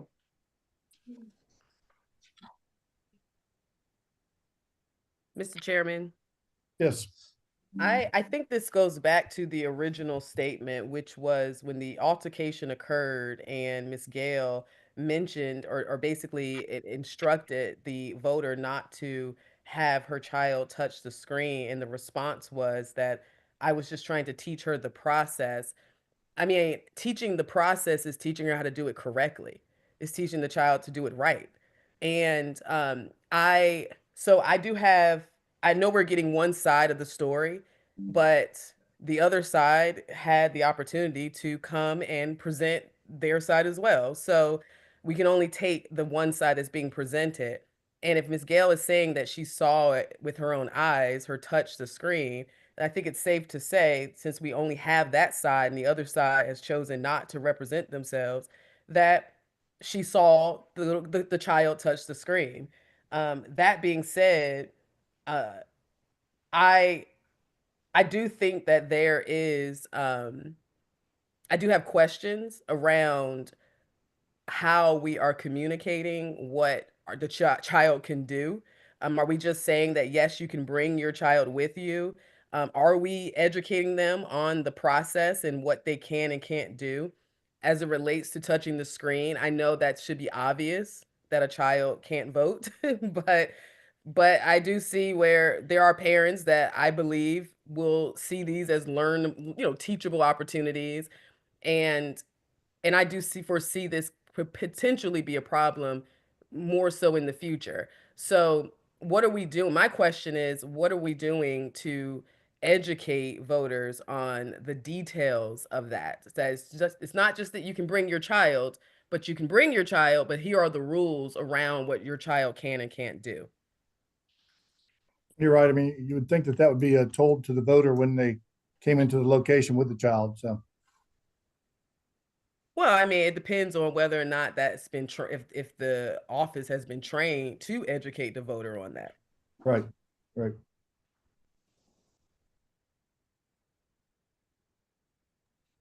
Are there any further questions from the board?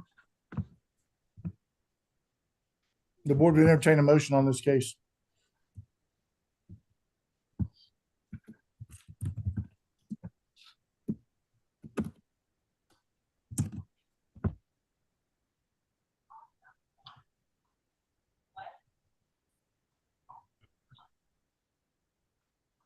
Based on Investigator Brunson's reiteration of some of his findings, I move that we issue a letter of instruction outlining the legal requirements of allowing children, recommending, and this is a blanket recommendation that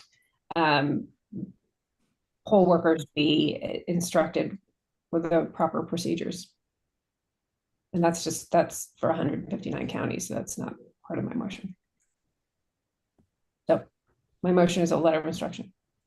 We have a motion from Member Gazal to issue a letter of instruction on this case.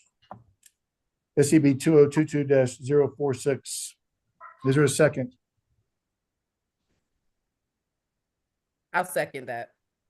We have a motion and a second to issue a letter of instruction on SCB 2022-046. Any further discussion? Hearing no discussion. I'm sorry.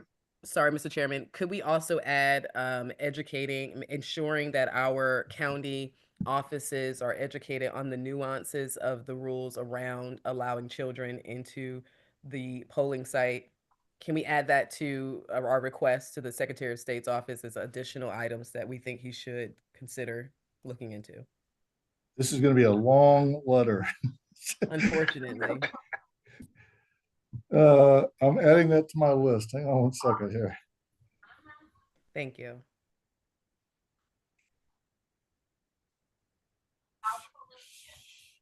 You got that, Alex? Okay. We have a motion and a second to issue a letter of instruction. All those in favor signify by saying aye. Aye. Aye. Dr. Johnson? No. Oh, I'm sorry. I didn't, oh, no, okay, I didn't. Member Gazal? Aye. Motion carries 3-1.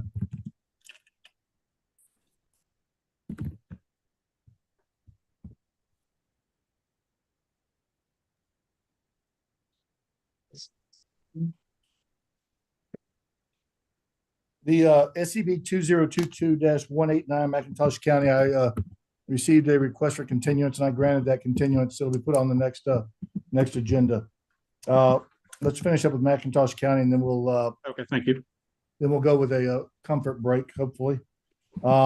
Next case on the agenda is SCB 2022-202 McIntosh County Miscellaneous. It is tab number 32 in your binder.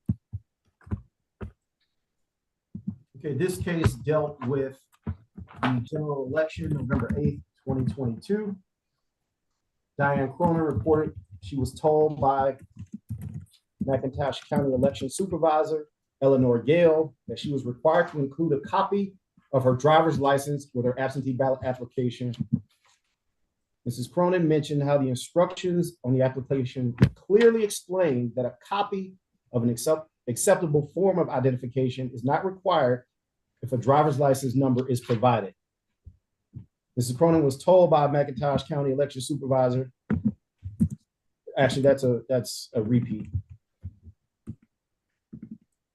Our investigator interviewed Mrs. Gale. She indicated that she asked for a copy of her driver's license because they did not have one on file. She also indicated that during training provided by the Secretary of State, she was told that a copy of a voter's driver's license was required with the application. The investigator reached out to Dr. Jesse Harris, who was the Deputy Director of Elections at the time. He denied Mrs. Gale's allegation and provided the PowerPoint of the training material that was covered during the training period of March 2022. And that was the training period that Mrs. Gale referred to where she received that instruction from the Secretary of State's office. The investigation revealed that Diane Cronin was asked. It also suggests that she misunderstood a course of instruction taught by Dr. Harris during that March 2022 Gabrielle conference. The course of instruction covered absentee voting to include absentee ballot applications and ballots. So based on our investigation, there's evidence to suggest Eleanor Gale violated OCGA 21-2-381 sub A, sub 1, sub C, sub I, making of application for absentee ballot, determination of eligibility by ballot clerk, when she incorrectly instructed a voter to include a copy of her driver's license with her absentee ballot application. This code clearly states, in order to confirm the identity of the voter, such form shall require the elector to provide his or her name, date of birth, address as registered, and the number of his or her Georgia's driver's license or identification card issued.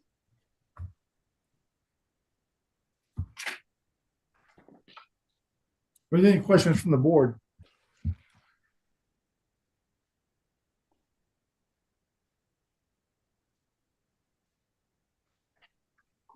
I would be interested in hearing the county's response here.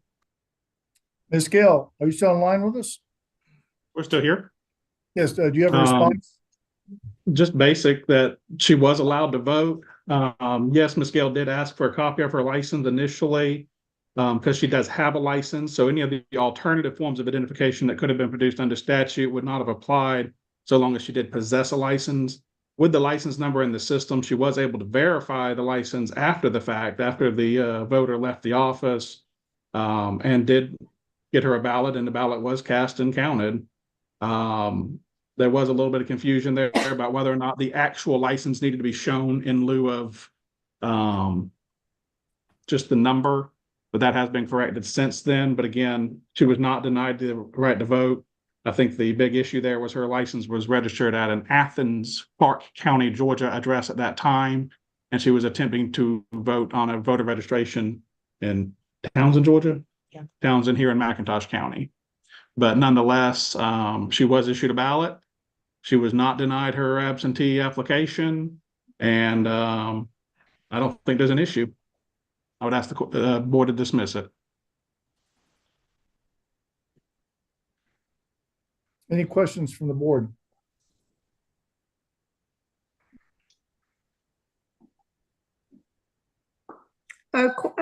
One question, please. When did she register to vote in McIntosh County? Give us just a second. She's looking up the file now.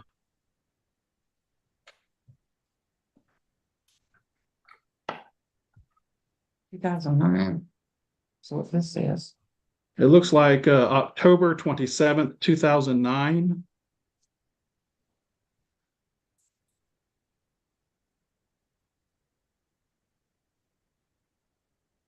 You say that she had a 2009 registration, but her address on her license was Athens?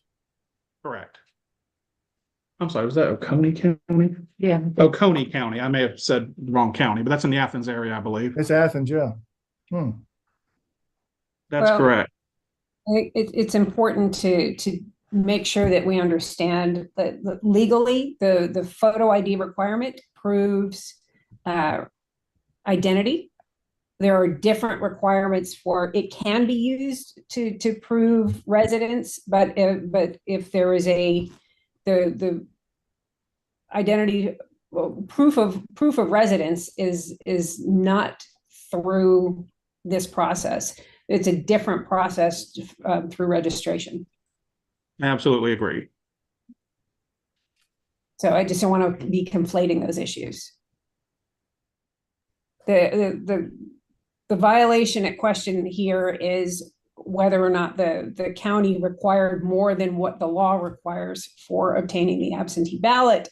At the end of the day, it seems that the absentee ballot was issued, but the county supervisor incorrectly stated the law and stated that a physical copy of the driver's license was required. So I, at the proper time, will make a motion for a letter of instruction.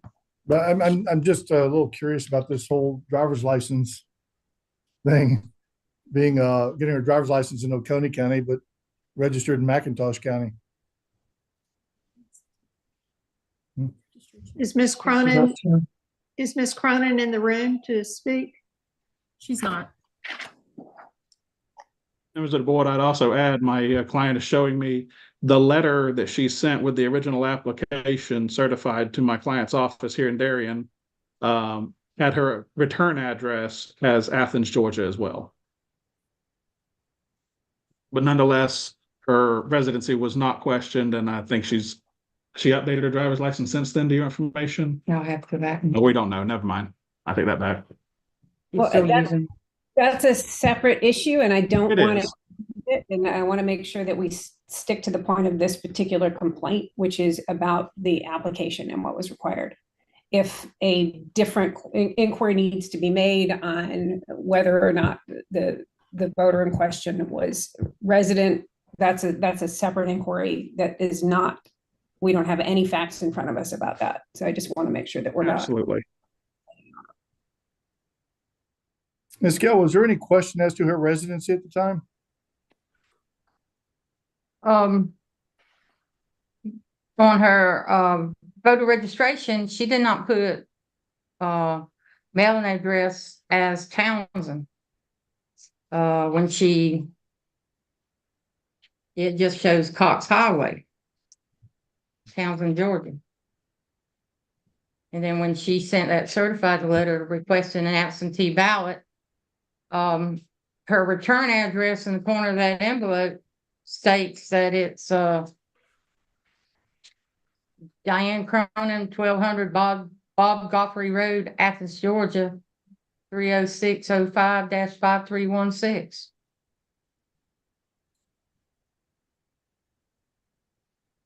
So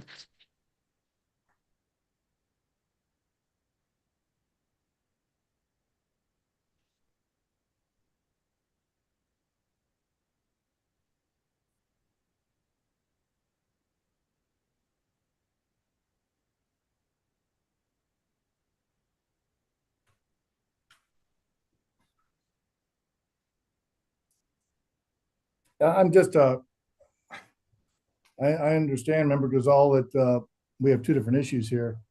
But I'm a little bit, concerned about the fact that this woman appears to be living in Oconee County and voting in, McIntosh County.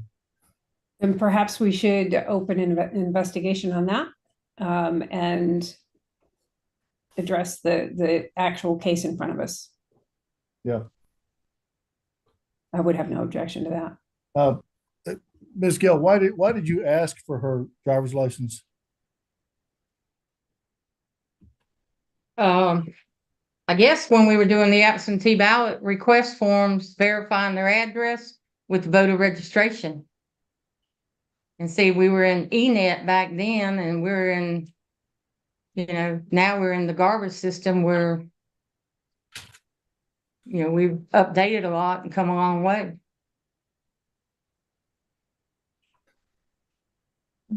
Was this the first full election that you conducted after the passage of SB 202, which changed the application requirements? I believe so.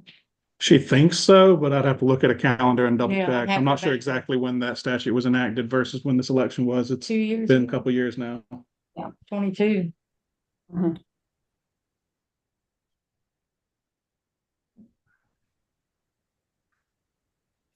Ms. Gill, do you know this, person personally? No, sir, I do not. Okay. And I was born and raised here. I know a lot of people in this county, but this lady, I do not know.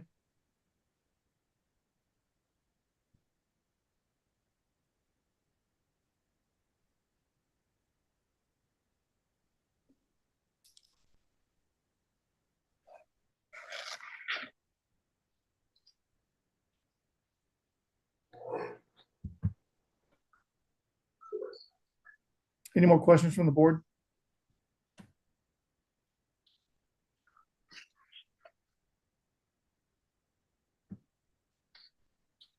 My question is, where does this person reside? I have the same question. I Don't I think we think can it might be- provide adequate information today. Mm-hmm. think there might be a bigger issue here than, All I can say is I did check the address that she gives, and it's somebody else's name that lives there. So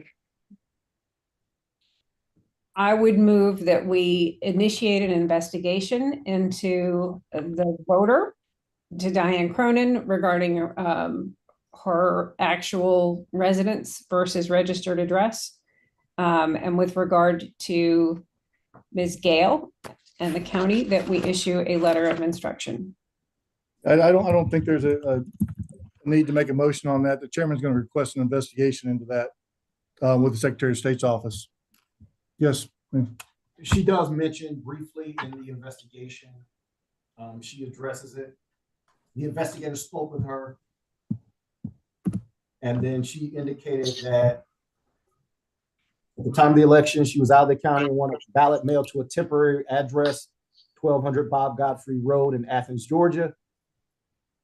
So basically, she said that's a temporary address in Athens, Georgia. That's what she claimed during when the investigator investigated this complaint. I think there's enough smoke here to look into it.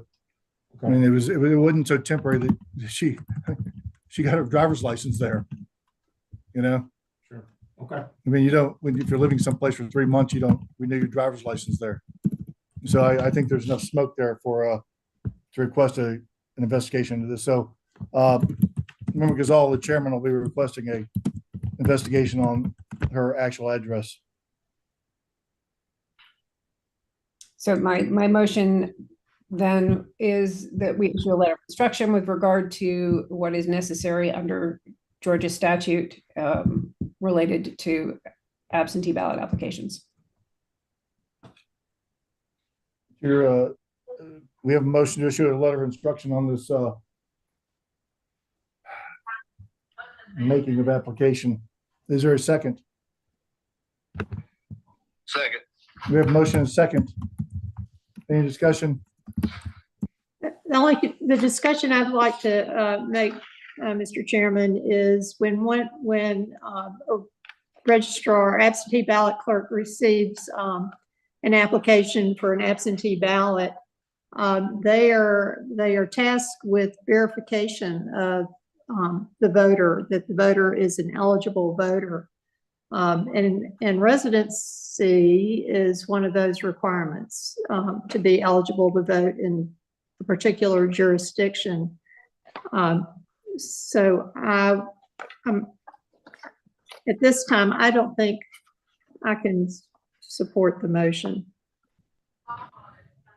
Yeah, I appreciate that. I'm a little troubled with it too, because,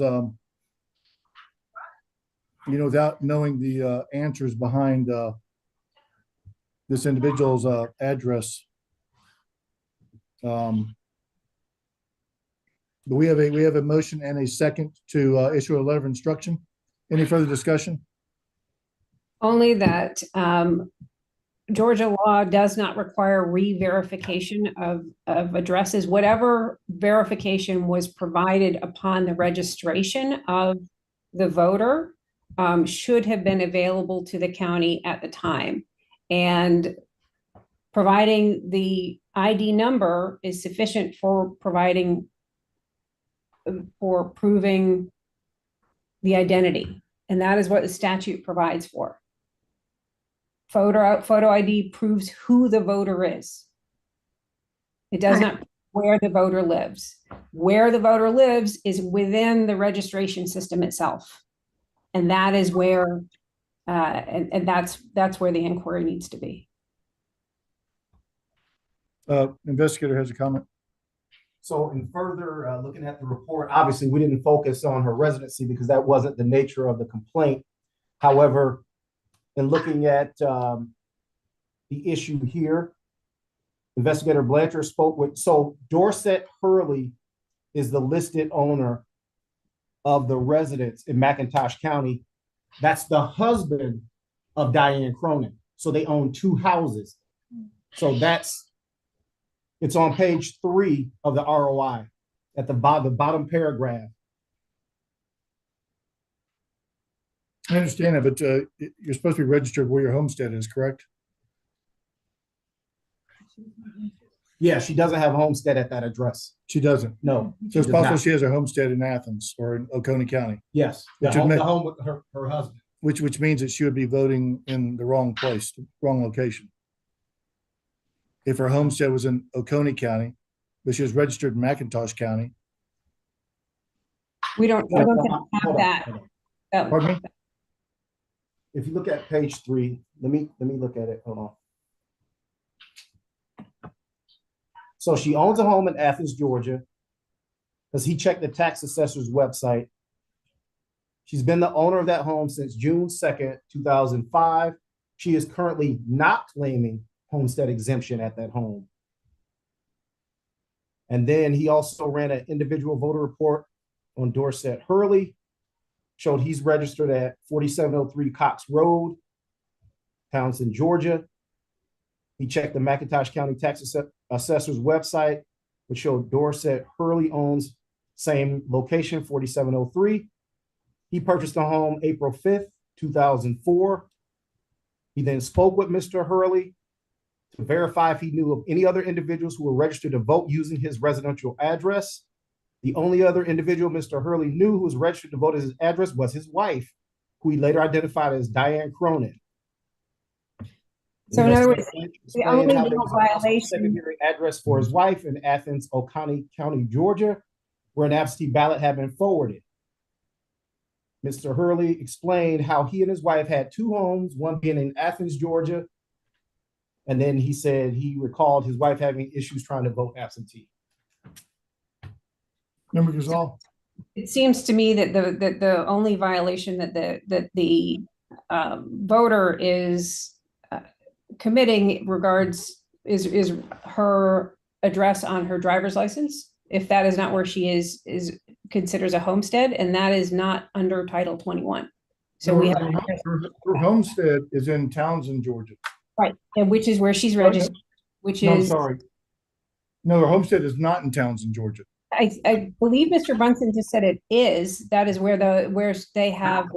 She's not claiming homestead for the Athens home. She's not. She's not, no. She claims a homestead exemption and the Townsend address, which is where she's registered to vote. Yes, that's what, yep, yes. Does she claim the homestead exemption or the husband?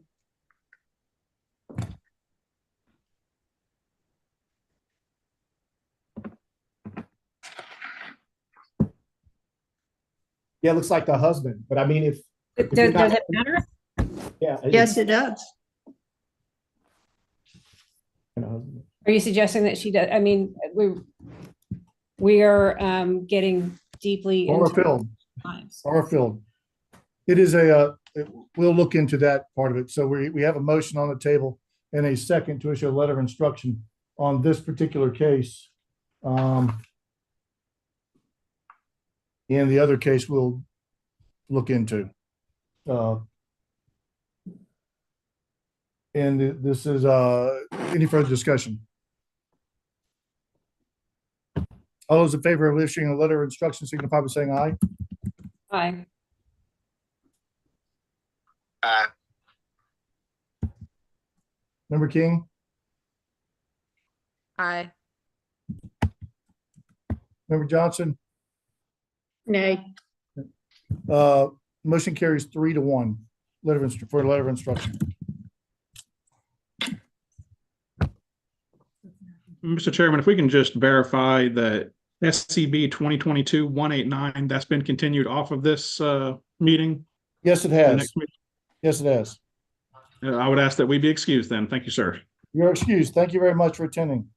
Y'all have a great day. Thank you. The chair would entertain a motion for a 10-minute comfort break at this time. So move. Somebody please. Thank you. All right. We'll take a 10-minute comfort break and return exactly at 3:00 p.m. Thank you.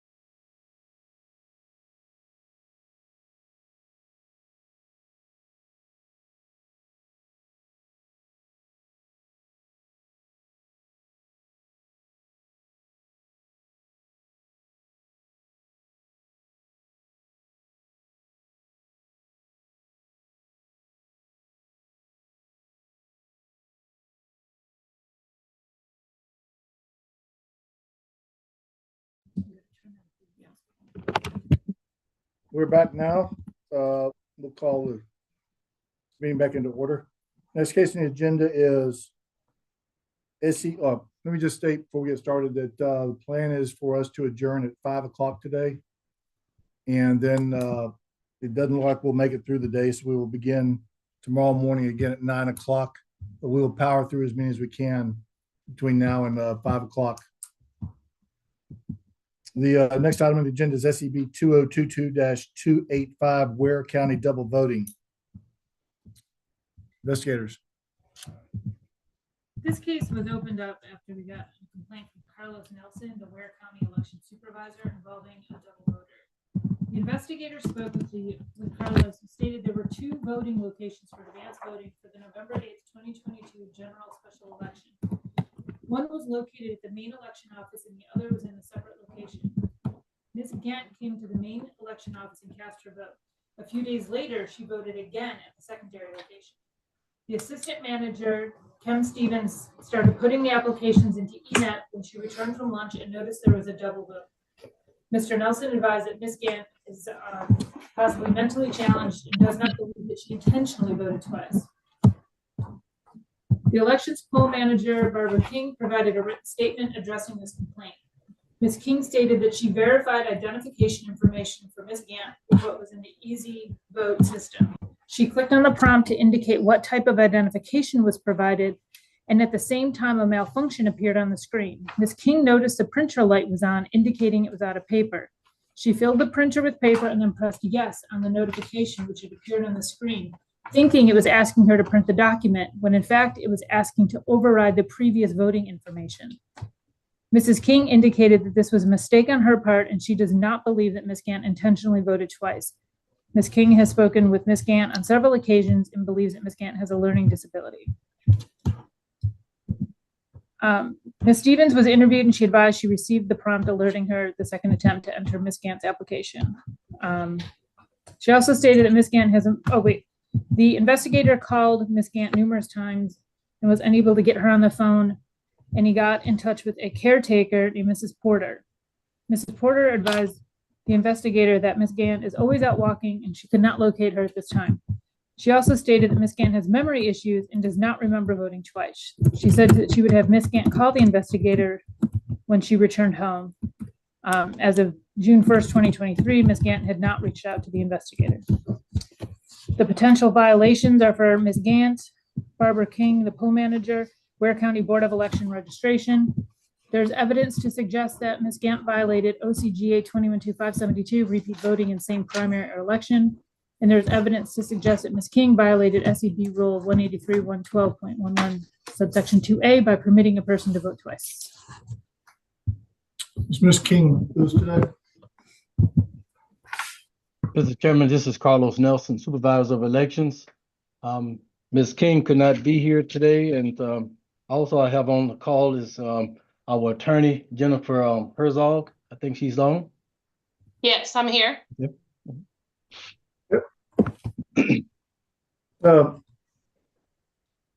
For the board, this involves two different individuals. Ms. King, who is allowed the double voting to take place, and then Ms. Gant, who it appears has some mental disabilities and inadvertently voted twice, and as a caretaker. And curious as to whether the board would like to go ahead and resolve the issue for Mrs. Gant, given her obvious mental disabilities, and then deal with the remainder of the case.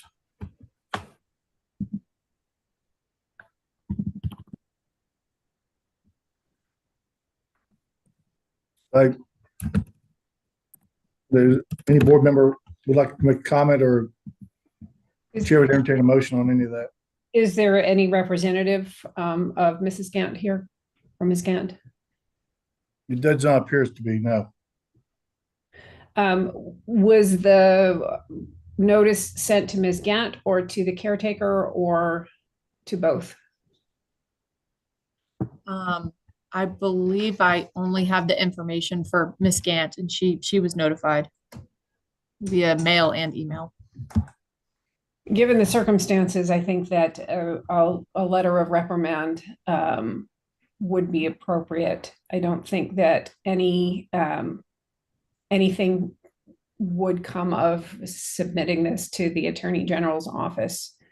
I would just ask that any letter of reprimand would include a plea to the caretaker to ensure that care is taken, that Ms. Gant is not allowed to repeat this violation. I have a number of questions. Well, but yes, you had want a letter of reprimand to Ms. Gant? Yes. We have the authority to issue a cease and desist as well on our own accord. Is that not correct? Yes, yes. So that is up to others to determine whether or not they would want to add that. I would like to ask some questions. Sure.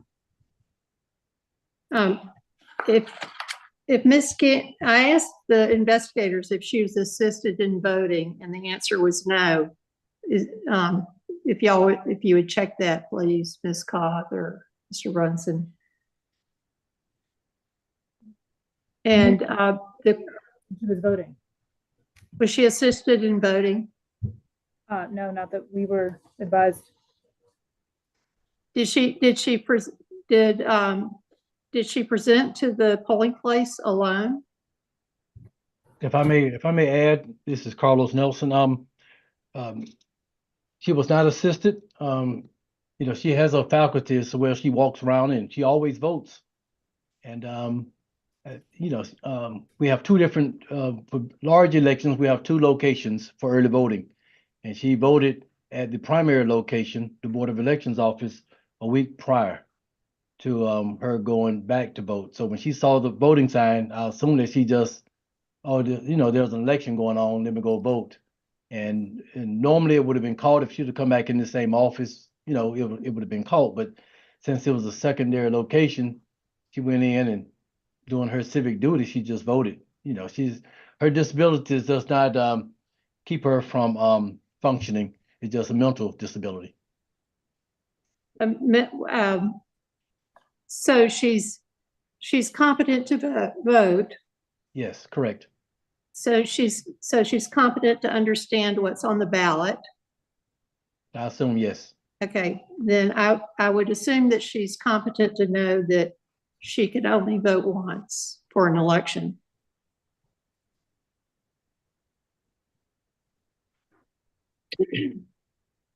And if she voted a week apart, why didn't EasyVote or ENet have this recorded?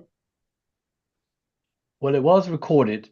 Ms. Kim Stevens was our part-time assistant elections clerk. So she was at the secondary site with Ms. King and the other poll workers.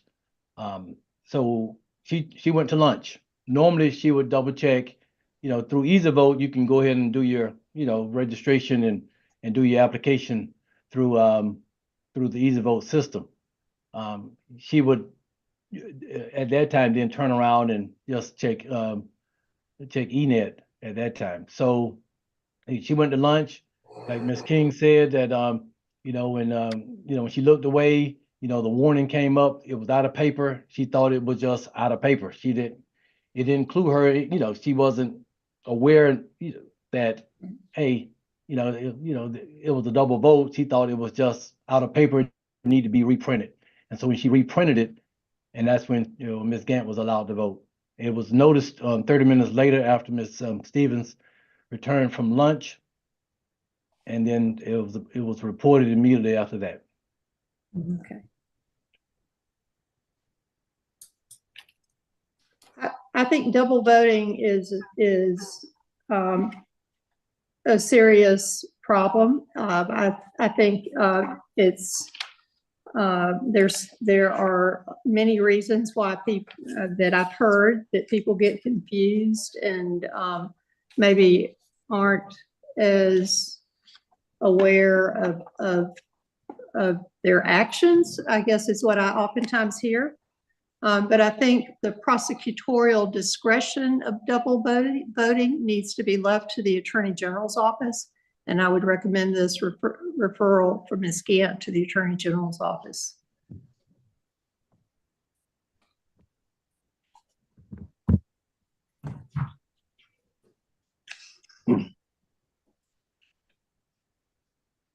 Any other comments by board members?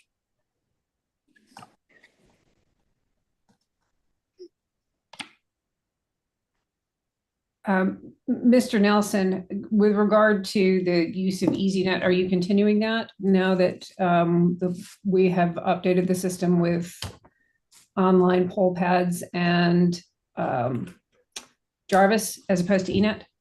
No, ma'am. No, ma'am. We immediately went to the poll pads as soon as they became available for early voting. And is the process similar that you can override, or does it take more steps to override a warning like what it accidentally happened because it coincided with the paper? I guess in the system you can override, but with the new poll pads, you would have to go through many steps in order to override a vote by going in, double checking, making sure that that person, voted through the Jarvis system. And so the chances of that happening is very slim. That would have to be an intentional act, basically, to override the poll pads. Thank you. That was very helpful. Mr. Nelson, you know Ms. Gant? I've seen her. I don't know her personally. So you couldn't make a determination as to her mental stability? The only time I've ever known of seeing her is in previous elections. She would just come in and vote, and that was it. And we are, we're a small community. She walks a lot. And she's in her own world, and so that's the basis of my knowledge of her.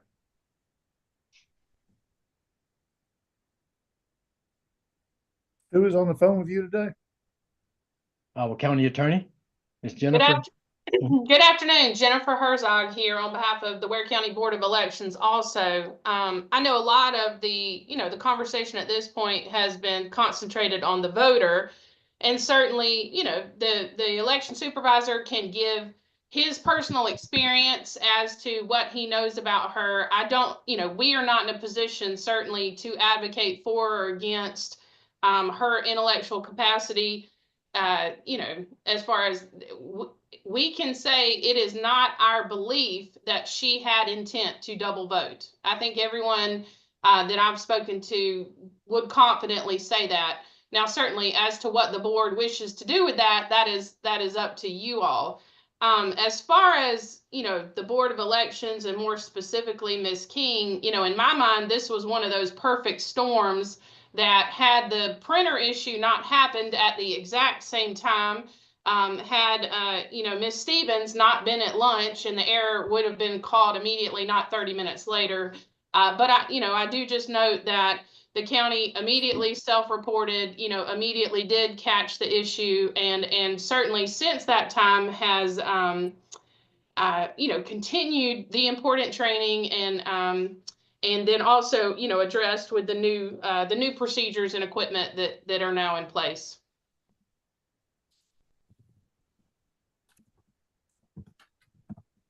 Mr. Chair? Yes, ma'am. Do you know if the new poll pads, how frequently do they sync, and how up to date are they when voters come in? Do they sync within minutes or hours or days? Philip, if I may, my experience from this past election was that they would sync at different levels depending on what the capacity of the internet was at the time. So, I mean, some of them were synced immediately almost, and some of them took several minutes to sync. That's correct. But is it accurate to say that no more than 1 hour? I never found any that was more than several minutes when I was going around the various polling locations. And if I may, for the last couple of large elections, we've had 2 locations, and and we've never had no more than a couple of minutes syncing from one location to the next using the new cellular pole pads. So in other words, it takes longer to drive from one location to another than it would for it to update. That's correct.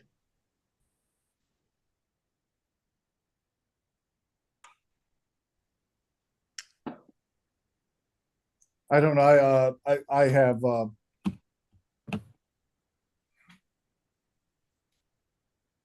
fact that, everybody that seems to be associated with Ms. Gant does not believe that she, intentionally double voted, and there may be some mental disabilities there, gives me some, pause as to what this board should do with her in that case. And someone like that, referring them for prosecution or whatever, adjudication by the AG would have little impact probably, or anything like that. I mean, I'm just sympathetic to people that have some mental issues. So I am too, Mr. Chair, and that's why I think the Attorney General will handle this appropriately at the time, and they will, and as they review and further investigate this violation, I think they will do the appropriate thing. I don't think it needs to be our decision. What we're deciding here is there a violation of election law, and it seems to be enough evidence to suggest that there is. And the Attorney General will be very sensitive to the situation for Ms. Gant, I am sure. As far as the county goes, I would recommend a letter of instruction. I think it was an honest mistake. if there are there any further questions from board members? Chair will entertain a motion on Ms. Gant at this time. Mr. Chair, I move that there's sufficient evidence to refer Ms. Gant to the Attorney General for a violation of double voting 21-2572. We have a motion to refer Ms. Gant to the Attorney General for adjudication. Is there a second? Yes, Mr. Chair, I will second that motion, having not been able to meet with Ms. King, as well as I actually can agree that I know Dr. Jan's a medical doctor, but we're not. So I don't want to make assumptions. I think this is something that the Attorney General office will have to, or should take care of. We have a motion and a second to refer to AG. Any discussion? Hearing no further discussion, all those in favor of referring Ms. Gant to the Attorney General signify by saying aye. Aye. Member Gazal? Nay. Nay. Okay. Motion carries 3-1. The second part of this is concerns Ms. King. Is there a motion on the violation by Ms. King? Mr. Chair, I move that a letter of instruction be sent to the election office, Ms. King. We have a motion to issue a letter of instruction for Ms. King, election office. Is there a second? Second. Second. We have a motion and a second from Member Jeffries. Any discussion? Hearing no discussion, all those in favor of sending a letter of instruction signify by saying aye. Aye. Any opposition? Hearing no opposition, so moved. The motion carries 4-0.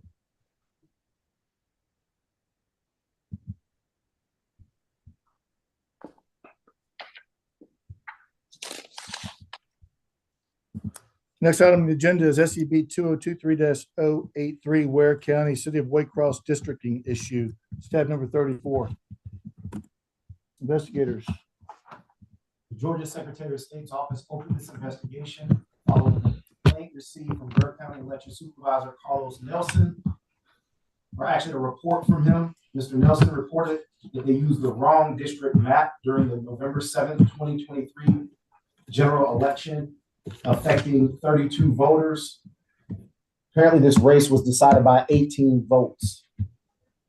This is a possible violation of OCGA 21-2-226 sub B, duties of county boards in determining eligibility of voters, maps of municipal boundaries, notice of ineligibility, issuance of registration cards, etc. The investigator spoke with election supervisor Nelson, who stated he obtained a copy of the 2011 district map from the GIS system and emailed a copy of it to GIS coordinator Dustin Minshew. Mr. Minshew created the districts using the 2005 maps instead of the 2011 maps. Mr. Nelson was not aware the district lines were wrong until after the November 7th, 2023 general election. Mr. Nelson advised that no other election was affected by the districting mistake. Districts 4 and 5 were eligible to vote in the election for mayor. 23 electors located in District 1 voted in the District 5 race because of the mapping error. 9 electors voted in District 4, but should have voted in District 5. The error was reported to the Secretary of State's office, and the process was started with the Superior Court to have a new election, and the changes were ultimately made to the district map.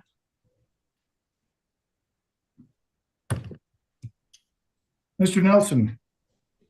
Mr. Chairman, if I may, Jennifer Herzog, I think since I've handled the litigation, I may be the best one to speak as far as there's a little more information that needs to be supplied. The case did go up to the Georgia Supreme Court. If I may provide that to the board, and then of course, if you all would like to ask any questions of me or Mr. Nelson. We are anxiously awaiting your explanation. Oh, excellent. Thank you, sir. Well, I think, the groundwork was certainly well laid as far as we self-reported, again, Ware County self-reported what at the time we believed to be that the wrong map was used. It was intended for the 2011 map to be used, but in fact, a 2005 map was used. The trial court did find that because of that mapping issue, it vacated the election and ordered a new election. That trial court order was appealed to the Georgia Supreme Court, and just recently, within the last few weeks, and we did forward this to the investigator. I'm not sure if they were able to receive it in time for this meeting. It was sent a few weeks ago. The Georgia Supreme Court overturned the trial court's order, actually finding that the 2011 map was never properly adopted and all the steps taken by the city of Waycross. And so, in fact, it was proper, although we believed it was in error, the Georgia Supreme Court found it was proper to use the 2005 map and therefore upheld the election that had been challenged. So it is certainly a fractured and complicated history. Of course, I represent the Ware County Board of Elections and Registration, and Mr. Nelson's the election supervisor. We're here to speak, on behalf of that board. I do not believe there's anybody from the city of Waycross here, at least as far as I know, but I wanted the board to be aware because I think the Georgia Supreme Court's ruling shows that, this was not this one is a historical mess when it comes to the mapping in the city of Waycross. My understanding is the city of Waycross has since taken steps to clarify these mapping issues. And so, those will be properly provided to the Ware County Board of Elections and Registration as election superintendent for the city of Waycross, and it should not be an issue going forward. So you mistakenly got it right. That's exactly what happened, sir. Okay. Are there any other questions from the board? Attorney Herzog, can I hazard a guess that this has cost the county significantly more than the upper limit of our capacity to fine you, which is something which is relatively low? So appealing to the Supreme Court has been costly. That is an excellent question. I will tell you there has certainly been significant legal expense, significant time, and I do not have that number right in front of me, but it is fair to say that it was a costly lesson. I am grateful for, on behalf of your county taxpayers, that you don't have to run another election, because that would be even more costs. But that is generally going to be the price paid for counties that screw up their mapping and their districting. Usually it's a districting problem, not a mapping problem, but either way, this is really complicated. I have no other questions. Any further questions from the board on this?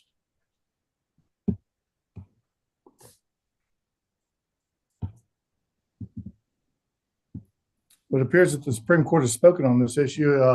The chair will entertain a motion. I would move to dismiss with grateful thanks again to Supervisor Nelson for self-reporting. We have a motion to dismiss. Is there a second? Second. We have a motion to dismiss and a second from Dr. Johnson. Any discussion? Hearing no discussion, all those in favor of dismissal of this claim or case number SCB 2023083 signify by saying aye. Aye. Aye. Any opposition? Hearing no opposition, so moved. Motion carries 4-0 to dismiss this case.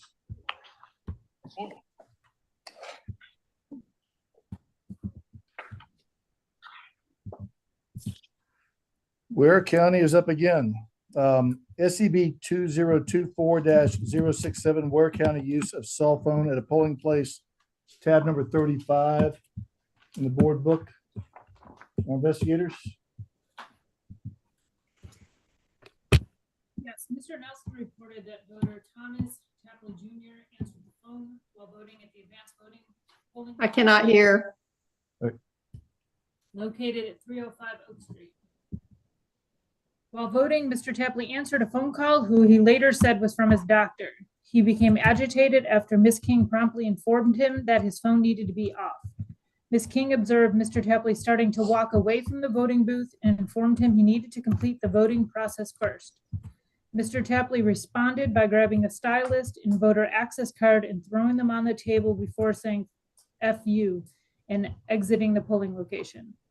When Mr. Tapley approached the desk, Ms. King was unsure if he was going to knock everything off due to how agitated he was. After Mr. Tapley left, Ms. King contacted the Ware County election supervisor, Carlos Nelson, and informed him what had occurred. The investigator spoke to 2 other staff who reiterated the same version of events. The investigator spoke with Mr. Tapley, who said he was at the tax office for another matter, and while he was there, he decided to vote. And about halfway through the ballot, he received a call from his surgeon. Mr. Tapley was scheduled for a knee replacement surgery and was waiting on the call from that surgeon. He said he realized the poll workers were just doing their job, but he needed to talk with that surgeon. Mr. Tapley informed the poll workers he was going to take the phone call and claimed they jumped up like they were ready to fight. Mr. Tapley claimed one of the poll workers threatened to call the police, and he in turn told her to call them. Mr. Tapley removed his voter access card and threw it down with a stylist before leaving. Later, during the interview, he referred to one of the female poll workers as a bitch and claimed she jumped up like she was ready to fight. He did not remember the female poll worker's name. Potential violation. OCGA 21-413E, conduct of voter.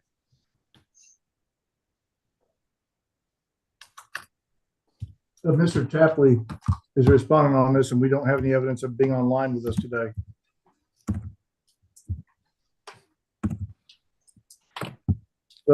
Is there a respondent from Ware County? Mr. Chairman, Jennifer Herzog, I do not believe Ware County is named as a respondent in this one. Are there any comments from Ware County on this? How about that? I don't believe outside of, what the investigative summary shows, but certainly Mr. Nelson, if you have anything you'd like to add that, is outside the summary. I think the summary is pretty accurate. Well, the poll workers jumped up whenever the phone rang was just to alert him he can't get on the phone. And, he first ignored, and that's when Miss King was like, so her first words to me when she called me was like, I was going to tell him he can cancel the process and come back to vote, but he got his stuff, threw it on the desk, made some choice words, and then, headed out the door. So that's where we were. But we went ahead and canceled his voter registration, his voter, because he never completed the process. So we canceled his check-in, and so I'm not sure if he returned another time or voted on election day, but he was still allowed to vote if he had wanted to.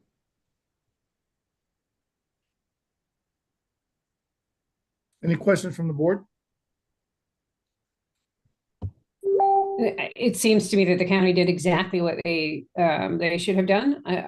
Having gone through a number of surgeries myself recently and upcoming, I understand the respondent's response, but nonetheless, I'm more troubled by the attitude that he displayed than I am the fact that he took a call inside the polling booth, because I would have done the same, quite honestly. But I thank you, Supervisor Nelson, for treating your staff in such a way to make sure that the voting is as accessible to all of your voters, even ones with bad attitudes. So, well done. Thank you. I would move for a letter of instruction in this case. I think the extenuating circumstances of having surgery scheduled the next day explains a lot of the attitude. But clearly, Mr. Chair. Yes, Member Johnson. I can't explain why Mr. Tapley behaved in such a way, and he's not here to respond to it either. But I want to express my appreciation of the poll manager for maintaining composure. And I hope it was not too traumatic for that poll manager or the poll workers. And I would really like to inform everybody that's listening or watching that respect for each other is of utmost importance, and understanding that people may be ill and they're getting a return phone call from a doctor, which is a miracle in itself. But nevertheless, they could always step outside of the polling place, handle their emergency call, and come back in and vote. And I would hope all the poll workers would be sensitive to an exception like that, to accommodate a voter. But rude behavior is never, it's just, never acceptable while in a polling place while we're voting. We all need to respect each other.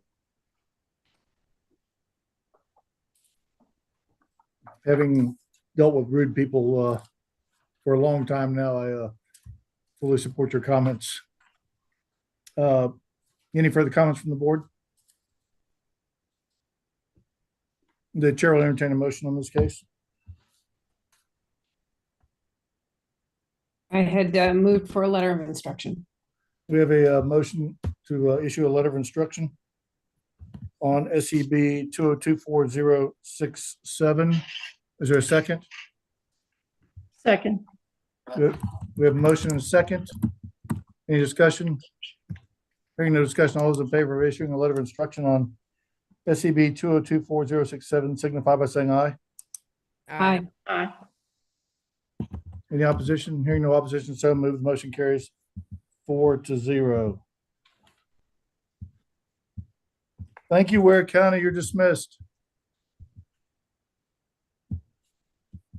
Thank you. I have a few other counties, but they are very late in the agenda. So I'll sign off for now and then see y'all later in the agenda. Hang on a second, okay?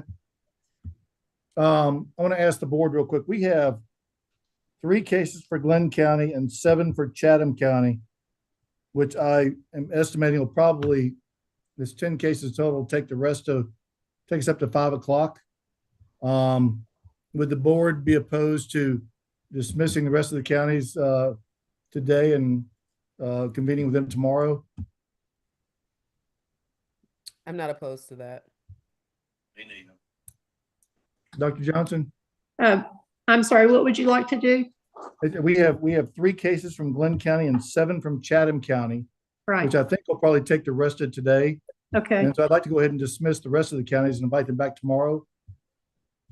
Okay, Ms. Herzog, what other county are you representing? She represents Tiff. I already took her off. She represents Tiff. She's Tiff down at the bottom. Would it be permissible for her, respecting her time, to hear those two cases so that she will not have to be here tomorrow? Dr. Johnston, thank you for offering that. I don't want to mess up the board's agenda, and I actually had made arrangements so that I'd be available in the morning also. So if it is best for you all to go ahead and march through the agenda, I'll plan on seeing you all in the morning. You're very kind. No, well, you are. Thank you very much. Is there any other objection from the board in doing that? No objection. So for the counties that are left, Bryan County, Grady County, Clinch County, Tift County, Tifton Cook County, Carlton County, and Berrien County, and Camden County. Those cases will be heard starting tomorrow morning at 9 a.m. And so if you're listening, you're welcome to continue to listen, or you can drop off, and we will hear those cases starting in the morning at 9 a.m. So the next item on the agenda is SCB 2022-035 Glenn County voter registration fraud. It's tab 36. So the Secretary of State's office received an email complaint from Mrs. Sarah Ramtenfar, and that was received April 22nd, 2022, claiming that someone submitted a voter registration application in Glenn County in her name. Mrs. Ramtenfar stated she did not complete the application because she was not a U.S. citizen at that time. So, in looking at the application that was filled out, the investigator then requested the original copy and told it was no longer available. However, he was able to obtain an electronic copy of the application.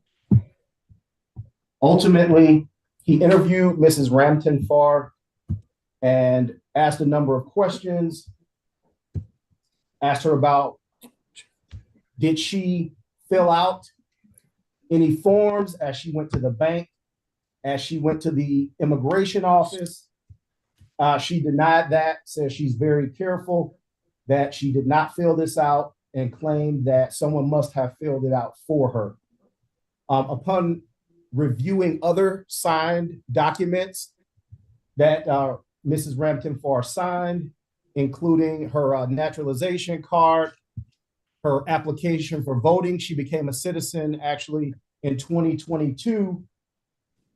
The investigator made the determination that the filling out of the application in 2019 and the other items as it relates to her signature, in addition to other information that she filled out, was absolutely identical.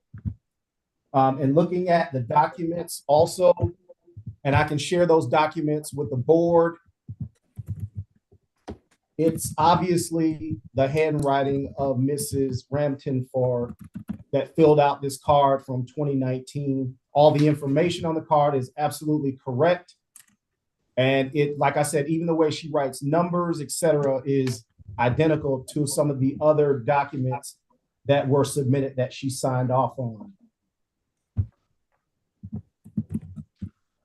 So based on the evidence, based on the similarities between her signature for various documents that were reviewed,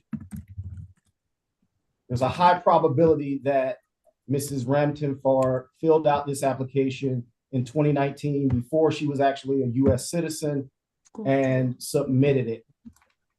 Ultimately, looks like she received a letter from the Secretary of State's office in 2022, and then she filed her complaint saying that she believes someone filed it fraudulently. Now, it looks like also back in 2019, she received a letter from Glenn County, April 19th, or actually, no, that's the 2022 letter. One second.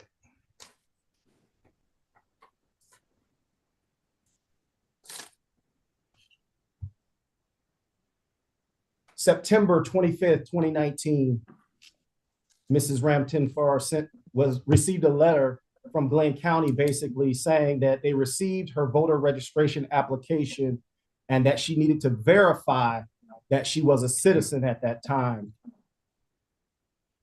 And so in looking at the fact that that letter was received in 2019, however, the complaint wasn't made to the Secretary of State's office until April of 2022, almost 2 years later, is another question that we had. And so based on the examination of all the different documents, her signature, et cetera, there's a high probability that the application was filled out back in 2019 by Mrs. Ramtin Farr.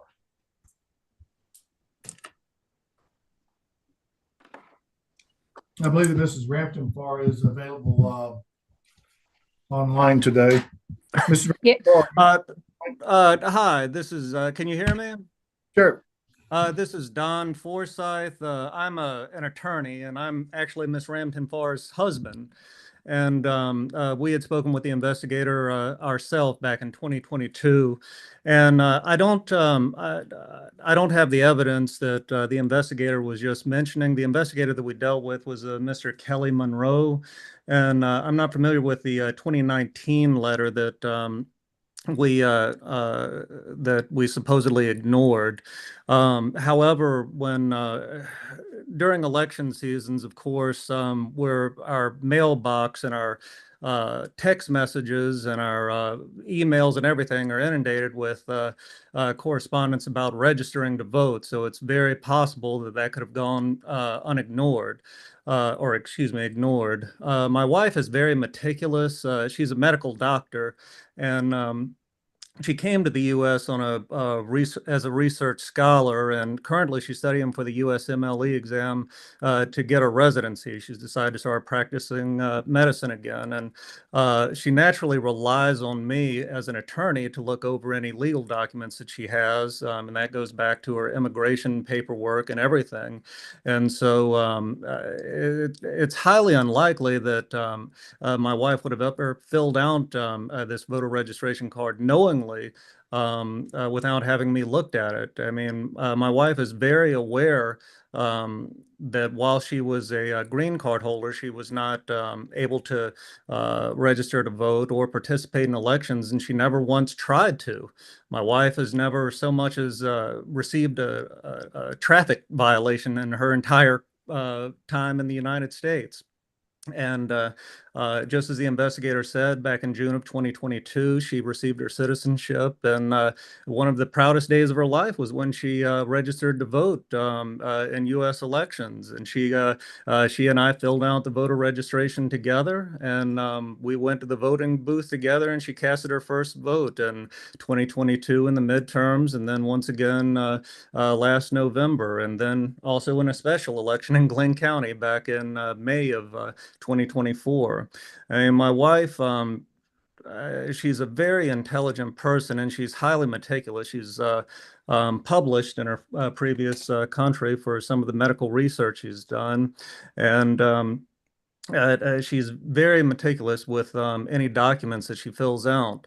And as soon as she received correspondence about this, that came to our attention about any sort of trying to register to vote while she was not a U.S. citizen, she immediately reported to the Secretary of State's office, and she has met with investigators and tried to be as completely compliant as possible. Now, the sample of handwritings in the application that my wife viewed when we met with the investigator, Kelly Monroe, my wife did say that the signature was highly similar to her own handwriting. Now, some of the ways in which the boxes were filled out on the application were inconsistent with the way that she does it. I believe, and my wife is here to answer questions as well, but such as some of the boxes that were checked, it was done with checks, whereas my wife clearly and definitively always marks X's on boxes. And then but like I said, there's no way my wife would have knowingly done it, and any sort of legal document that my wife is confronted with, she immediately hands it over to me as the attorney to interpret it and make sure that she's in full compliance with the law. And like I said, my wife, she loves Georgia. She loves the community. She respects the laws. I mean, even when we're driving in traffic, for instance, if someone so much as cuts me off in traffic, she feels the need to call up and report the traffic infraction. I mean, she's so meticulous with obeying rules and regulations.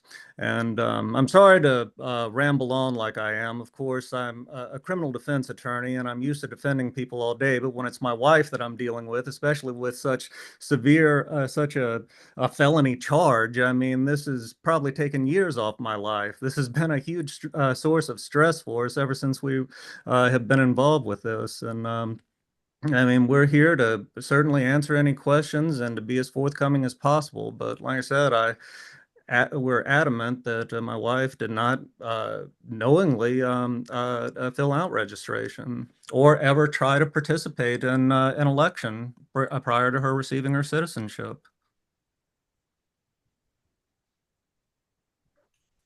Thank you. I mean, I'm looking at the two different voter registrations filled out on the same day, February 12th, 2024, and they are substantially similar.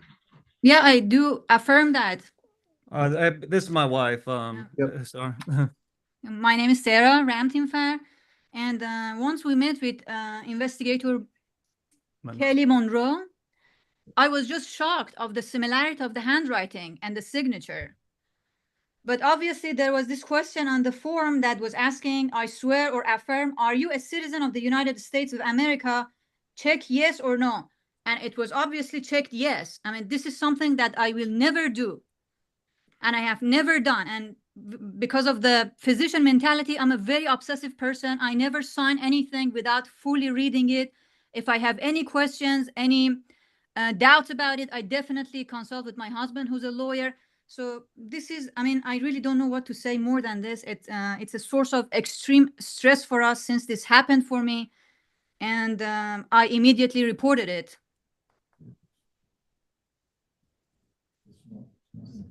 I have a question for the investigators. Is there any evidence that any person voted on this registration? Well, actually, let me take a step back.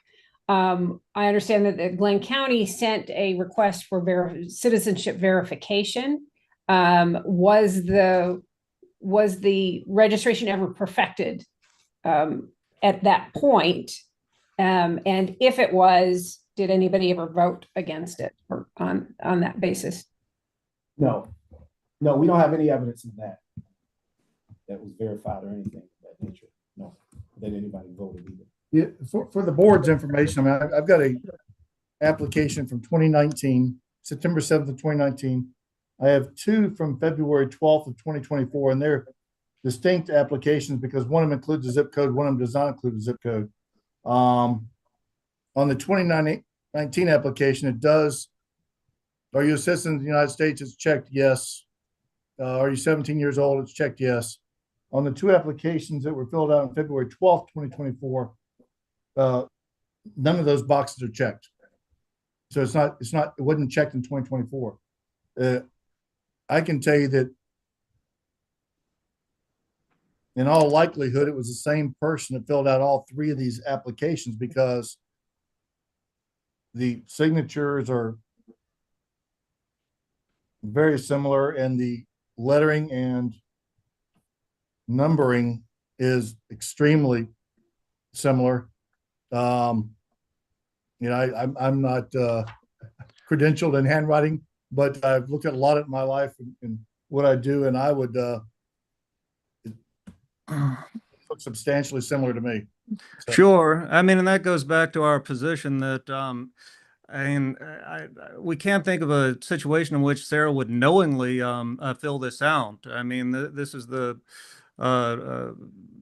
we can't imagine it. I mean, certainly she did not try to vote. I mean, I'm trying to imagine, and this is something I've gone over with them ad nauseum, was there something at the Department of Driver Services office or through immigration or anything that this might have gotten mixed in or any circumstance? But I mean, like I said, if she was trying to fraudulently register, I mean, it doesn't make sense that she would report herself or that she never even attempted to participate in an election. I mean, and I mean, we're certainly not creeps here. I mean, my wife, like I said, she's trying to get her license to start practicing medicine here, and she was a green card holder at the time, and there's no way that she would try to violate that in any way by trying to fraudulently vote in an election.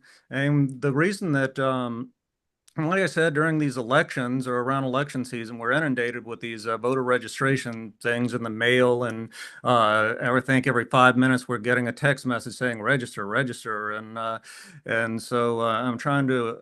I mean, I can't imagine my wife actually filling it out without consulting with me, but nevertheless, I mean, she's never tried to participate in an election at all. I mean, you know. It's interesting because these two from February 12th, 2024 were filled out by the same person on the same day.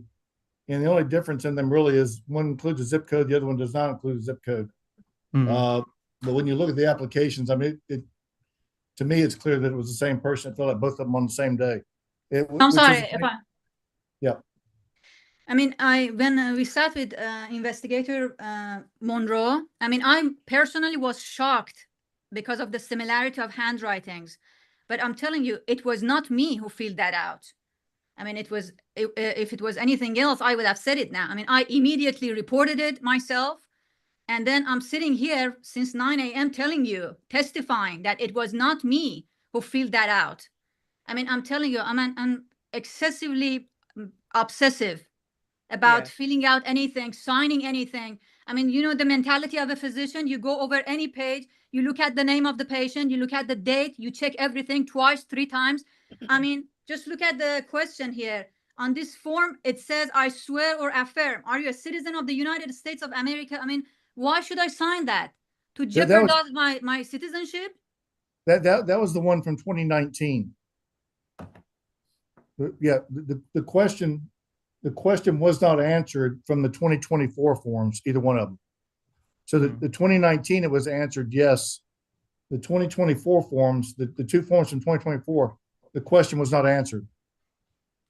I see, and we don't have these forms in front of us, so I can't comment to the forms or anything. I mean, it's and I believe Investigator Monroe had shown us the 2019 form and asked us if the form and the signature and everything were consistent with Sarah's normal handwriting. And so, and what she said, it was very similar. And like I said, we've been trying to rack our brain. I mean, my wife is adamant that she did not fill out one of these things.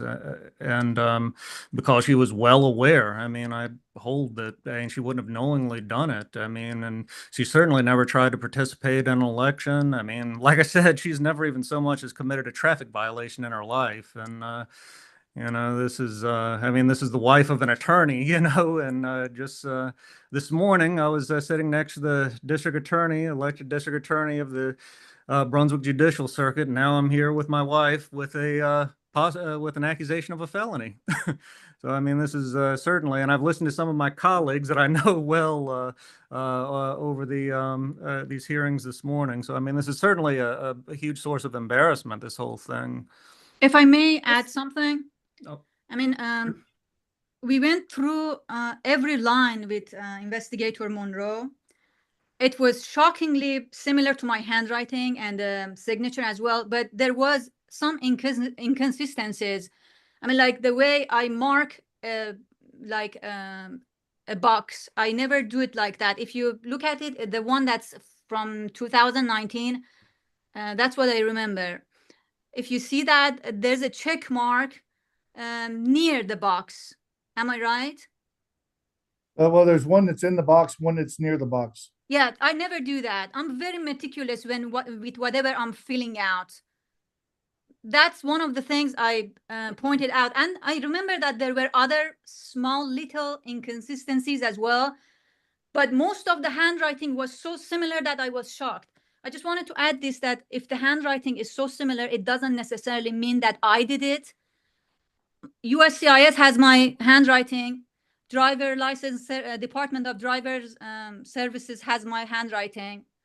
And Well, yeah, I understand where you where the line is drawn, but there's also 3 other boxes on that 2019 that have check marks in them that are very similar to the check marks made in the 2024 applications. Or X's actually in the boxes. There's 3 other boxes that are X'd under race, ethnicity, and the gender that have X's in the boxes, similar to the 2024 applications. And so, like I said, I just, I'm not credentialed in handwriting analysis, but if I were to, as a layman and having done this a lot in my life for different investigations, you're right. The handwriting looks substantially the same to me, with some small inconsistencies. But if you take anybody on this board and ask them to write 3 different things, you're going to find some inconsistencies when you write. On my signature alone will look, you can find 50 different examples of, depending on how tired I am at the time. So, yes, and I understand as an attorney. I mean, I've encountered cases where it comes to signatures. I mean, unfortunately, the original wasn't available. I mean, because we don't know if it was copied and pasted from another document, if there was impressions on the actual original document to show a live signature or a photo of it. I mean, of course, I'm getting into the realm of speculation on this, but I mean, once again, we go back to the fact that Sarah never once tried to participate in an election, and then as soon as she got notice of this, of an attempt to register, I mean, she immediately reported it to the Secretary of State's office. And I understand the investigator once again said that they had sent something to our house in 2019 about an attempt to register, but neither my wife nor I recall this. I mean, it's possible we could have very well. I mean, too bad it wasn't certified, so we could say, yes, Adam, absolutely, we received it, but we don't recall this. I mean, we do recall the 2022 letter, which we, as soon as Sarah received that, she immediately called the Secretary of State's office and said, hey, I think someone's trying to register under my name. I mean, we heard it. I'm sorry. Sorry about that. Sorry to interrupt you. I have been listening and I believe you. I believe both of you, actually. I believe you because in 2019, I had some really bizarre things happening as well. I received a phone call from a close friend who stated that she's an older woman, and she stated that she received a absentee ballot request and an absentee ballot for a family member who had passed away and who had never lived in Georgia. There was a lot of wonky things going on in 2019, and we debated over and over and over again. But the point is, I do know there were some really bizarre things happening. The fact that we have 2 documents that was filled out on the same day is alarming to me. It just reeks to me of potential voter fraud, but I can't say that I think it was on the end of Miss Rampton-Farr. I don't see that. So, but I am concerned about this case.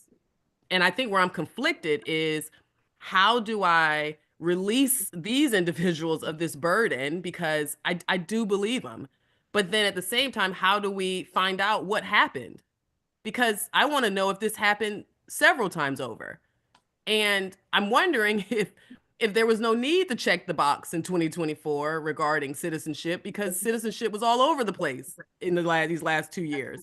So I'm in a position where I'm listening. I want to relieve them of this burden because I do believe them, but I do want to find out what happened. I think it would be unfortunate we don't have the ability to share these documents right now. Do we? I actually had the investigator email me, send me a PDF of the different Yep. documents, so I can forward them. We're gonna email the documents to the board right now so that they can look at the documents themselves. I think it'd be important for you to be able to see these documents. Thank you. And one of the things that the investigator did also is asked about, did you report identity theft? He asked all of those questions. He went through all of that with Mrs. Ramtenfar, and nothing had been done as far as reporting it. You know, if there was a belief that this was identity theft or some type of fraud, there was no report made to the local police department. Those were questions that were asked. In addition to, was this inadvertently filled out somewhere? And she indicated that she was sure that she did not fill out this form. Well, I'm sure because I know myself and I know that I'm extremely obsessive about signing anything without fully reading it. And as far as reporting it to local police, I mean, when it came to issues of voter fraud, my wife asked me, who should we report this to? And as an attorney, I thought the most appropriate entity would be the Secretary of State office, because we had heard so much about voter fraud. I mean, I didn't think it was a matter for the local police. We reported to the Secretary of State's office looking for guidance from them on how we should proceed. I mean, this is an area that I'm not familiar with litigating as an attorney, voter fraud issues. And so that's why we went to the Secretary of State's office, because we thought it was the most appropriate entity. I mean, and, you know, like I said, I mean, I understand and sorry, I'm starting to get a little bit defensive as a, you know, as an officer of the court. I mean, I'm not used to being questioned this way. I mean, usually I'm, but like I said, this is a personal matter with my wife, and like I said, it's been a huge source of stress for us. And like I said, I'm trying to keep my head cool and everything during this because I love this woman, and you know, I've always tried to steer her legally in the right direction, and then this happens, and I feel like I've somehow I've let her down, you know, and I feel that I mean, I don't know what more we could have done besides alerting the Secretary of State's office. And when I hear the investigators saying that we did not alert any other authorities, I'm just like, okay, well, that's on me. I'm the attorney. I should have alerted the GBI, the FBI, the whomever, you know, U.S. Marshals, whomever. But that was on me, the recommendation of reporting it to the Secretary of State's office when my wife asked me who to report it to.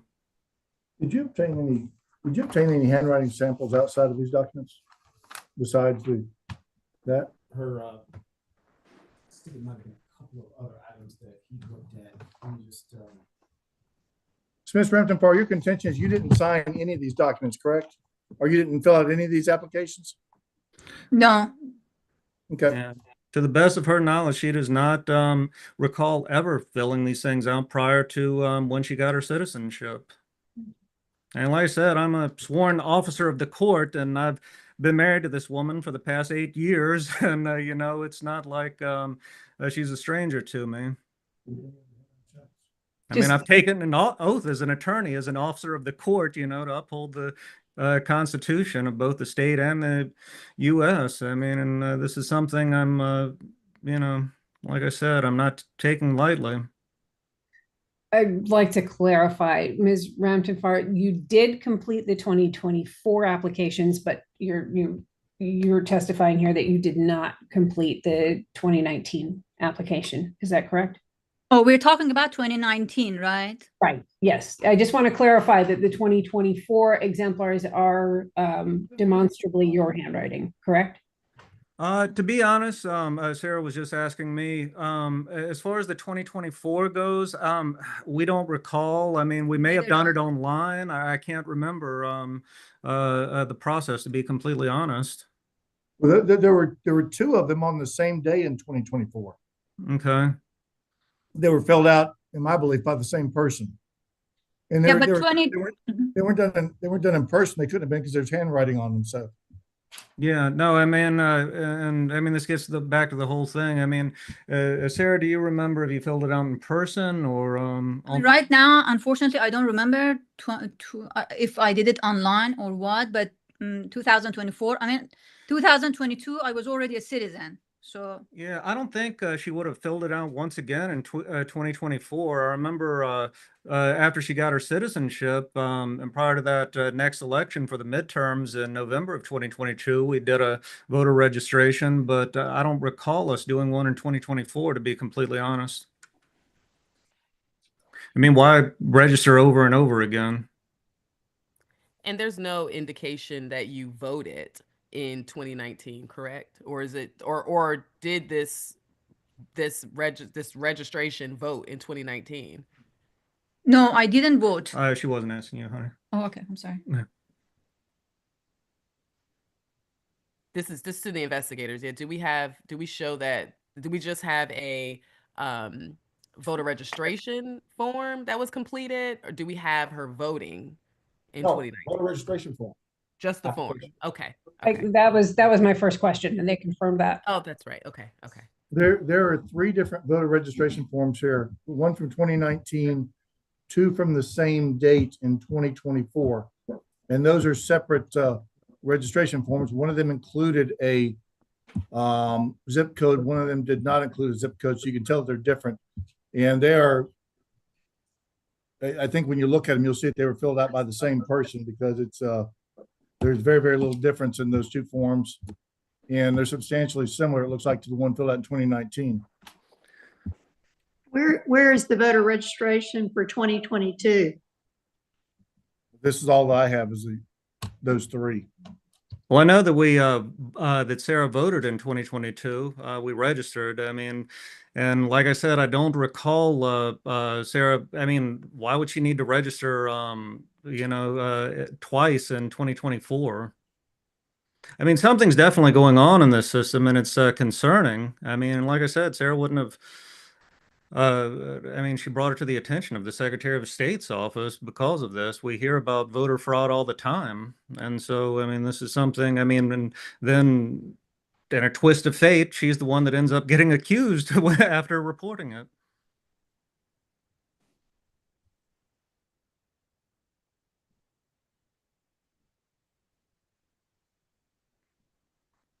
But the issue is 2019.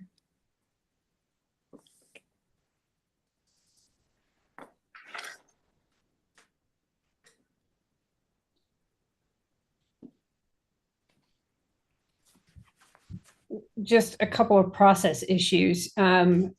We don't have criminal jurisdiction. Any sort of criminal charges would have to come from a district attorney's office, and that would require a separate referral, and those are exceedingly rare. We do make them, but it is very rare. Sure.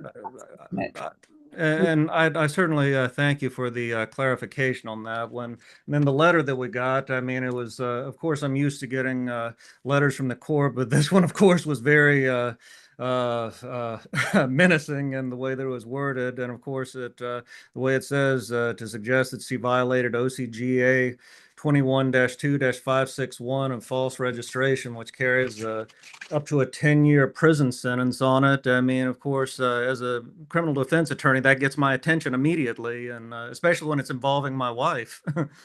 And like I said, as an officer of the court, I mean, I would never allow my wife to knowingly violate any law. Like I said, she's the most law-abiding citizen you'll ever meet in your life.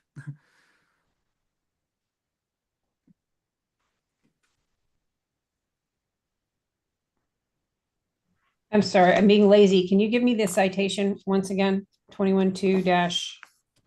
The code. Oh, okay, yeah, it's OCGA 21-2-561, subparagraph 1.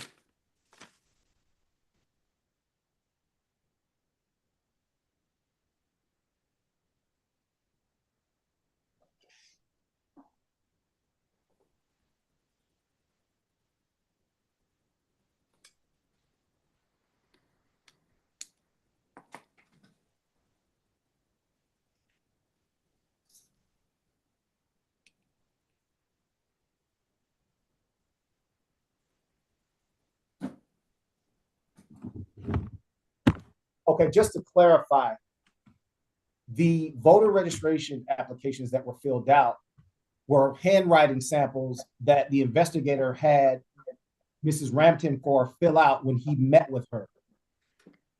Okay, I was about to say that I did. Why would we do it again in 2024? Yeah, so that explains why there's 2024 on there, because that's when he sat down with Mrs. Rampton Farr and had her fill that out to compare it to the 2019 registration.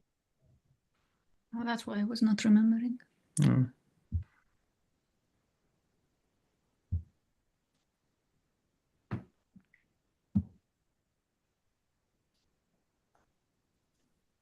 The reason I wanted to read the statute itself is I wanted to see the mens rea requirement. And unfortunately for that particular provision, the mens rea is related to knowing that you're not qualified and not knowingly falsifying information, because that would have been a far simpler analysis. Of course. So I'm struggling a little.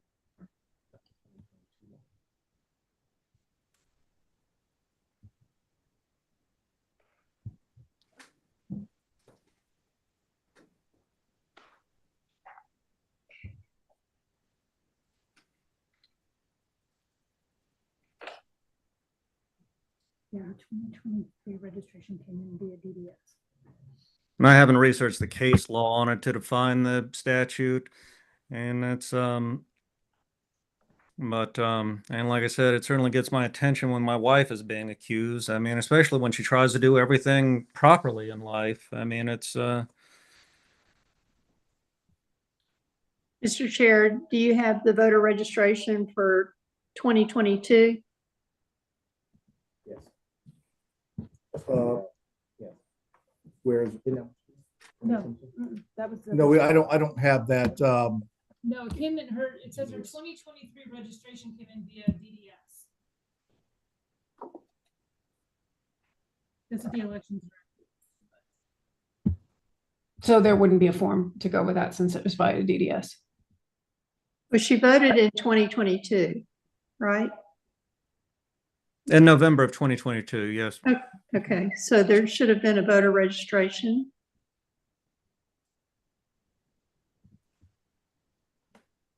Ms. Rampton, for when did you become a citizen? June 26, 2022. Okay.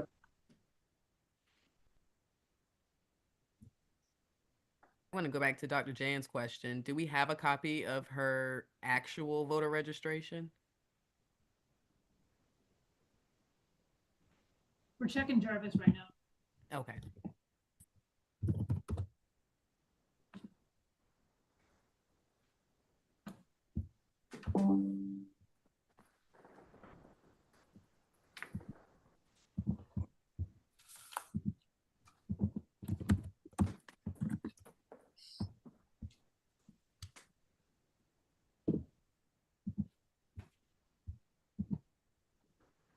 This is not the point here, but I would like to highlight the fact that the registration was never processed. It was never finalized because it was flagged as a non-citizen. So the system worked. In 2019? In 2019, yeah.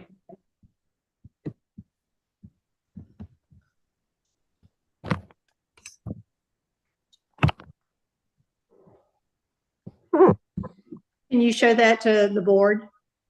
Registered via DDS. Me. That's it. You don't have a handwritten.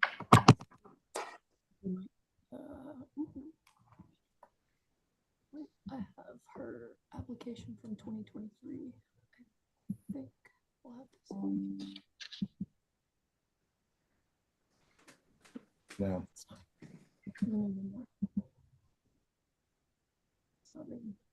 The DDS doesn't have a handwritten application that we can identify.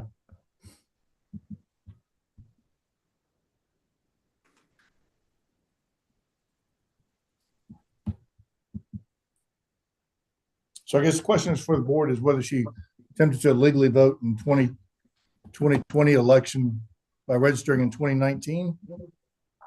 No? That was, there was no attempt to vote prior Well, to, well, the attempt to vote would be registering to vote, attempting to register to vote right, yes. in 2020, yes.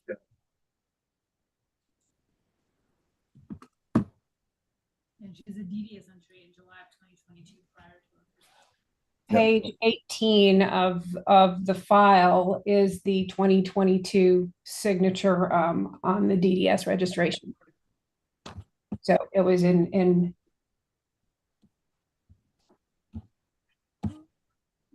it appears. Oh no, I'm sorry.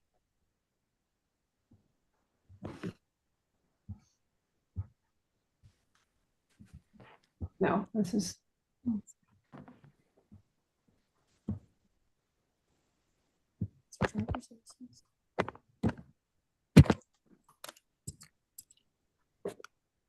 Sorry, I'm looking at something different. Yep.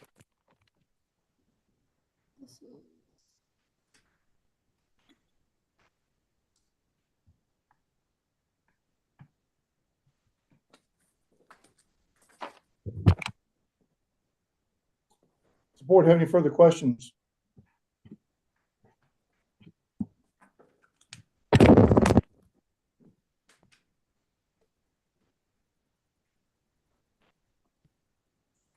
Does the signature on the 2022 voter registration appear the same as the signature on the 2019 voter registration?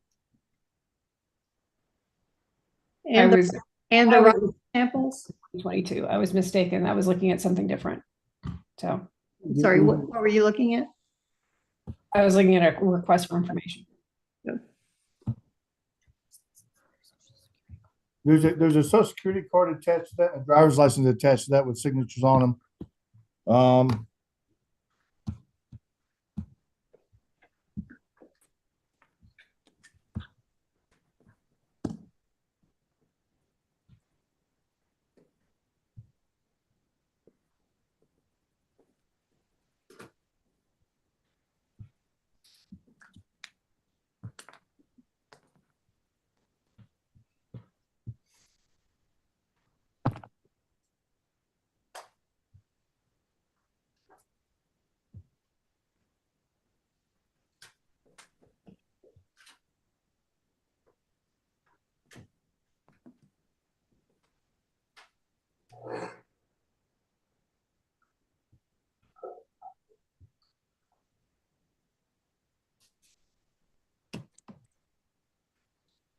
Any further questions from the board? Any comments from the board? I'm not sure I have a complete picture of the dates and the handwriting and the signatures. If we do not have the 2022 voter registration, that's an important, seems to me that's an important document to obtain. I can send it to them right now. It just doesn't have her signature on it, the document that's in Jarvis.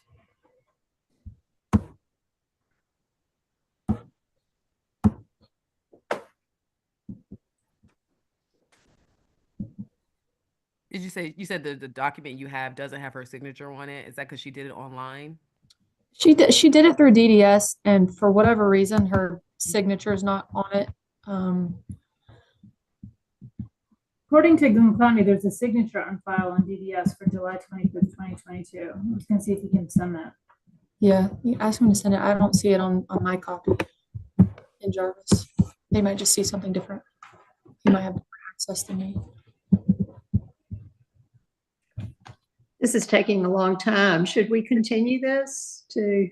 I think that continuing this and seeing if we could obtain some more handwriting samples online might be beneficial for the board, and sending that information to the board. Excuse me, may I have a question? Yes. May I ask a question? I mean, would you please help me understand why are you looking after the handwriting? Because I'm testifying, the handwriting was exactly similar to mine. So the signature as well. So that's why I came to you. That's why I reported immediately to you. because I didn't know what to do. Somebody on my behalf copied my handwriting and my signature. Yeah, that's where this board gets a little bit, I guess, concerned in that we have some documents that were filled out by you that are substantially similar to the ones in 2019. And this board needs to make a decision whether or not that 2019 document was actually filled out by you or not. And I think that Dr. Johnson is asking if there's any other examples besides the two that were filled out in 2024. I'm not. I think the board would like some more time to look at this before making a decision on it. Is that correct, Dr. Johnson? I think so, to be complete too, because she's adamant that this is not her handwriting, but we don't have enough example, or I don't have enough examples in front of me, and there's a missing important document, the voter registration of 2022. That should be her initial voter registration with requesting proof of citizenship, citizenship documents, which she had. So I think we need to. And if I could jump in, I mean, another crucial document that we're missing is the original 2019 voter registration. There's only a copy of it, and there's no way to verify whether that signature on it was copied and pasted or if it was a live signature. I mean, and like I said, that's concerning to me that there isn't an original copy. There's just there isn't an original. It's just a copy of it, and there's no way to determine whether someone through editing software or anything may have just imposed this signature on it. I mean, that's what's concerning me: the lack of original documents in the case. Well, it's not just a signature. There's, I mean, all the other writing too is substantially similar to what was in 2024. I mean, this board could send all these documents off for handwriting analysis and have somebody who's professional at this determine whether it was the same individual that filled out the 2024 documents and the 2019 document. Well, once again, I mean, as I said, I'm a licensed attorney. I've been practicing now for 13 years, and I mean, I'm a sworn officer of the court, and I feel like my integrity is being questioned in this. I mean, when it comes to this, I mean, like I said, I've taken an oath to uphold the laws of both the state of Georgia and the U.S., and everything that my wife does legally is run through me, and there's no way to that I could say that she ever knowingly did this. I mean, she would have handed it to me. I mean, like I said, me being an officer of the court, I don't even have to go under oath when I step into a court. I can actually give oaths when I'm step into a courtroom. I mean, this is, like I said, I feel like my integrity is being questioned as an officer of the court. And then furthermore, my wife was the one that brought her. I mean, she reported this. I mean, the totality of the circumstances don't make any sense that my wife reported this and has been fully cooperative with investigators. She never once tried to participate in an election, and yet she's being threatened with a felony. Alex, can you send, am I missing? I think I'm missing the 2024. I feel like I only see the 2019. I resent you guys another email with all of the exhibits. Okay, First one There's no 2024. the 2024 ones were the writing samples. Oh, the 2024 was a writing sample. And, Yeah, those were writing. Okay, but you said you sent that to us? Yes, at 4:10, I sent you all of the exhibits for the case. Yeah, I just see the two. Okay. I can send it again. Yes, please. Just the 2024. I'm not sure why I don't see. I do not see it. The subject, I'll send it again. The subject of the email is 2022-035 exhibits 1118. Okay, I have 035, but it's just one. and it's Same. 2019. Same here. Okay, I'll send it to you.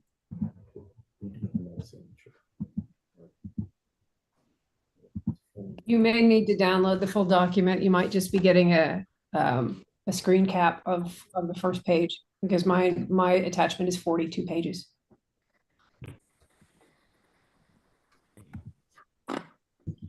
Ah, I think I see. Okay. Thank you, Sarah. Okay, let's see. Those handwritings were given to me by volunteer. And once again, like I said, under the totality of the circumstances, I mean, would I risk my law license and aiding in the perpetration of a felony, or my wife risk her medical career by trying to falsely register in an election? I mean, just the totality of the circumstances, it doesn't make sense. I mean, if one were to step back and just look at the totality of everything that's happened, I mean, my wife being a medical doctor and me being an attorney, if we're going to try to commit felonies. Ms. Rantifar, do you normally, for your ethnicity, do you normally mark white, or do you do the other Middle Eastern? Where'd that come from? Because I don't see that with the sample. I'm from Iran. Mm-hmm. Middle So do East. you normally mark that? White. Okay, so you normally mark white as ethnicity, because I see Middle Eastern I mean, written. depends on the choices, but Iran is considered part of Middle East. No, correct, So- but no, so you don't see what I see, but on the document on the 2019, they have white checked, and they have other checked, and they have Middle Eastern written as other. And as I'm looking at this, maybe I'm looking at it too hard, but I do see differences in the handwriting. As I told you, when I sat with investigator Monroe, we went through everything line by line. And he said that you're not obligated to offer me your handwriting, but I volunteered to give him my handwriting. Few pages, I wrote everything for him several times. So most of the handwriting was shockingly my handwriting. The Similar to her similar, handwriting, yeah. I mean, so But there were some inconsistencies, including that the way that I check the box. I never go outside or marginally mark a box. I'm sure that either it's an X, or if it's a check mark, it should be exactly within it. I mean, it's but because of my obsessive way of thinking and reading, and other than that, being a physician, that obsessiveness never lets me do anything without fully reading, fully understanding. Yeah, I just for the board, and I'm gonna go back to mute, but I still stand on my position that I do believe them. And as I'm looking at this, I see I see the similarity. It's very obvious, but the ethnicity thing threw me off a bit, and even in the signature, I feel like even in the signature, I can see some differences, which to Chairman Ferrier's point, that can definitely change over time if you're writing it multiple times. But yeah, I'm gonna go back mute, but I believe them, and but I do want to get to the bottom of this. I want to find out what's going on with this. Thank you.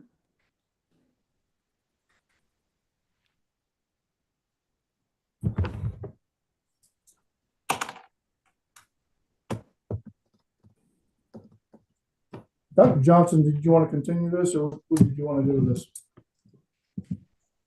I'd like to request continuation to find the 2022 voter registration.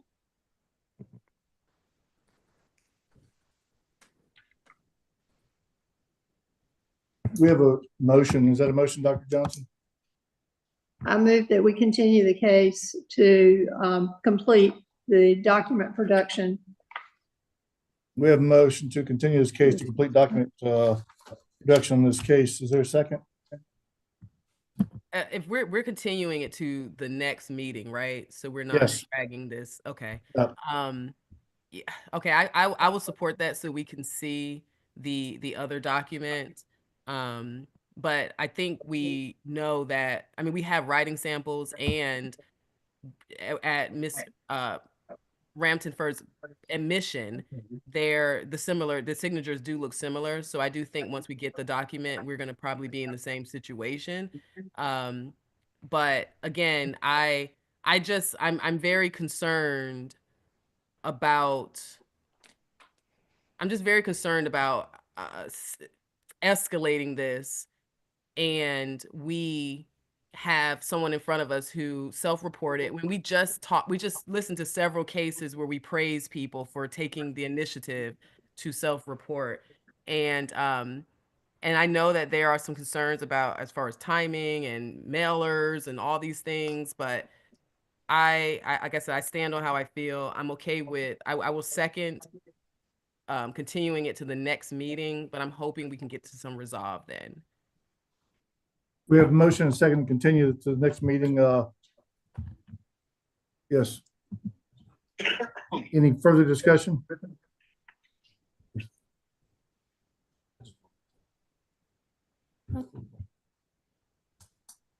Is it okay? We're in the middle of a motion. We have a motion and a second to continue to the next meeting. Any further discussion? Hearing no further discussion, all those in favor of continuing to the next meeting, signify by saying aye. Aye. Aye. Aye. Hearing no opposition, the motion carries 4-0. We continue to the next meeting. And if I haven't been muted yet, when is the next meeting? Right now, it's scheduled for May the 13th. Okay. We'll send out notification if we have any meetings between now and then, but it'll be scheduled for May the 13th.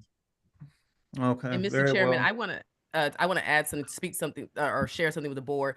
I want you to look at how her address is written, the 344.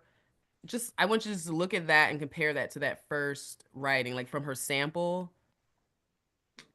versus the first writing. And I think the fours are different. It just looks different. It looks like two different handwritings to me. So I just want to add that. Just want to make sure I go on record with that while we're reviewing these documents. Got it. Okay, thank you. Let me ask the board, we were at 4:34. We have two more Glenn County cases. We want to release Chatham until tomorrow also. Yes. Any opposition to that? Okay. No. Chatham County, if you're attending this today, there are 7 cases. It doesn't appear that we'll get there before 5 o'clock to hear you. So you're released till in the morning. We'll start with Chatham County at 9 o'clock in the morning then. Next case on the agenda is SCB 2022-120 Glenn County voter video at polls. It's tab number 37 in the binders. Investigators. Yes, this was reported from the elections director of Glenn County. He said that a voter had come in and appeared to be videotaping himself. It was videoed himself with a cell phone going to the polling place and inside the voting booth. And the voter posted the video on his Facebook page. Mr. Putnam was interviewed and admitted to taking the video and posting it on Facebook. He advised he didn't know it was illegal. He said he didn't remember seeing any signs against it and said he would not do it again. He wrote a statement advising the same and said he was only trying to remind people to get out and vote on social media. Potential violations, OCGA 212413, subsection 8, conduct of voters. Do we have a respondent here today? I do not see them.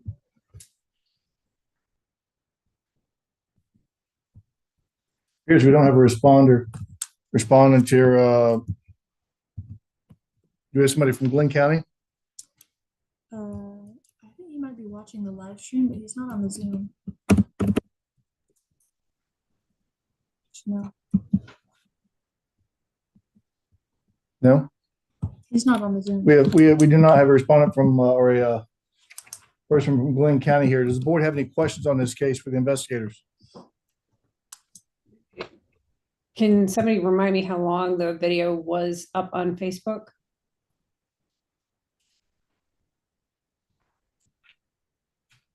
That's how it was reported to Glenn County because it was on the Facebook. I'm not sure how long. Let me look. you know what, it's fine. I don't think it would change my recommendation, which is that we send a letter of reprimand in this case. And at the appropriate time, I will so move.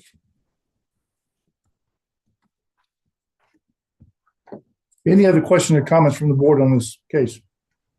Yes, question, Mr. Chair.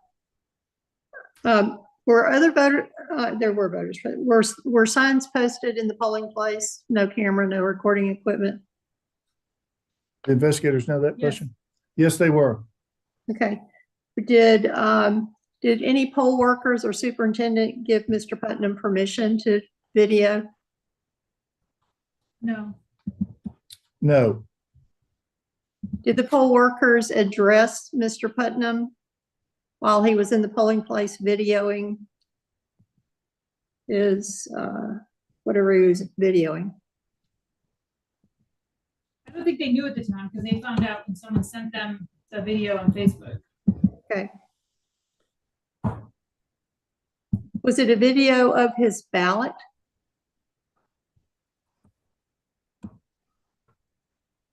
It just was him voting.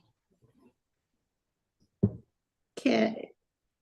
And what does that mean? A picture of his face, or was it a video of the BMD screen or the printed ballot summary?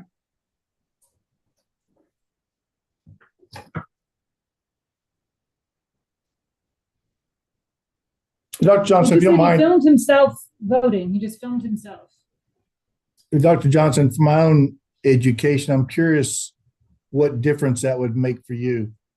The difference for me is the real issue about cameras and recording devices is the prevention of vote selling or vote buying, to record your ballot or your voted ballot and to take that outside of the polling place and be paid for voting a certain way. Okay. Okay. All right. All right. Helpful. Thank you.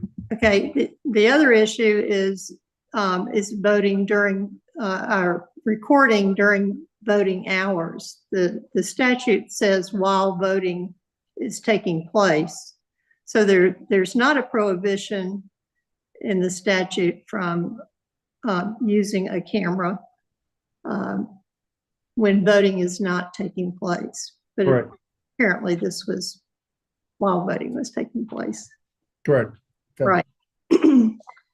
There's really two different issues for you. One is actual videoing while voting, and then whether you took a picture of the ballot for potential vote selling.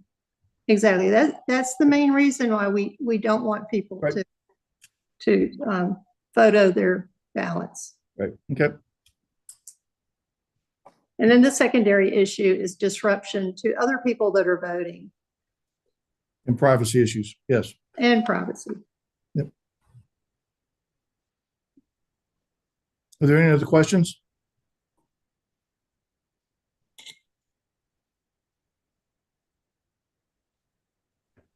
The chair would entertain a motion on this case. Oh, I'm sorry. I just wanted to clarify. My understanding is that the respondent was a candidate, correct?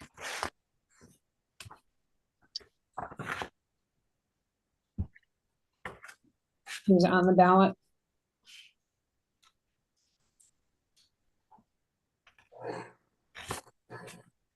Is that correct, Investigator Koff?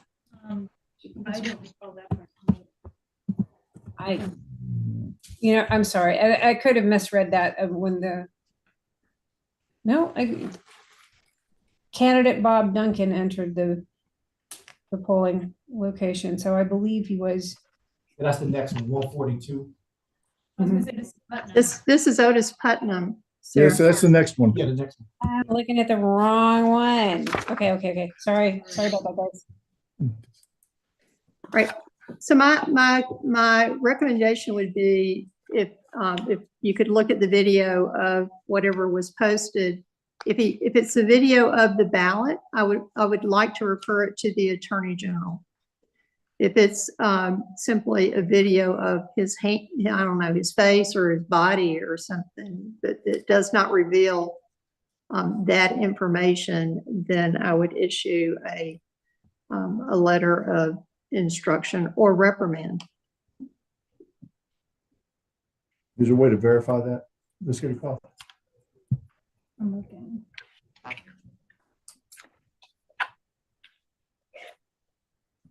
Gotta pull up the video.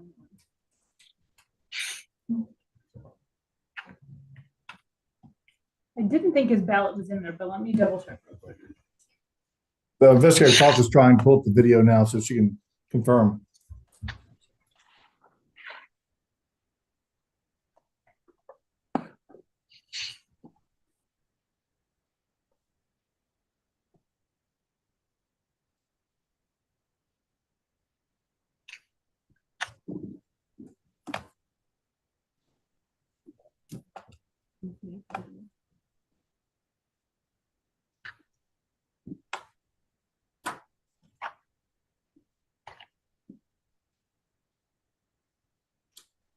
It doesn't look like the video was downloaded because it was already taken off of Facebook when we spoke with him. So we don't have a copy of the video? Doesn't look like we do. It was just a link, and the link is not working. We don't have the evidence. We do not. Well, that changes things. Well, he admitted to the video being on there. We still have evidence as to whether it was of the ballot or himself.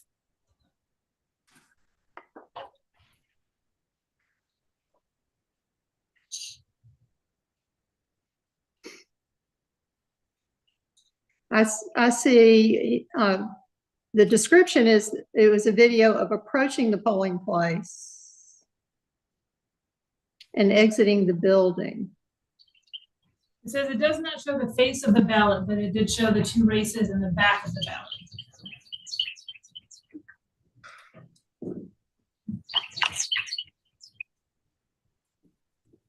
ballot. I'm sorry, what did it show?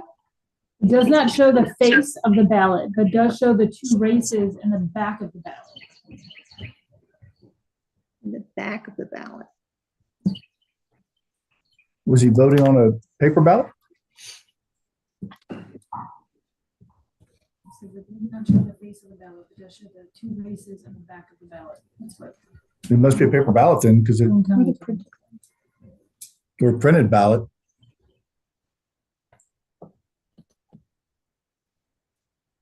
Yeah, he took it down that day. The video was taken down on the day that it was put up. Yeah. So it was taken down the same day it was put up.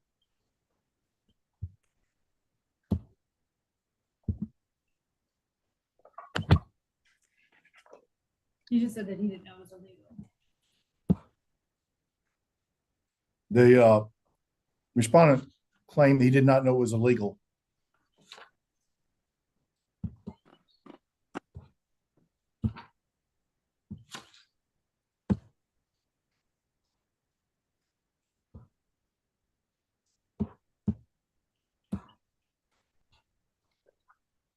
Well, if we don't have the evidence, then would recommend a letter of instruction. I would make a motion to send a letter of instruction to Mr. Putnam.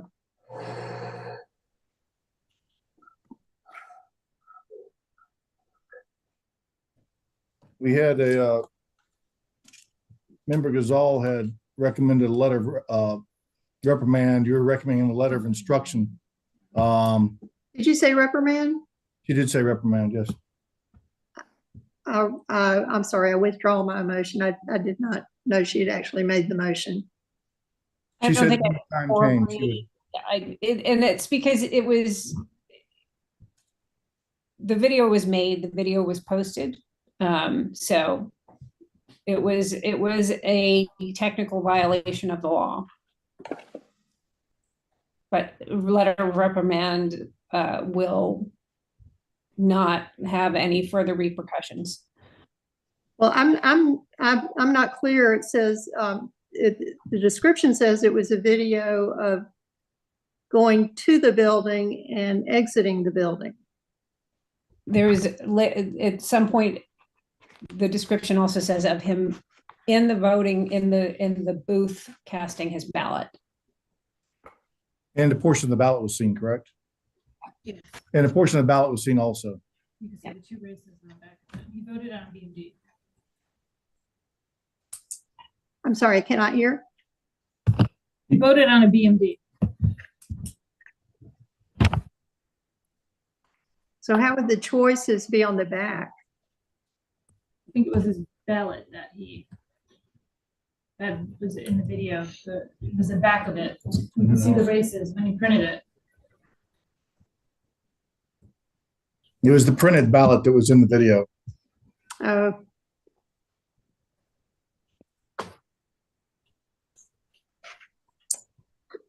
Member Gazal, did you want to make a motion? I move that we issue a letter of reprimand. We have a motion to issue a letter of reprimand. Is there a second? Second. We have a motion and a second to issue a letter of reprimand in this case. Any further discussion? Hearing no further discussion, all those in favor of issuing a letter of reprimand signify by saying aye. Aye. Aye. Member Jeffries? Aye. Okay. Any opposition? Hearing no opposition, the motion is carries 4-0. A letter of reprimand will be issued.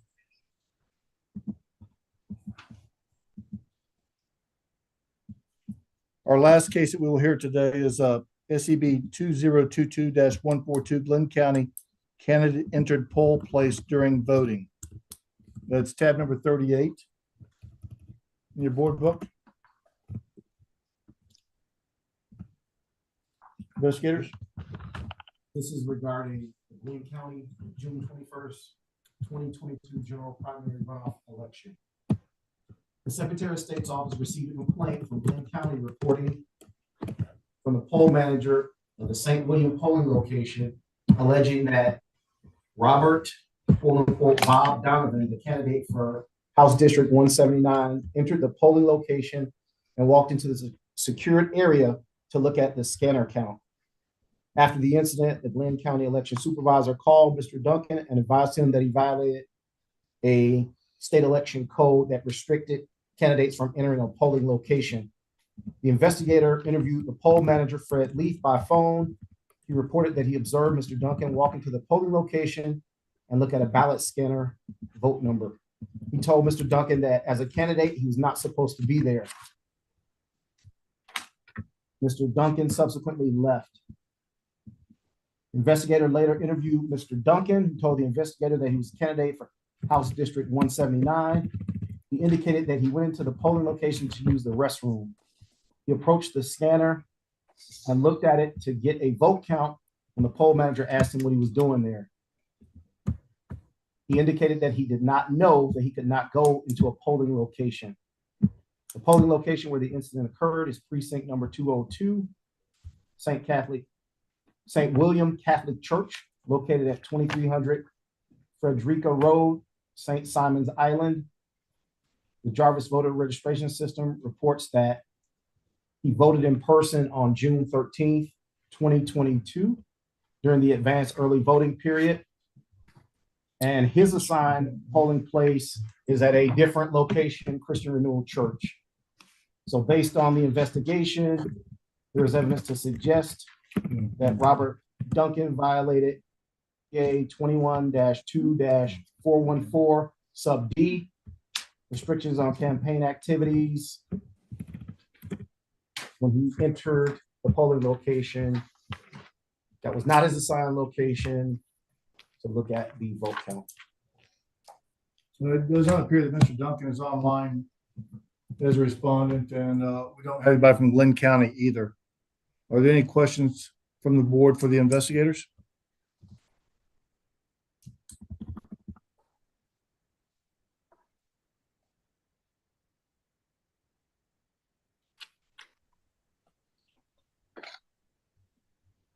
Is Mr. Duncan in the room? No, we don't. He doesn't appear to be online. No.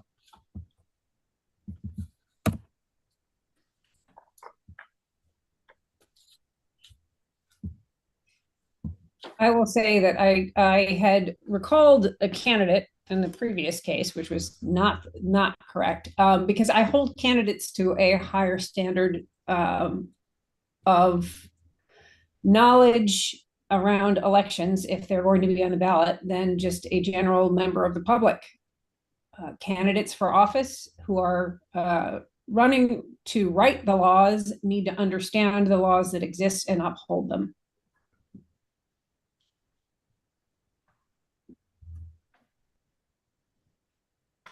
Is there any comments or questions from the board?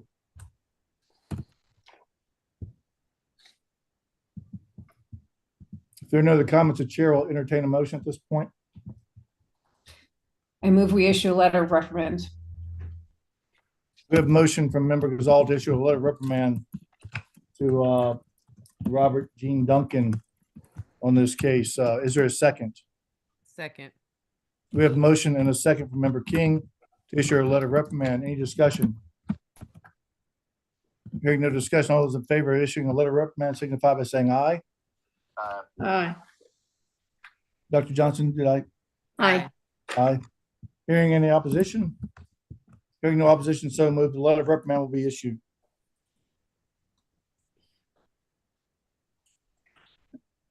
That concludes the cases that we will hear today. We were at 4:53. Is there a motion to recess? Well, let me say, we'll start tomorrow morning with the Chatham County at 9 p.m. and move through the rest of the cases and the other matters to come before this board, and should be able to complete that tomorrow. I would think so. Do we have a motion to recess for the day? Mr. Chair, I move that we recess for the day and reconvene at 9 a.m. in the morning. We have a motion to recess, reconvene at 9 a.m. Is there a second? Second. We have a motion in multiple seconds. All those in favor signify by saying aye. Aye. Any opposition? Hearing no opposition, so moved. This meeting is now recessed until 9 o'clock in the morning. Thank you, board members. Thank you, members of the public. Thank you. Good day.